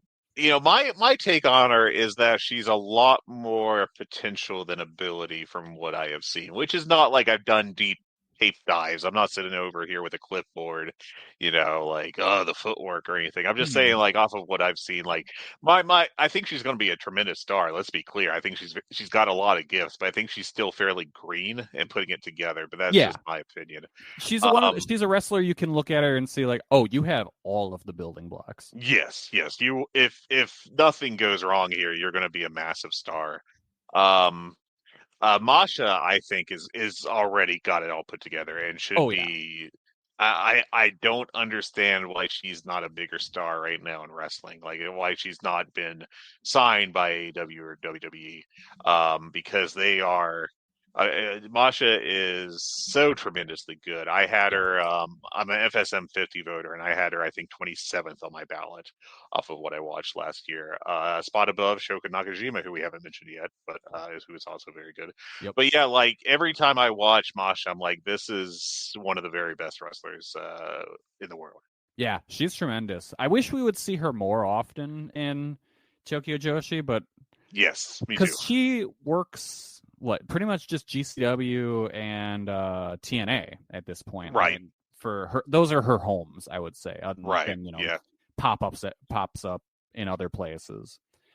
But yeah, I would definitely like to see her get a big spot this year. I would like to see her integrated more into Tokyo Joshi this year for sure. But who knows? It's one of those where I'm like, does she have like a real job that's pays really well or what? Or Yeah, I don't know. No clue. But like the idea that she hasn't been signed by, especially AEW, I think their women's division has had some issues. They could definitely use her since launch. They should just sign her, like make her instant champ. In my opinion, that's what I would do. Yeah, just like Goldberger up the card. But going on to our second question, what do you think their 2025 is going to look like? I think 2025 is going to be interesting. Because 2024 it felt like the year of the young wrestlers rising up. Mm-hmm. And now it's almost as if the veterans are taking it back. Because you have the tag titles are held by Maki Ito and Miyu Yamashita. The main title is held by Mizuki now. Your international is Suzume. So that's still a young wrestler there. But the top two, essentially, it's like, all right, the veterans have come back. They're fighting back. So we'll have to see where it goes from there. We'll have to see who sticks around, if anyone leaves. We saw Yuka Sakazaki at the January 4th show, so I'm wondering if we'll get a match between her and Mizuki for the title at some point. You'd have to assume you're going to run that. It's not like Yuka's doing anything else. Yeah. Thanks. Well, yeah. So. This leads me to my next question, which is, would you recommend watching Tokyo Joshi Pro in 2025? Absolutely. Tokyo Joshi Pro might be my favorite company in wrestling. Just skip the house shows. You don't need those for the most part. Sometimes they'll throw a title match on there. That's worth watching. But for the most part, just stick to the big shows and the Kurikens, and you're going to have a good time. Like, their shows, for me, fly by. Just the vibes are good. They're a great vibes promotion. The shows are paced incredibly well to me, and you're going to have a good time. So I can't recommend watching Tokyo Joshi Pro enough. There we go. So again, on Wrestle Universe, as is the next and last company we're going to talk about, unless you have some Sendai Girl takes that you're just dying to let loose. We got Marigold, the new Rossi Ogawa joint. I feel dirty saying that, but... I feel like I've committed some great sin against Spike Lee. I apologize. But yeah, that as you mentioned earlier during the Stardom discussion, he broke off from Stardom, the company that he was in charge of for so long, and launched Marigold, which honestly was a cleaner breakup than I expected. It really was. My fear was that, like you mentioned or hinted at, that it was going to be like a complete breakdown of the Joshi scene. And we were going to head back towards like every company having like 3 good workers or something. Yeah, it was scary at first. Yeah. So he broke that off. He formed it with as his top stars. I think it took a little bit for Sari to really join them, and of course Julia, though she was shortly injured. But go ahead. I don't know. I'm doing this for you. Go ahead and talk about the promotion, how it started, what its top stars were, and so on and so forth. So initially, I thought Marigold started off very strongly. Their opening show at Kurikan felt so hot, and it was just like, oh my god, there's this breath of fresh air. Like, holy shit, this company is coming out strong. And then I think they stumbled pretty hard. Like, it just, once they just turned into like, oh yeah, this is just Stardom with the serial numbers filed off. And just not as good. That's when it kind of started to fall apart for me, and really just, I don't think their shows are very good. I have completely fallen off of watching Marigold, which is not great because I host a Joshi podcast. Right. But it's just, their shows feel like slogs to me. They have such a young roster that is not very good. There's so many, like, it feels like they debut a new rookie every show. Yeah. And they're not good. Like they're just not. Like they keep insisting on making these rookies wrestle like 15, 20-minute matches. And I'm sorry, they aren't good enough for that yet, and you can't expect the other people on the roster who are still young on their own to train them well enough. Like, so that's just been a major issue. I think they really need to bring in more freelancers with wider experience ranges to work with these wrestlers. Sari was really the star of the company. She was she was the champion and just worked her ass off every match as she always does. Sari, wrestler of the year in Joshi, I think, and maybe all of wrestling. Just killer match after killer match. But now she lost the title to Utami, and it's not clear if she's coming back. And if she's not, that would be a major hit to Marigold. Yeah. My FSM 50 battle personally it had two Marigold people. Marigold was a promotion I followed this year, and the only people I had on it, or really terribly close to making it, I think, were Sari, who is like slightly cheating, but not really, somewhere there, and Nane Takahashi, and that's it. I thought it's like I really like Utami from what I saw of her in Stardom previously, but it felt like she was really underutilized the entire year. Which felt very odd to me. I didn't understand really the reasoning there. And there's some other talent there. I'm not like saying that the roster sucks or anything. No. But like Miko Aono, I thought is pretty good. Yes, she's fantastic. She's like of the people they kind of found outside of Stardom, and I guess she's like the big find for Marigold, I think. Mai Sakurai is pretty good from what I recall. I flip-flop on her. There's sometimes where I'm like, all right, cool, she's putting it together, and then she'll just have a horrible stinker, and I'm like, oh, yep, that's all right. We're back to where we were before. And I mean, honestly, I think that's about it from what I recall watching. You got to talk about Bozilla. Yes. I think Bozilla, I think what is fair, like I mentioned with is it Sarah Saker or Zara Zocker? Like, I feel like I have no idea how to. Okay, cool. I wanted to make sure on that, but it could have been like a tricky, like, oh, there's secretly F sounds. Gotcha situation. But like I mentioned, thinking that Zara had all the promise in the world and hadn't quite put everything together yet. Bozilla is that, but way greener. Yes. And like, I mean, it is going to be a shock, I think, if she doesn't get signed by WWE in the next 2 years and get like a China style push. Yeah. Because she's just, if you haven't seen her, she is massive and she's cut as hell, just like an extremely Triple H wrestler. Let's just get to the point. She looks like a Bozilla. You hear that name and you're like, damn, I wonder what this person looks like. And it's her. Yes, exactly.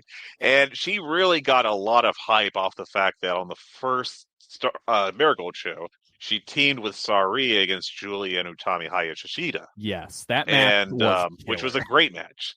And yeah, I mean, she was the fourth best worker of that match. But I mean, when you're in there with those three, they'll still make you look like you're really awesome. And since then, the output has been mixed, I think would be the best way to put it. Mm-hmm. I thought she challenged Sari in October, and I thought that was a fantastic match. Yes. But I mean, it's Sari. Exactly.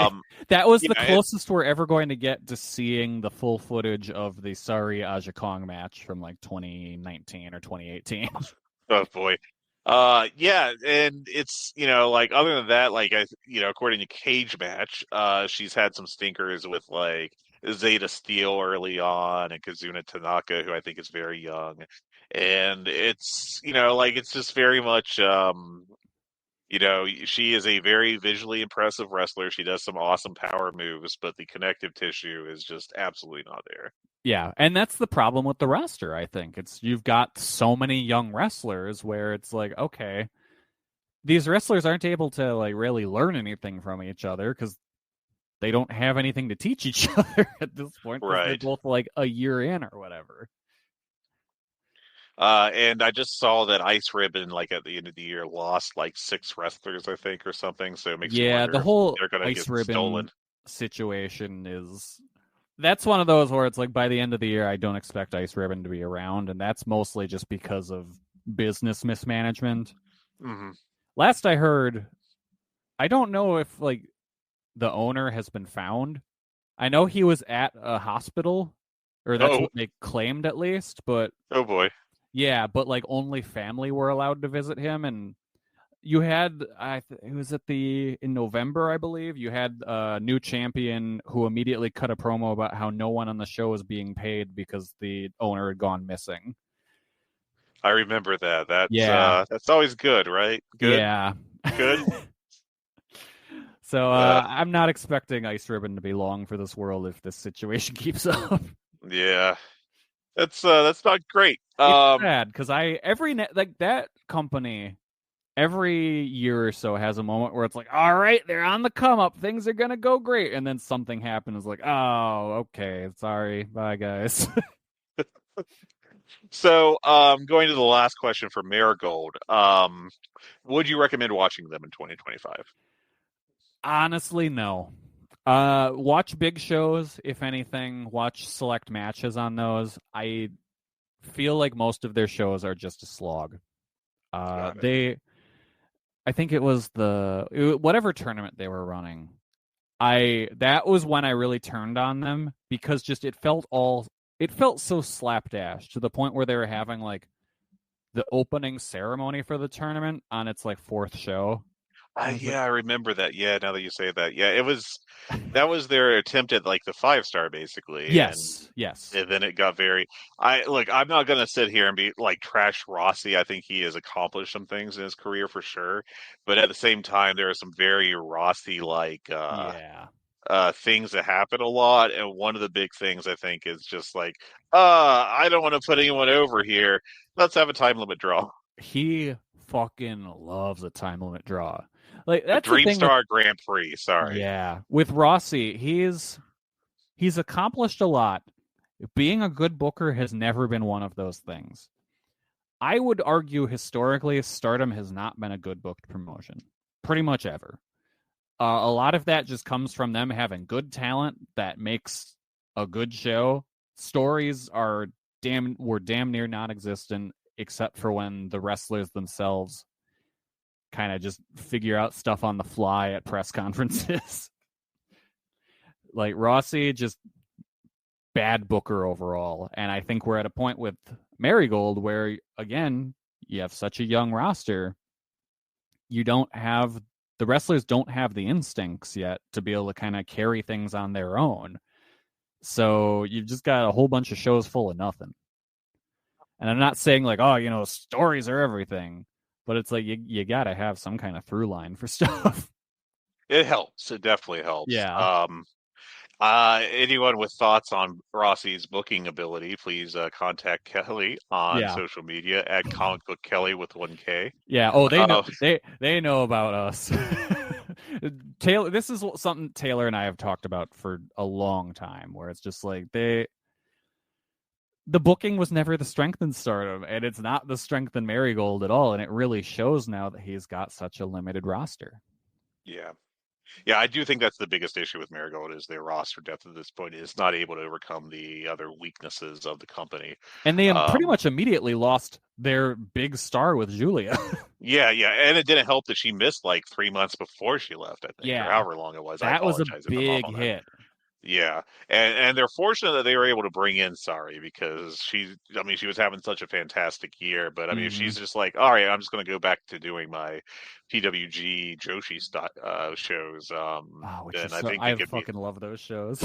They're really good. I've seen people like be like, she should win Booker of the Year, and I'm like, I mean, I get it. I don't know that there's. I think it's a weak year. Like this is a good year to be like, yeah, sure, why not? You know, like pretty much. Like it is like very PWG style. I forget who I saw make that comp first, but like it was like, yeah, that's the correct comparison. It's just going to bring in the best workers I can, and that includes people from I think basically every major promotion as far as Joshi goes. And it's just like, all right, I'm going to have a fantastic like semi-main or main, and then whoever else is going to have fantastic main, and it'll be great stuff up and down the card more or less. Yeah, I think like my favorite stuff this past year has been like the self-produce shows. Yeah. Like the Destiny show was awesome. Chris Brooks doing Bakugaijin, just running those shows out of bars have been awesome. Sari's been great. The fighting detective stuff. Even the Taiji Ishimori one, which I don't know that it really had like the card was the performance was a little underwhelming there, but I mean it was still like a fun vibe, you know? Yeah. Yeah, so, I am all for wrestlers just booking fun shows. I'd love to see more of that in the U.S. away from like the GCW. You know, we're going to I'll do them all during WrestleMania weekend when everyone's dead tired, including the fans. And it's just like, all right, we have the same group of people for every show, but just kind of shuffled around a little bit. These 6 people are now in a scramble. Mike Bailey's here again. Brass monkey. I like Mike Bailey. I'm not going to complain about. But I'm not going to complain about him having matches like no, but it's one of those things where it's like, oh, okay, here he comes again. Yeah, I think it's somewhat akin, though, a much higher star rating to like Colt Cabana in the Indies in the early teens, where like every indie show seemingly had Colt Cabana. Like it was fun. It was great to see Colt Cabana. He had fun matches, not exactly like 4-star classics usually, but fun stuff. And then it'd be like, oh, this is the 17th time this month. Colt Cabana, again, not Joshi related at all, but I want to talk about Colt Cabana for a sec because he is a guy that does not get his flowers for being just so innovative as a businessman. Yes. Colt Cabana is the first person I ever saw, not wrestler, just person, with a Square reader for his phone for buying merch from him at a show. That's amazing. Like you this business, always hear like, oh, what really matters is the money, right? And then like we have the entire indie scene of the late aughts, early teens, where like it was a big innovation. He was like, I'm going to sell stuff. Yeah. And everyone's like, whoa. Yeah, I bought something from it at a Chikara show, and he was like, cash your card. And I was like, how will I pay with card? And he shows me the Square reader. I'm like, what? What is that? Welcome to the future. Yeah. This was like 2011 or 2012. Like, that was new technology. Yeah. I think at some point, like, there should be an actual, like, Colt Cabana is on the Observer Hall of Fame ballot as an innovator. Yeah. Just for what he did. Because, like, he really did set the stage for the Young Bucks to get where they did with their merch and everything. I don't know that he deserves to get in, but I think like there's a conversation to be had. As wild as that sounds, and trust me, I feel crazy saying it, but I think I really like looking at it. I really do think it's there. I mean, he did he did Being the Elite, but as the Wrestling Road Diaries. Yeah. Who was doing podcasts before him? He was super early on that train. Now everyone's got one. All to try to milk off the AEW sucks thing. So, more or less. I will ask you very quickly. I don't want to go through the whole thing with them necessarily, but Sendai Girl is also on the Wrestle Universe platform. They joined that in, I want to say June. It was around the time that a little after Marigold started. Yeah, I think it was. And solid promotion. What are just your quick thoughts on it? I'm a fan of Sendai. I don't watch them all the time, but like I'll pop in for the big shows and I'm never disappointed. Like they have a great roster. For the longest time, just accessibility was the issue. You would have shows happen and they wouldn't pop up for months and months. And it's like, okay, they finally mostly caught up in their back catalog of shows to upload. So that's good. We're finally current with them. Mm-hmm. And yeah, they put on great shows. The booking is fine. It's serviceable. A lot of their title runs always kind of feel cut off at the knees, but at this point, that's just what I've come to expect from them. Miki Iwata is definitely the standout for me. But like Dash Chisako, who is their booker, is awesome too. She's the hardcore queen. She goes out there and has cool hardcore matches with people every now and then, taking bumps off of ladders and onto chairs and stuff. And she's a great wrestler all around. Like, they've got a very talented roster. We'll see what's going on with Meiko Satomura there, how long she's going to actually stick around before she fully retires, and if she's taking over as booker or not, because it is her promotion. Mm-hmm. So we'll have to see. But yeah, Sendai Girls is a very easy promotion to recommend. Just pop in, like, all right, when's their next big show? Find that out, watch that, and then just like, hey, I like all these people. Okay, keep up with them. It's a very easy promotion to get into because there's not a big barrier to entry. Because that's the problem, like, with Tokyo Joshi is I feel like if you start, there's a lot of lore you need to know about with stuff. And as much as I love them, like, there's a lot to explain. With Sendai Girls, it's kind of just like, yeah, it's cool matches. You'll figure it out. I honestly, that was my approach to Tokyo Joshi when I picked it up last year. I was just like, well, I guess I'm going to watch this now. And I just like watched the highlight matches, and like, they aren't exactly, generally speaking, they aren't exactly subtle characters. No, you can pick up. That's one thing that they're very good about is you watch a match and you're like, okay, I get this person now. Yeah, like Shoko Nakajima, it's pretty obvious what she is. You can go up and down the roster. And I just think that I just like eventually got to the point where it's like, oh, okay, so like I've seen Miyu Watanabe slowly come up over the past 2 years, and like if you approach it that way, you will pick it up. So thank you so much for joining me for this kind of Joshi general review. Really appreciate it. Plugs one more time. Twitter and Blue Sky at Comic Geek Kelly with 1K. Jumping Bomb Audio on the Voices of Wrestling Podcasting Network. I co-host that with Taylor. We have a good time every other week talking about whatever the hell's going on in Joshi at the moment. And then the Panels on Pages Popcast, which is a irregularly recorded show where it's just kind of some friends hanging out, and occasionally we have topics we actually want to cover. Other than that, we just shoot the shit for 2 hours or so. Good time. It's a good time. Thank you so much, Kelly. I hope you have a great day. Thanks. Thanks for having me on. Thank you.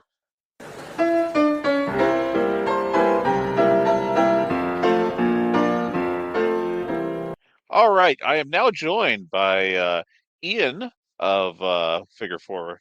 What am I talking about? God, I'm going to restart this. Jesus Christ. Oh, boy. I've even had a Figure 4 subscription since COVID. I know. I don't even know where that came from. It's been a long 24 hours. My apologies.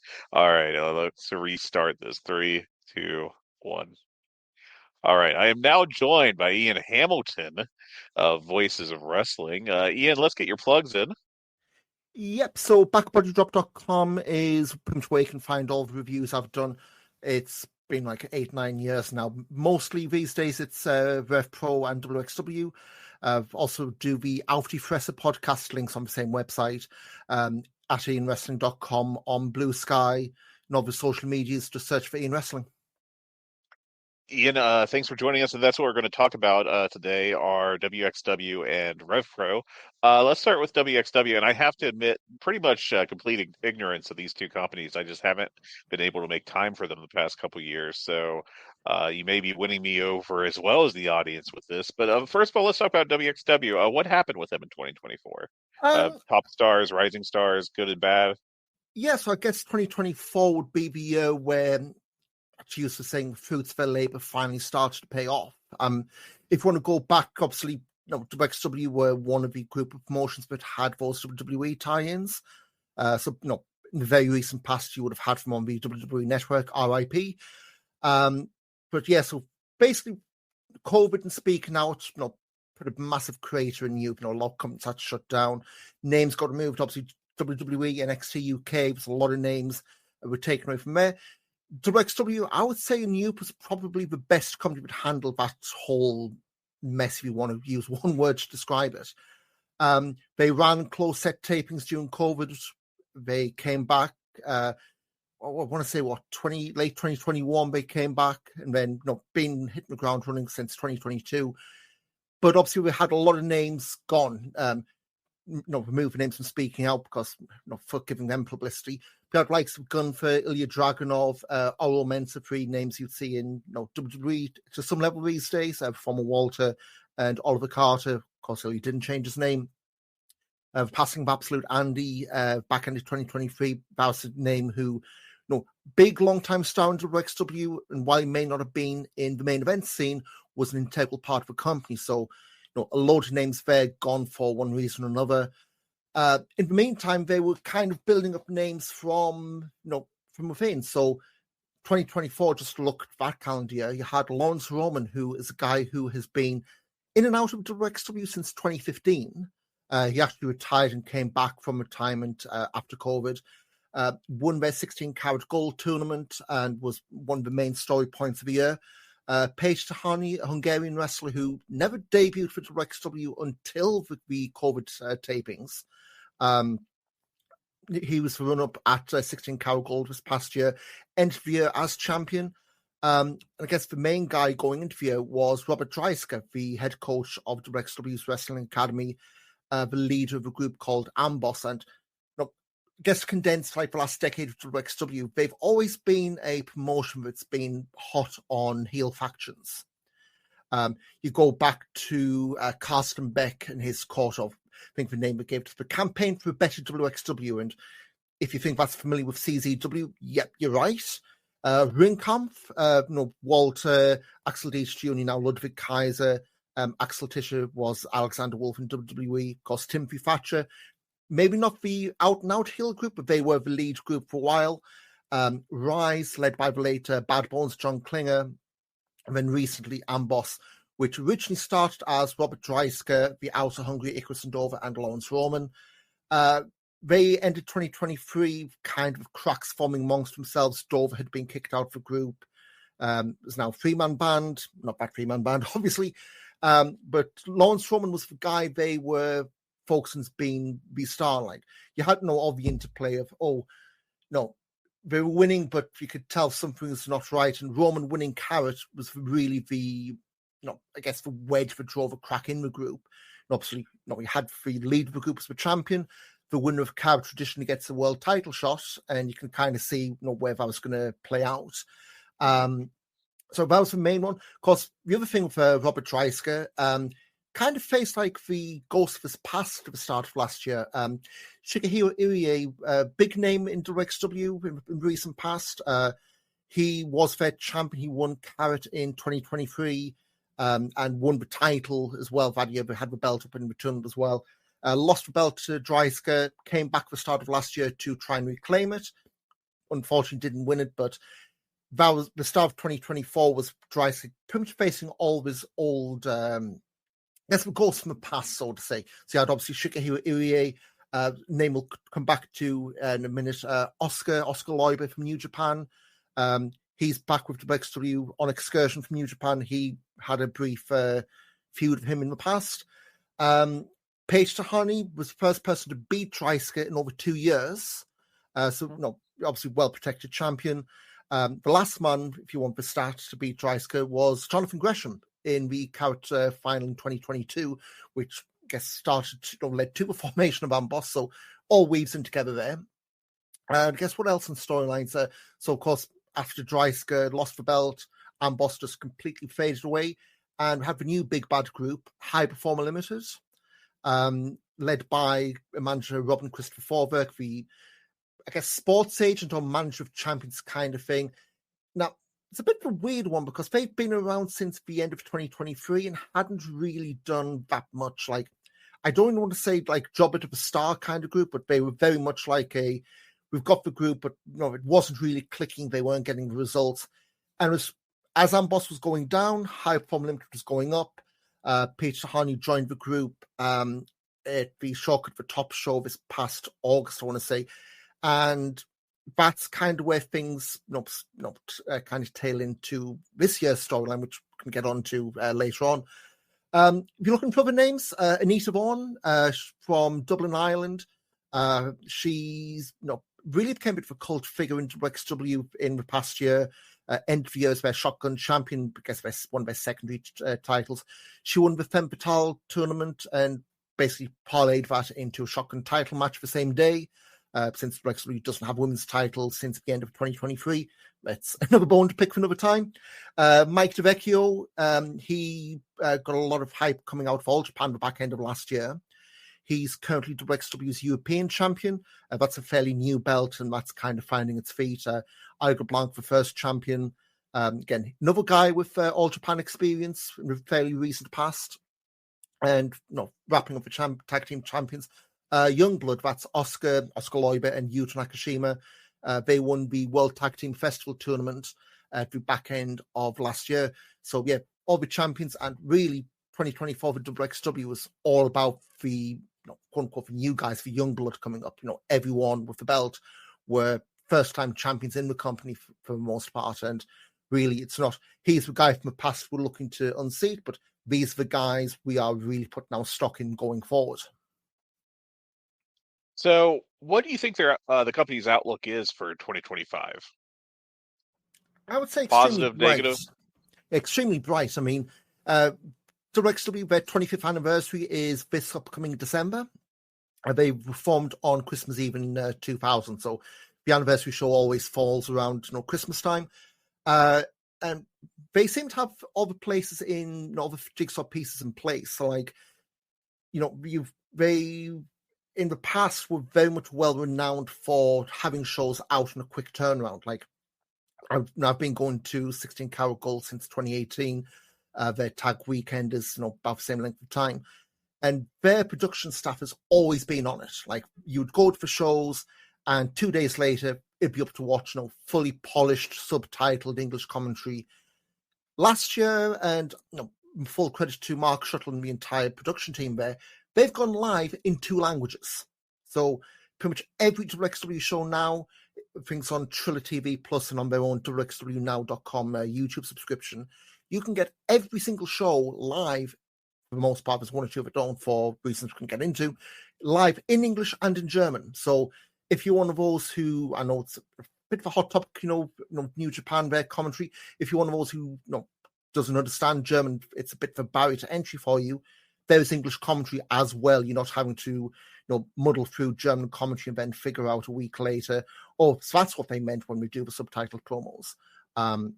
So it's entirely accessible, obviously with a subscription, but it's not here's a random subscription that you only see one promotion on.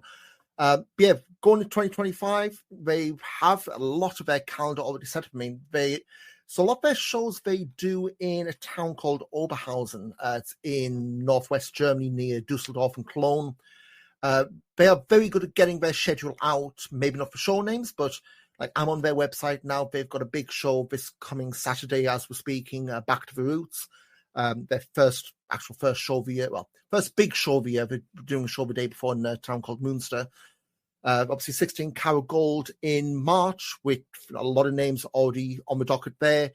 So yeah, if you're looking, and you can look on their website, wxw-wrestling.com, all the shows are there now. And if you want to plan a trip to Germany, it's not what date are they running? I'll have to wait. We know the dates for the big weekends, and a lot of people in Europe, and a few folks in America as well, and in years gone by from Japan also, plan to congregate in Oberhausen, which I doubt if you've ever been to Oberhausen. It's a very unassuming town. It's a former coal mining area in Germany. So one of those areas which, you go outside of wrestling, I don't say it's a nothing happening town, but it very much changes when you go for a big wrestling weekend compared to, I've been for a show when it's just been to Oberhausen for just one show. There's a very much different buzz between the, say, 16 Karat Gold weekend and if you're going for just another WXW show. So they have the whole shows on slate. I guess the other big thing as well is, as we sit here now, there's no WWE big stadium shows announced. So we had Clash of the Castle, we had the 2 AEW Wembley shows as well. As it stands, and I know there's the WWE Live tours upcoming, there's no big show which is going to potentially take an audience away. You're not going to get people going, oh, I would have done Carrot, I would have done World Tag Team Festival, if that's what the autumn one is going to be this year. But we went to All In, or we went to Clash from the Castle or Bash from Berlin. So as it stands, they've got a clear run at the 25th anniversary year, no major competition. So really, this should be a year where they've got the eyeballs from Fight, from Triller, from the recent past. This should be the year where they're actually going to get the eyeballs that are going to pay attention, actually stay around. And heck, Carrot in March. I guess we don't know the exact ticket numbers yet. But the 16 Carat 2025 went on sale the day after last year's Carat went up on sale. Tickets flew out the window. Like, I was still in Oberhausen when, obviously after last year's Carat, tried to get tickets for next year's. Front row for that went in seconds. And as I'm sitting here now, the only tickets you can get would be looking like standing or like 5, 6, 7 rows back. So a couple of months out to be literally down to standing tickets and maybe the back rows of seating. That is absolute tremendous momentum which WXW's built, and it's well deserved from the work they've done in the past. Excellent. And Back to the Roots, as you mentioned, is this Saturday the 18th. As we're recording this, I'm going to try to get this out before the 18th, but we'll see. It may be after, but even if it is, you can watch it on demand. So, Ian, would you recommend someone that's kind of on the fence about WXW, or just might be interested in trying a new promotion? Would you recommend they try out WXW this year? And if so, like what kind of fan would you think would particularly like it, if anyone? And what are you most looking forward to this year? So, I mean, in terms of WXW, when we do the Outwardly Press podcast with Mike Kilby, we've always said WXW isn't. I'm saying this in like nerd lingo, not to disparage anyone. This WXW is not exactly a work rate or high star territory. If you're looking to fill up your notebooks, you're not going to get that many matches out of WXW, which will be 4.5, 5 stars. They're not that kind of promotion now. They have done them before, but they're very much, and this is a term that has been absolutely, how do I put this without swearing? It's absolutely been run through the mud, but they very much tell their stories. Not the pace of like the Bloodline. We have the same spot we were 2 years ago, and we're going to hit rerun again. But you can tell they have their story arcs and they play them out, like the Amboss thing we spoke of earlier. They have you had the group come together, you had the dissension of the ranks, and then they faded and they came back and faded and came back.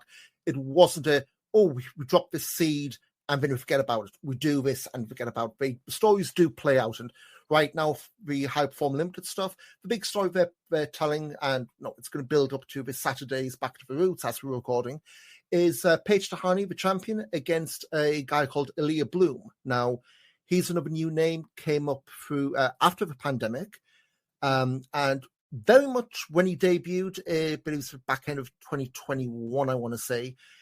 He was one of those guys who everyone in WXW had tagged as the hot new thing. Not, we're going to shove him down your throats and, he'll be champion in year 1 and then year 2 is like, oh crap, what do we do? And we have seen that, where we've got the hot hand and they've pushed him too much and now they're kind of like having to reinvent and find their own footing.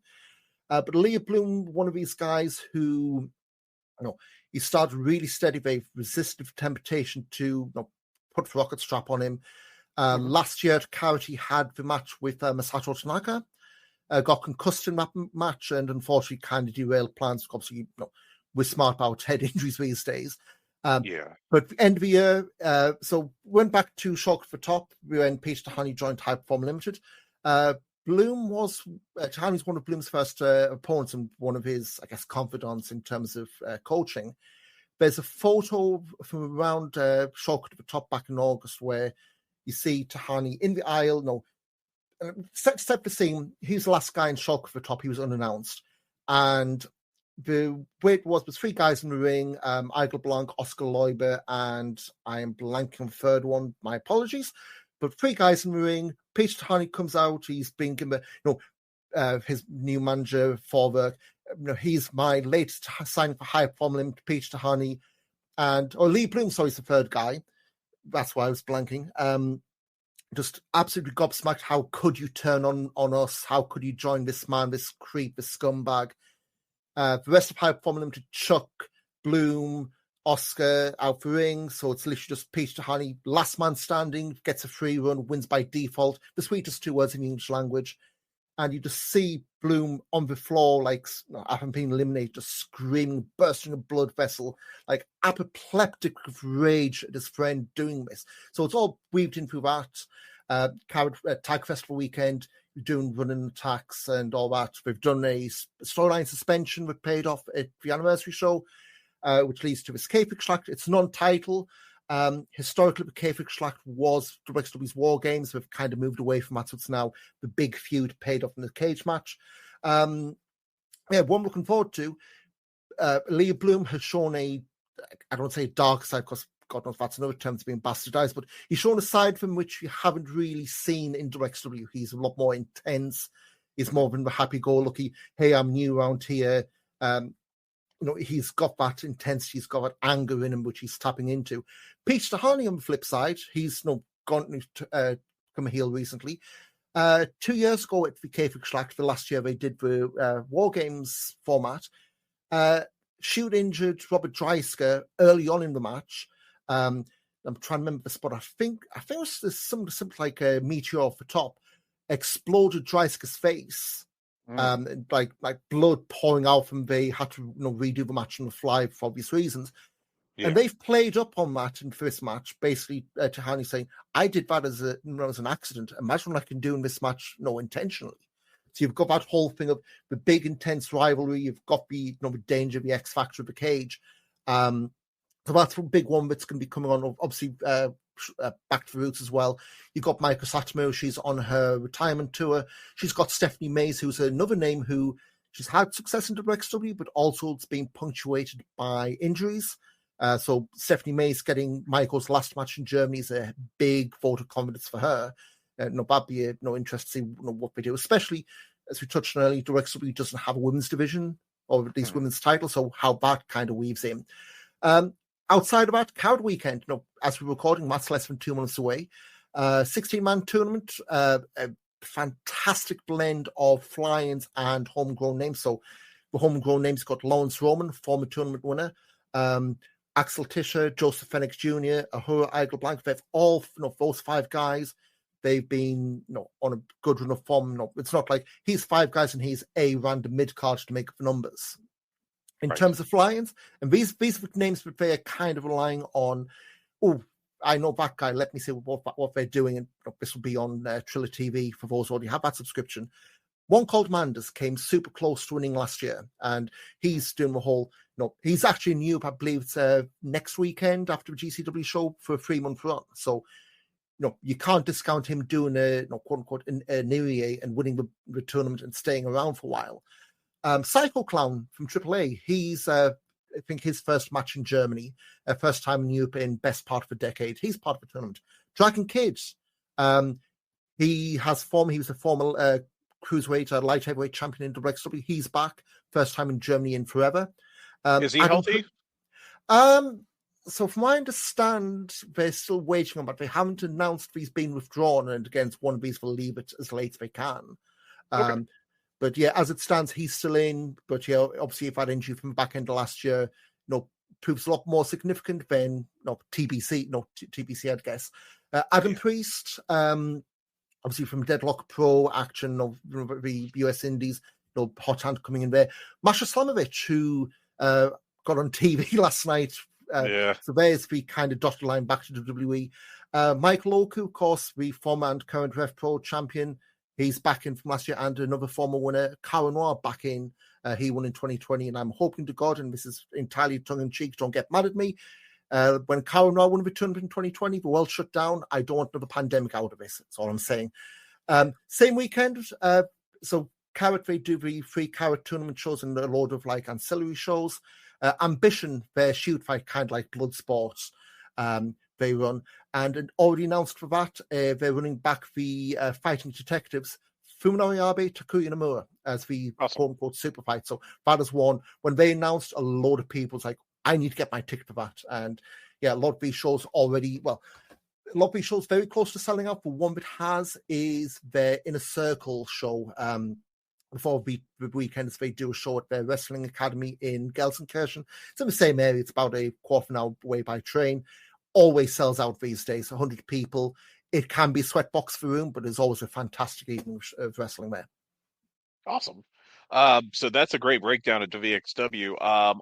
RevPro, you want to go through the same stuff with them? Yeah, because another company that I do not know enough about. I know the flagship loves them, and I just have not been able to make time for them. But first of all, let's talk about their 2024 good and bad, rising stars, top stars. So with RevPro, I'll put my hands up now and say that I ended 2024. I don't say down on them, but concern is maybe a better word. Okay. So the big highlight for 2024, of course, was the anniversary show for Copperbox. An arena was built during the Olympics in London. They've done 2 years of anniversary shows there, both piggybacking on AEW weekend. Both really good crowds. I think last year they did maybe 100 people less than the year before, and considering the drop in people for AEW, that's got to be a win. Yeah. The big thing they built up to last year was Luke Jacobs winning the undisputed British heavyweight title for Michael Oku.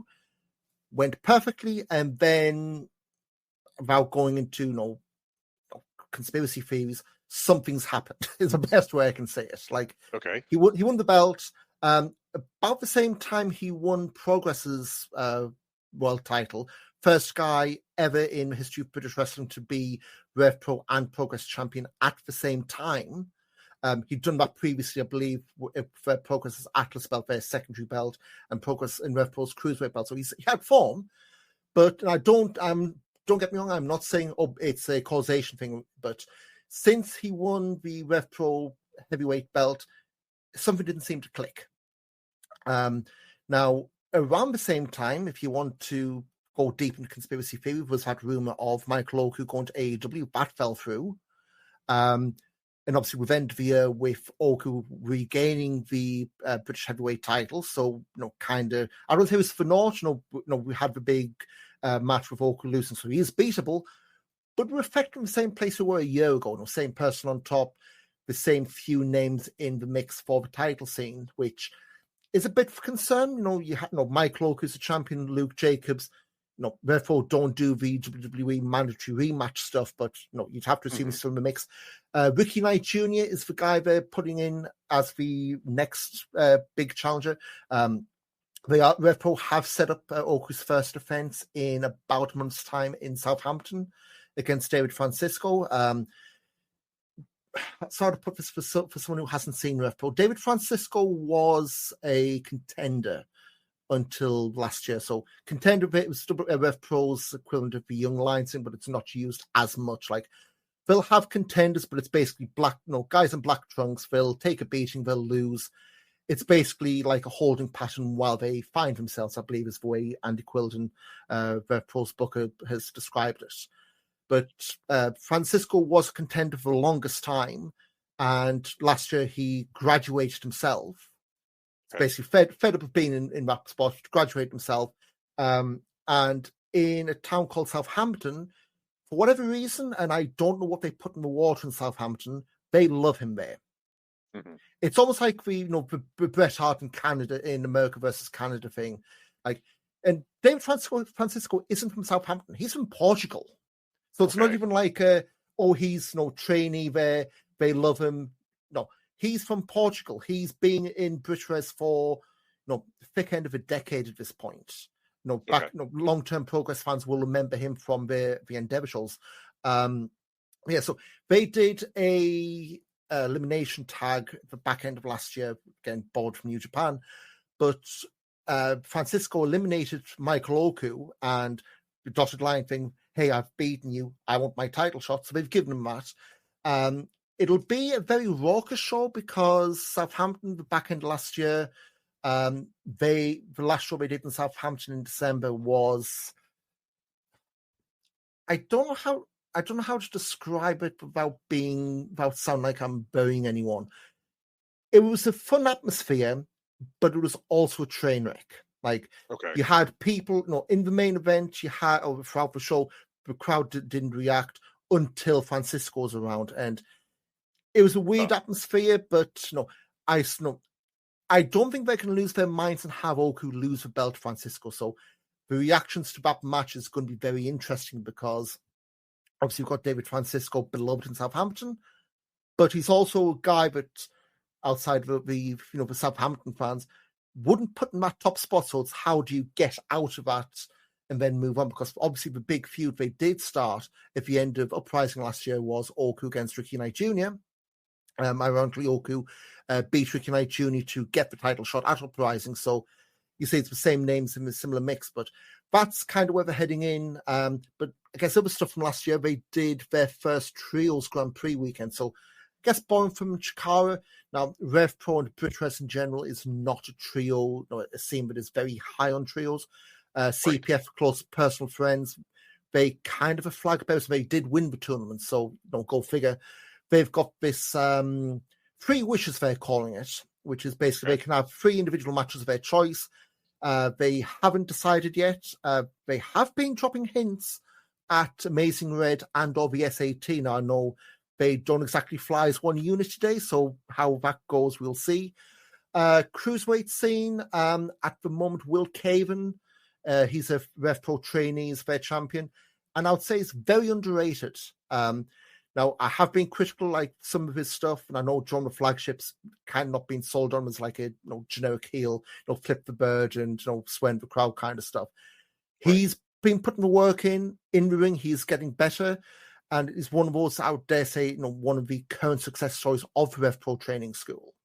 Women's division, of course, the year ended with Mina Shirakawa as the champion, but of course in Japan, Mercedes Moné won the belt, and Bad has absolutely set a cat amongst the pigeons, to use a British saying there. Because right now we don't have a clue what's going on. Like RevPro tend to have, they'll have their slate of shows, and like RexW, RevPro have got a load of season ticket shows. Like you go on their website, they have, well, let me just double check because I know the website can be very hit and miss in terms of being updated. They do, so I'm not lying here. They've got their entire slate of shows for London. They do a show at a venue called the 229. Pre-pandemic, they used to run a place called the Cockpit Theatre. They're monthly, the smaller London shows, so to say. Have all the shows at Southampton, all the shows in Sheffield, and Coventry. So there's like 4 towns there. They have monthly or bi-monthly shows. So you go on their website now, you can see they've got a hell of a lot of dates up there. The one thing they don't have at the moment are the tentpole shows like the York Halls, the Global Wars we ran in Doncaster last year. So you have all the, Andy hates people saying this because he always says every show is a big show, but you have all of the secondary shows like the build-up shows, they're set in stone. But you don't have like your high stakes, your Revolution Rumble, your Global Wars, your Anniversary. None of those set in stone.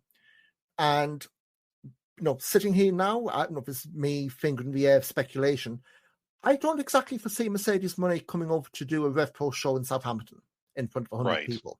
That's going to be saved for a bigger show, whether it's a York Hall, whether it's a Crystal Palace, whether it's a Doncaster.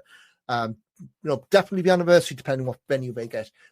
But because we don't have one of those big shows on deck right now, nobody knows what's going on. Like in terms of, there's a lot of buzz. I've heard RevPro say the on-demand subscriptions have gone up.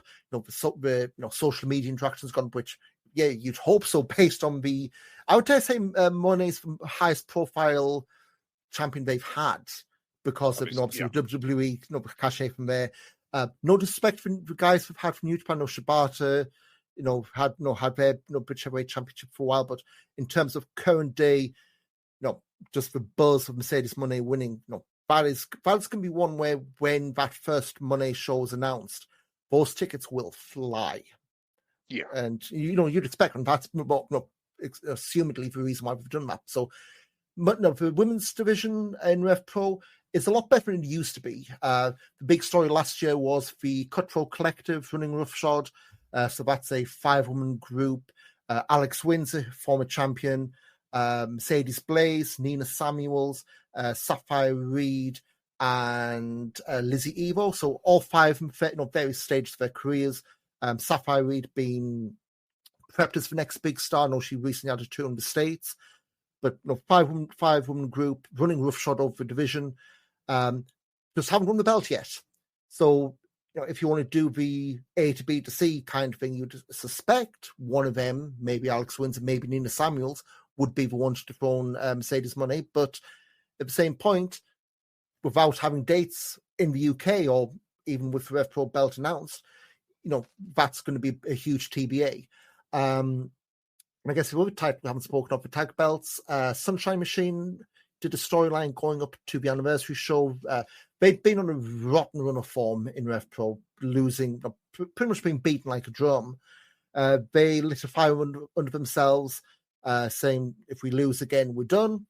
That led to them beating the Grizzled Young Vets at the Copper Box for the tag titles. They quietly, remove that, hey, if we lose, we're done thing, which is just as well because they end the year losing to the newly formed team of Connor Mills and Jay Joshua for the tag belts. So fairly new champions all around. And I guess, if you want to look at the post-Copper Box time, or even the last couple of months of RevPro, they've definitely ended the year with a lot of young blood or fresh blood in the mix. They've done shows in Germany and Spain as well, but obviously Cesare, we can touch on him. I guess the big success story of 2024. He was a guy who, so I guess it was March, they did a show in Barcelona in Spain with the now defunct Lucha Libre Barcelona. Cesare was virtually unknown in this country. He had done, now I'll put a big preface there, he had worked dates in the UK for a company called LDN, prior to RevPro using him, but for most people, he was a guy who nobody had heard of. So Michael Oku against Cesare in Barcelona said, it's a nice little main event, Oku will win, give a rub to this youngster, we'll see what comes of it. And then Cesare beats Oku in the main event, non-title, which I was put an absolute thunderbolt through the scene, because it's like, Oku's the unbeatable champion. Who's this guy's beaten? And RevPro did, to their credit, get the show out pretty quickly. I mean, like they do stream pretty much everything live, except the shows in Spain, but they didn't have the technology to, so they hurried that show out. They did the rematch a week later for the belt in Stevenage. Now, RevPro's audiences, and this is not a recent thing, you have a section of fans who will watch RevPro only the the top level shows, and that's it. And you've seen this in the past. Pretty common, I think. Yeah, I mean, and you'll get this, like, they do try to have people subscribe to VOD and stick with it. The fact they run virtually weekly, okay, they're kind of on hold in January, but when they do run, they run virtually weekly. So it's not here's a show, okay, come back in a month, please don't cancel, this kind of thing. They do have content all the time. Right. But the problem is, a lot of fans don't watch everything that they put out. And I believe, from what I recall, the Barcelona show is like maybe out 3 days before the next show in Stevenage. So I was at that Stevenage show, and I think it was maybe 3 people had seen that match out of a crowd of about 600-700. So main event time, they did do a video pack, so it wasn't like thrown out cold. But Cesare came out, nobody knew. They'd seen the package, was like, okay. I guess it's a whole lightning can't strike twice, and of course it didn't. But just in that one match, Cesare went from being a guy that Stevenage barely knew, barely could care about. He had to meet out of the palm of the hands. And thankfully, that's been a pattern that's repeated. Like, more people have seen the VODs, the buzzes behind him has increased. And while he's not been in any of the big title pictures, I would say he's probably one of the stronger names to come out of the year. I mean, heck, he's had that run in Nova start of this year. And you'd suspect, and to be fair, RevPro have said he's one of those names where they do feel it's only a matter of time before he ends up on a much bigger platform, whether it's AEW, whether it's WWE, whether it's even a more permanent thing in Japan. But there's definitely buzz, there's definitely momentum behind Desire. And I think it all started from a otherwise meaningless and a very innocuous match in Spain that a lot of people would have hand waved. So, how do you think RevPro's 2025 is going to play out? It depends what they can get out of Mercedes money. Obviously, they've got the slate of shows announced already. I think the issue they have is shutting down for the month of January has kind of taken a lot of buzz out, a lot of momentum out of them. Their last show was Uprising just before Christmas. Their first show of 2025 is on February 2nd, so about, 2-3 weeks away. Because they've gone cold, it's been, oh, hey, look, here's the How to Start a Revolution documentary they put out over Christmas. That's been the main thing that they've had to, I don't say get buzz, but to build off of. As we sit here, there's one match announced for that first show, live at 229, live in London at for 229. It's Sapphire Reed against returning Zoe Lucas, coming back out from hiatus after a few years. And that was a match they did build at Uprising. It was a post-match altercation that they built that from. But that's the one thing they've got. And one thing that people have been very quick to criticize RevPro on has been how slow they are on releasing cards. Like, when we'll do these double header weekend. So the typical month, and I'm looking at Cage Match, but typical schedule would be we'll do London at the start of every month. Every other month we're in Sheffield, in Southampton. They'll be in Sheffield every other month. But they usually tend to piggyback Stevenage, which is just outside of London, on Saturday, then Sheffield the next day. So we'll do that'll be a double header, and is geographically it's not great especially if you're a traveling fan, but it is there. Then we'll do like other shows in Portsmouth, but they've kind of tailed off. Coventry, that's a new one to the schedule. So we do have London's the monthly metronome show, Southampton, Sheffield, Stevenage, Coventry, there like fill in the gap things. But just in terms of where they're going, it's one of those things where it's like, well, the London shows always have the cards mostly announced, but the other towns, you'll get the main events sometimes, but there's been the Stevenage Southampton weekend is where the Sheffield card hasn't been announced until like maybe 48 hours before the show. And if you're going to be traveling to that show, you're going to be making your plans long before 48 hours. And it's maybe one of the big criticisms of RevPro is while they may have the top line stuff set in stone, the undercard stuff, which, if people want to see a particular wrestler, doesn't get announced until late. And that's the kind of thing which they could serve to be better on, just in terms of, hey, what's the entire card I'm seeing? Because they were very good in, after speaking out and getting the whole cards out to make sure, hey, we're not going to have surprises, nasty or otherwise. But the situation where we are now, where a lot of the shows, you're getting the cards very late in the day, it's like, okay, I know independent wrestling, there's a lot of moving parts, stuff falls through and what have you. But it also doesn't, when they do the weekly Q&A, you've got people going, hey, we've got a show on Sunday, what's the card? That's also not a good spot to be in, Right, yeah. So would you recommend someone checking out RevPro in 2025? I would say yes, but I would also say pick and choose. Just because this year there's the same volume of shows, and I know Andy Quilden will probably yell at me for saying this.